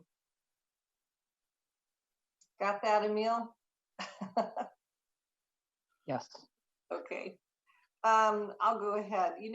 I really appreciate this recommendation, because what was really important to me was to actually streamline the process of having supportive housing or permanent supportive housing in Bellevue that providers would know exactly what was expected of them, that it wouldn't be too burdensome, but that it would be sufficient for our city and for our community, and that the people who are being housed in permanent supportive housing have the best services that could be provided for that population. And that to me is what best practices are, is looking at the population, looking at the best services based on research that shows that this is what's important. And the thing that I'm excited about is that you kind of made it that on-site services is embedded into that. Well, that is best practices. On-site services is the best you can do. And so I'm really pleased that that could be, you know, just the bottom line of having permanent supportive housing in Bellevue. It includes on-site services as much as possible. And I do wonder if we can't just look at what Plymouth has done in terms of their community outreach and their community engagement that they've done, and use that as a guide, because I've heard so many positive things from a lot of different people at what a good job that they are doing. And so that might be worth looking into as a template for what we do here. Thank you. Okay, Councilmember Barksdale. All right, thank you, Mayor. Yeah, just want to thank Tara and Email for the work that they did on doing the research and pulling together the recommendations. I think it's the right balance in terms of helping to inform what works in Bellevue while not creating a barrier to being able to open or provide the type of housing that we need for our vulnerable members in our community. So thank you again, and that's it. And Councilmember Lee. Thank you. It's a great job doing the two most important things, and I believe on community engagement and also the on-site supportive services. And you do it through getting some best practices findings. I'm just curious. Are you looking for any additional ones besides Seattle, Bellingham, and Denver? Because you mentioned that they're still relatively new. They may not have all the necessary data for us to use satisfactorily. So that's my first question. The second one is, I think Councilmember Zhang made a suggestion that national lead cities do possibly have a lot of data, other information that can help provide some best practices for you. So that might be something to look at. So if you can answer me those first question first, in terms of best practices, and what else are you looking for, or are you going to develop it? And I believe that, like Councilman Robertson mentioned, the supportive on-site services definitely is critical to the success in what we're doing. And you're doing a great job moving the thing along. I appreciate that. So, best practices. I can go ahead and answer that one, Councilmember Lee. So the initial outreach to cities of Seattle and Bellingham, they had a very specific approach about additional notice requirements and an additional community meeting that they were requiring. And as Tara mentioned, those were relatively new things that they had that even their staff weren't quite sure the positive outcomes that those were delivering. So we as staff will probably monitor those things, but I think based on the direction it sounds like we're receiving from Council tonight, that we would be taking an alternative approach to do a recommended community engagement guide that clearly we would look at additional things like National League of Cities if they had any good examples out there. I think the idea to follow up with local providers like Plymouth to help inform the community engagement guide is a great idea. And clearly that would be something that we would take some time to make sure we find the right fit for that community engagement guide for Bellevue. So thanks for the question, Councilmember Lee. Thank you.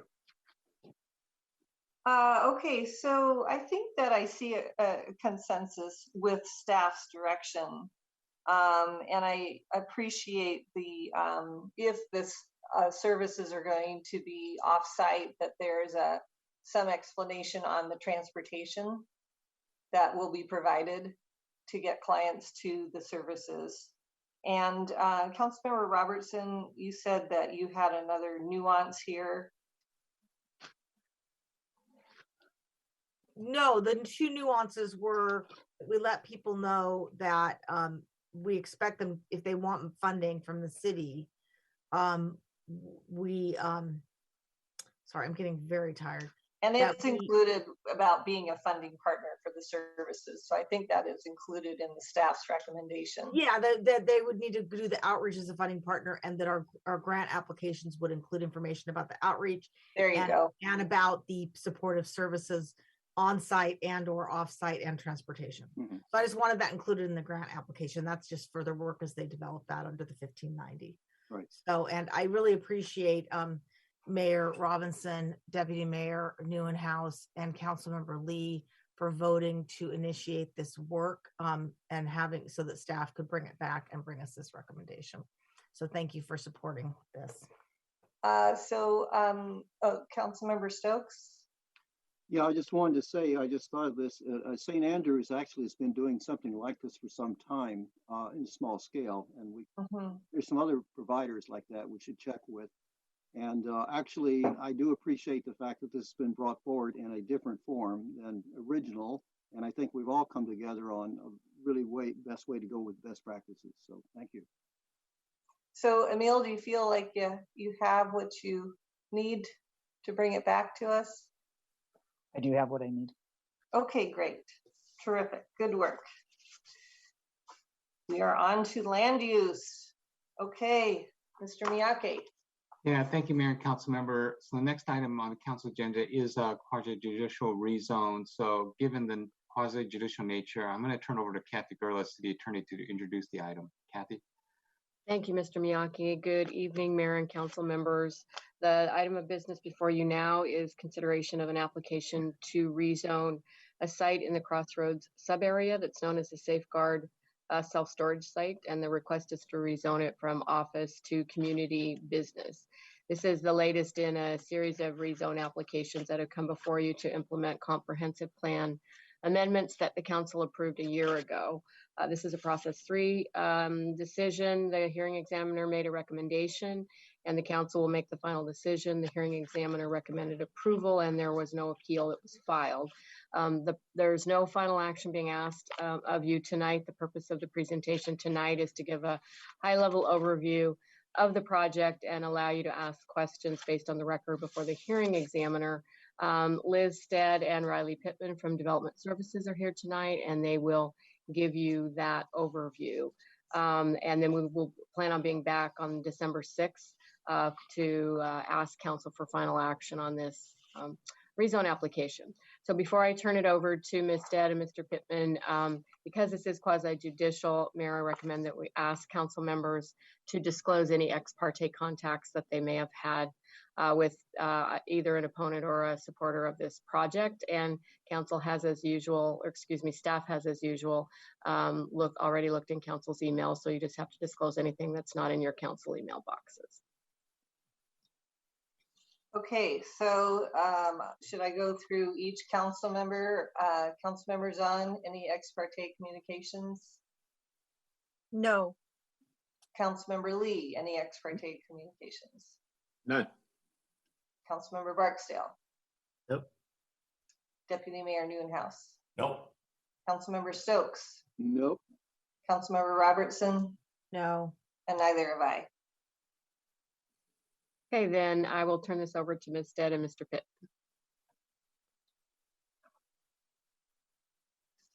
Good evening, Mayor and Council members.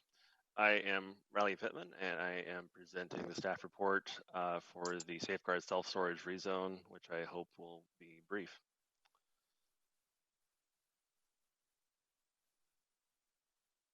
The request is to rezone a site which is currently used as a self-storage site, currently zoned office, and the proposal is to make that be zoned community business to be consistent with a prior amendment of the comprehensive plan And this is a site-specific rezone, but there is no proposal for development at this time. Process, briefly, is this is a quasi-judicial decision made by City Council. The City Hearing Examiner held a hearing on October 21st and recommended approval of this rezone to Council. No appeals were filed based on the recommendation of the Hearing Examiner. And any questions you might have regarding that project should be directed to the City Attorney.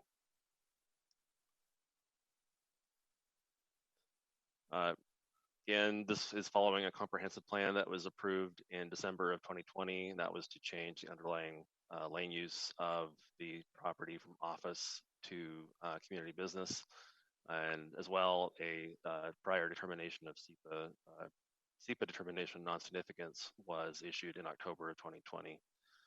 This rezone was publicly noticed in February of 2021. We had a public meeting on February 18th, 2021, and no comments were submitted, and there are no parties of record. Briefly, the site is adjacent to the Crossroads Park to the west and the south. The Salvation Army headquarters is directly to the east, which is an office building. To the north is multifamily housing. And as you can see to the east, on the other side of 164th Avenue is single family housing. And Northeast 8th is just to the south, adjacent to the lots to the south. The site and surrounding properties, which include the Crossroads Park, are zoned office. To the north is R30, and to the east is single family zoning, with the Crossroads Shopping and Retail Center just visible to the west, which is zoned CB, which is community business. The site currently is made up of several single-story storage buildings and outdoor storage and parking. The site's primarily paved with minimal vegetation. It is currently composed of several lots. Currently, it's one large lot that's been combined for tax purposes with two smaller lots that border the private road to the north of the site.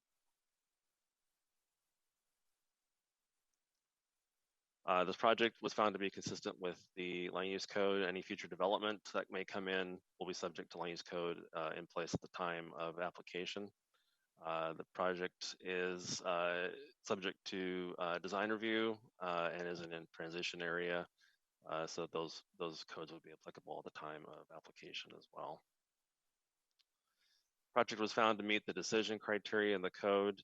One aspect of this project is that any residential development must wait for update of the comprehensive plan due to the sub-district that this property is in has a cap of the number of units associated with it. So no more residential development can actually occur in this sub-district until the comprehensive plan is updated to lift or mend that cap.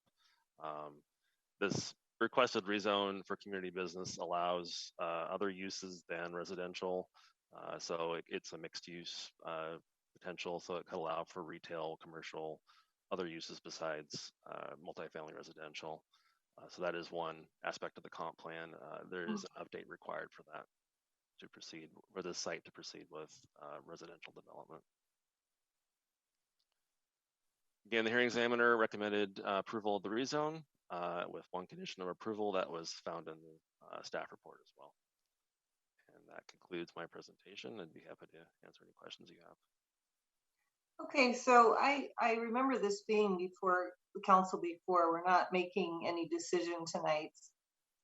We're just answering questions anybody might have. So I'll let you raise your hand if you have a question that you'd like staff to answer about this. Otherwise, we'll just move on and we'll expect to see this back again.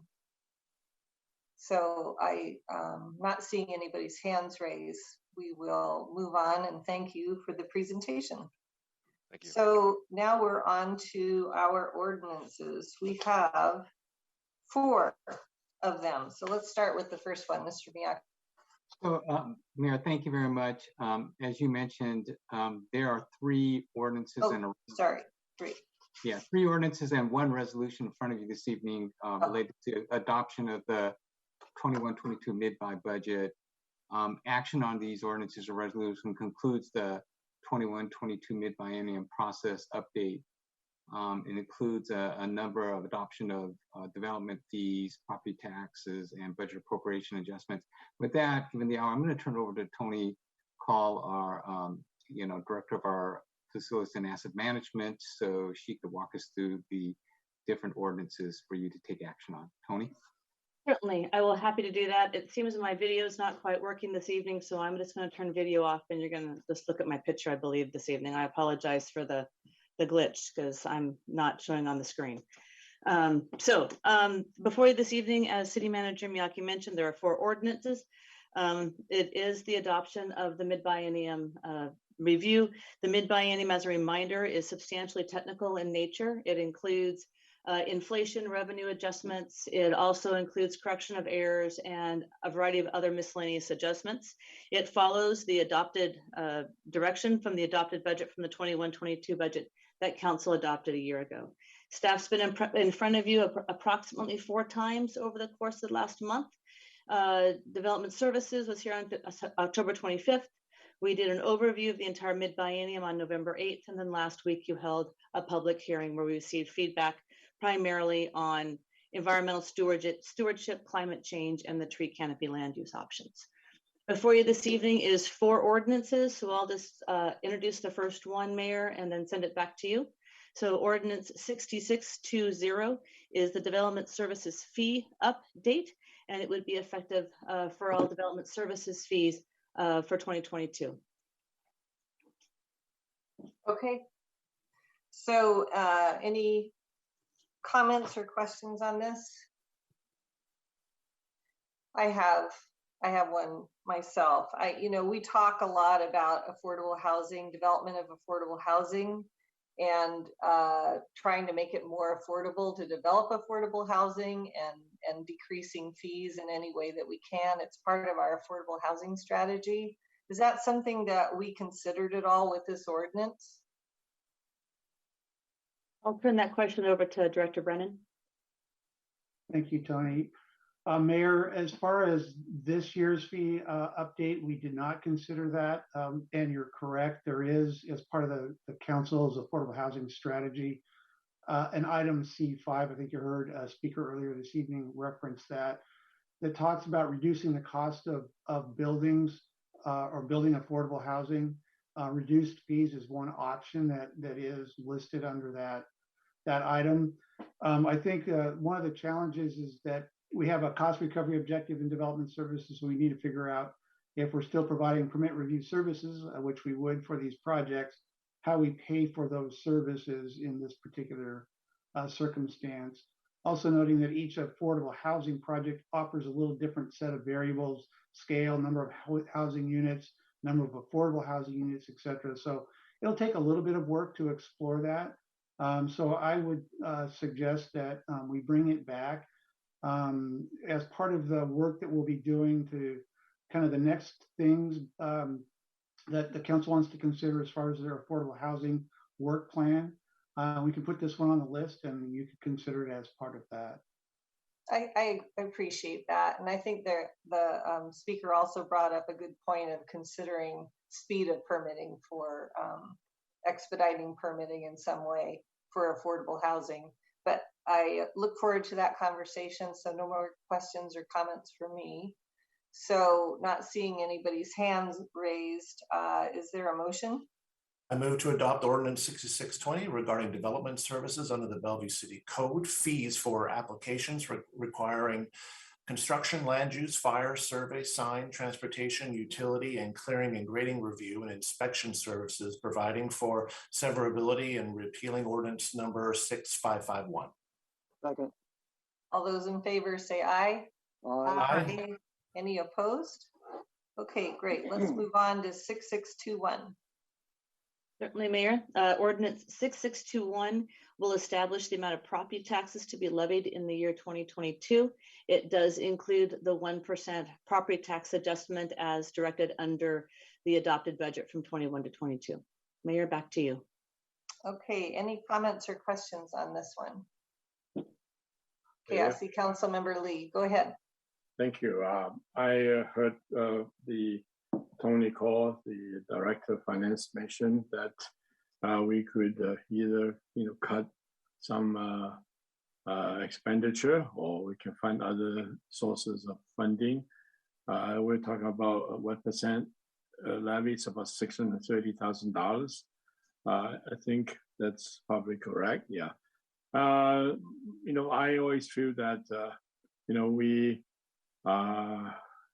oftentimes, you know, take it for granted and raise property taxes because that's, you know, the most easy, the most reliable tax we can raise. And so I've always, you know, voted against it. But this time, I think through the levy pandemic, I recognize there's so many challenges, so many needs for additional funding. And we actually had weathered our revenue shortfall. And I think that under that kind of circumstance, I really appreciate what the city has done. And so I asked our director, see if there's any place that we can actually cut some money off. And she couldn't come up with anything. And I've been scratching my head quite a bit too, because of the situation I just described.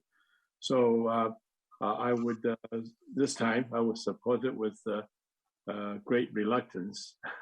So normally I would vote against it and then we'll vote for the whole tax package. But in this case, since it's included in this motion, I would, you know, again, very reluctantly vote for it. That's it. Oh my goodness. This is a moving moment, Conrad Lee. Moving moment. Okay, Deputy Mayor, would you like to make a motion? I've marked the time at 10:43 p.m., Mayor, for your record. Yeah. I move to adopt ordinance 6621, establishing the amount of property taxes to be levied for the year 2022, the second year of the city of Bellevue's 21-22 fiscal biennium. Second. All those in favor say aye. Aye. Aye. Any opposed? Oh my goodness. Okay. Go ahead with the resolution here, please. Certainly. Resolution 10032 provides for us to bank our excess levy capacity under RCW. The banked capacity would be approximately $8.9 million, and that would be reserved for future council action as council directs. Any comments or questions on this? All right, this is a good news story. Deputy Mayor, would you make a motion, please? Certainly, I move to adopt resolution 132, providing for the banking of levy capacity pursuant to RCW 84.55.005, 84.55.0101, and 84.55.092. Second. All those in favor say aye. Aye. Any opposed? Great. Okay, our last ordinance here, please. Currently, Mayor, the last ordinance before you this evening is 6622. It is actually what we term commonly known as the umbrella ordinance. It includes all revenues and appropriations by fund. It also includes several administrative items such as the city's pay plans, a list of donations and grants, and it also includes the effective date of the budget. Any comments or questions here? Seeing none, I'll take a motion, please. I move to adopt ordinance 6622, adopting the modification of the 21-22 biennium budget and 21-27 capital investment program plan, as both have been previously amended, setting forth the estimated revenues and appropriations and establishing job classifications and pay revenues. Second. Second. All those in favor say aye. Aye. Any opposed? Okay, excellent work tonight. I want to thank you all for your extra time and the good conversations that we had. We will not need a meeting next week, so we will be on break until after Thanksgiving. I wish you all a very special Thanksgiving, and I look forward to seeing you then. Thank you. Good night. Happy Thanksgiving. Happy Thanksgiving. Auf Wiedersehen.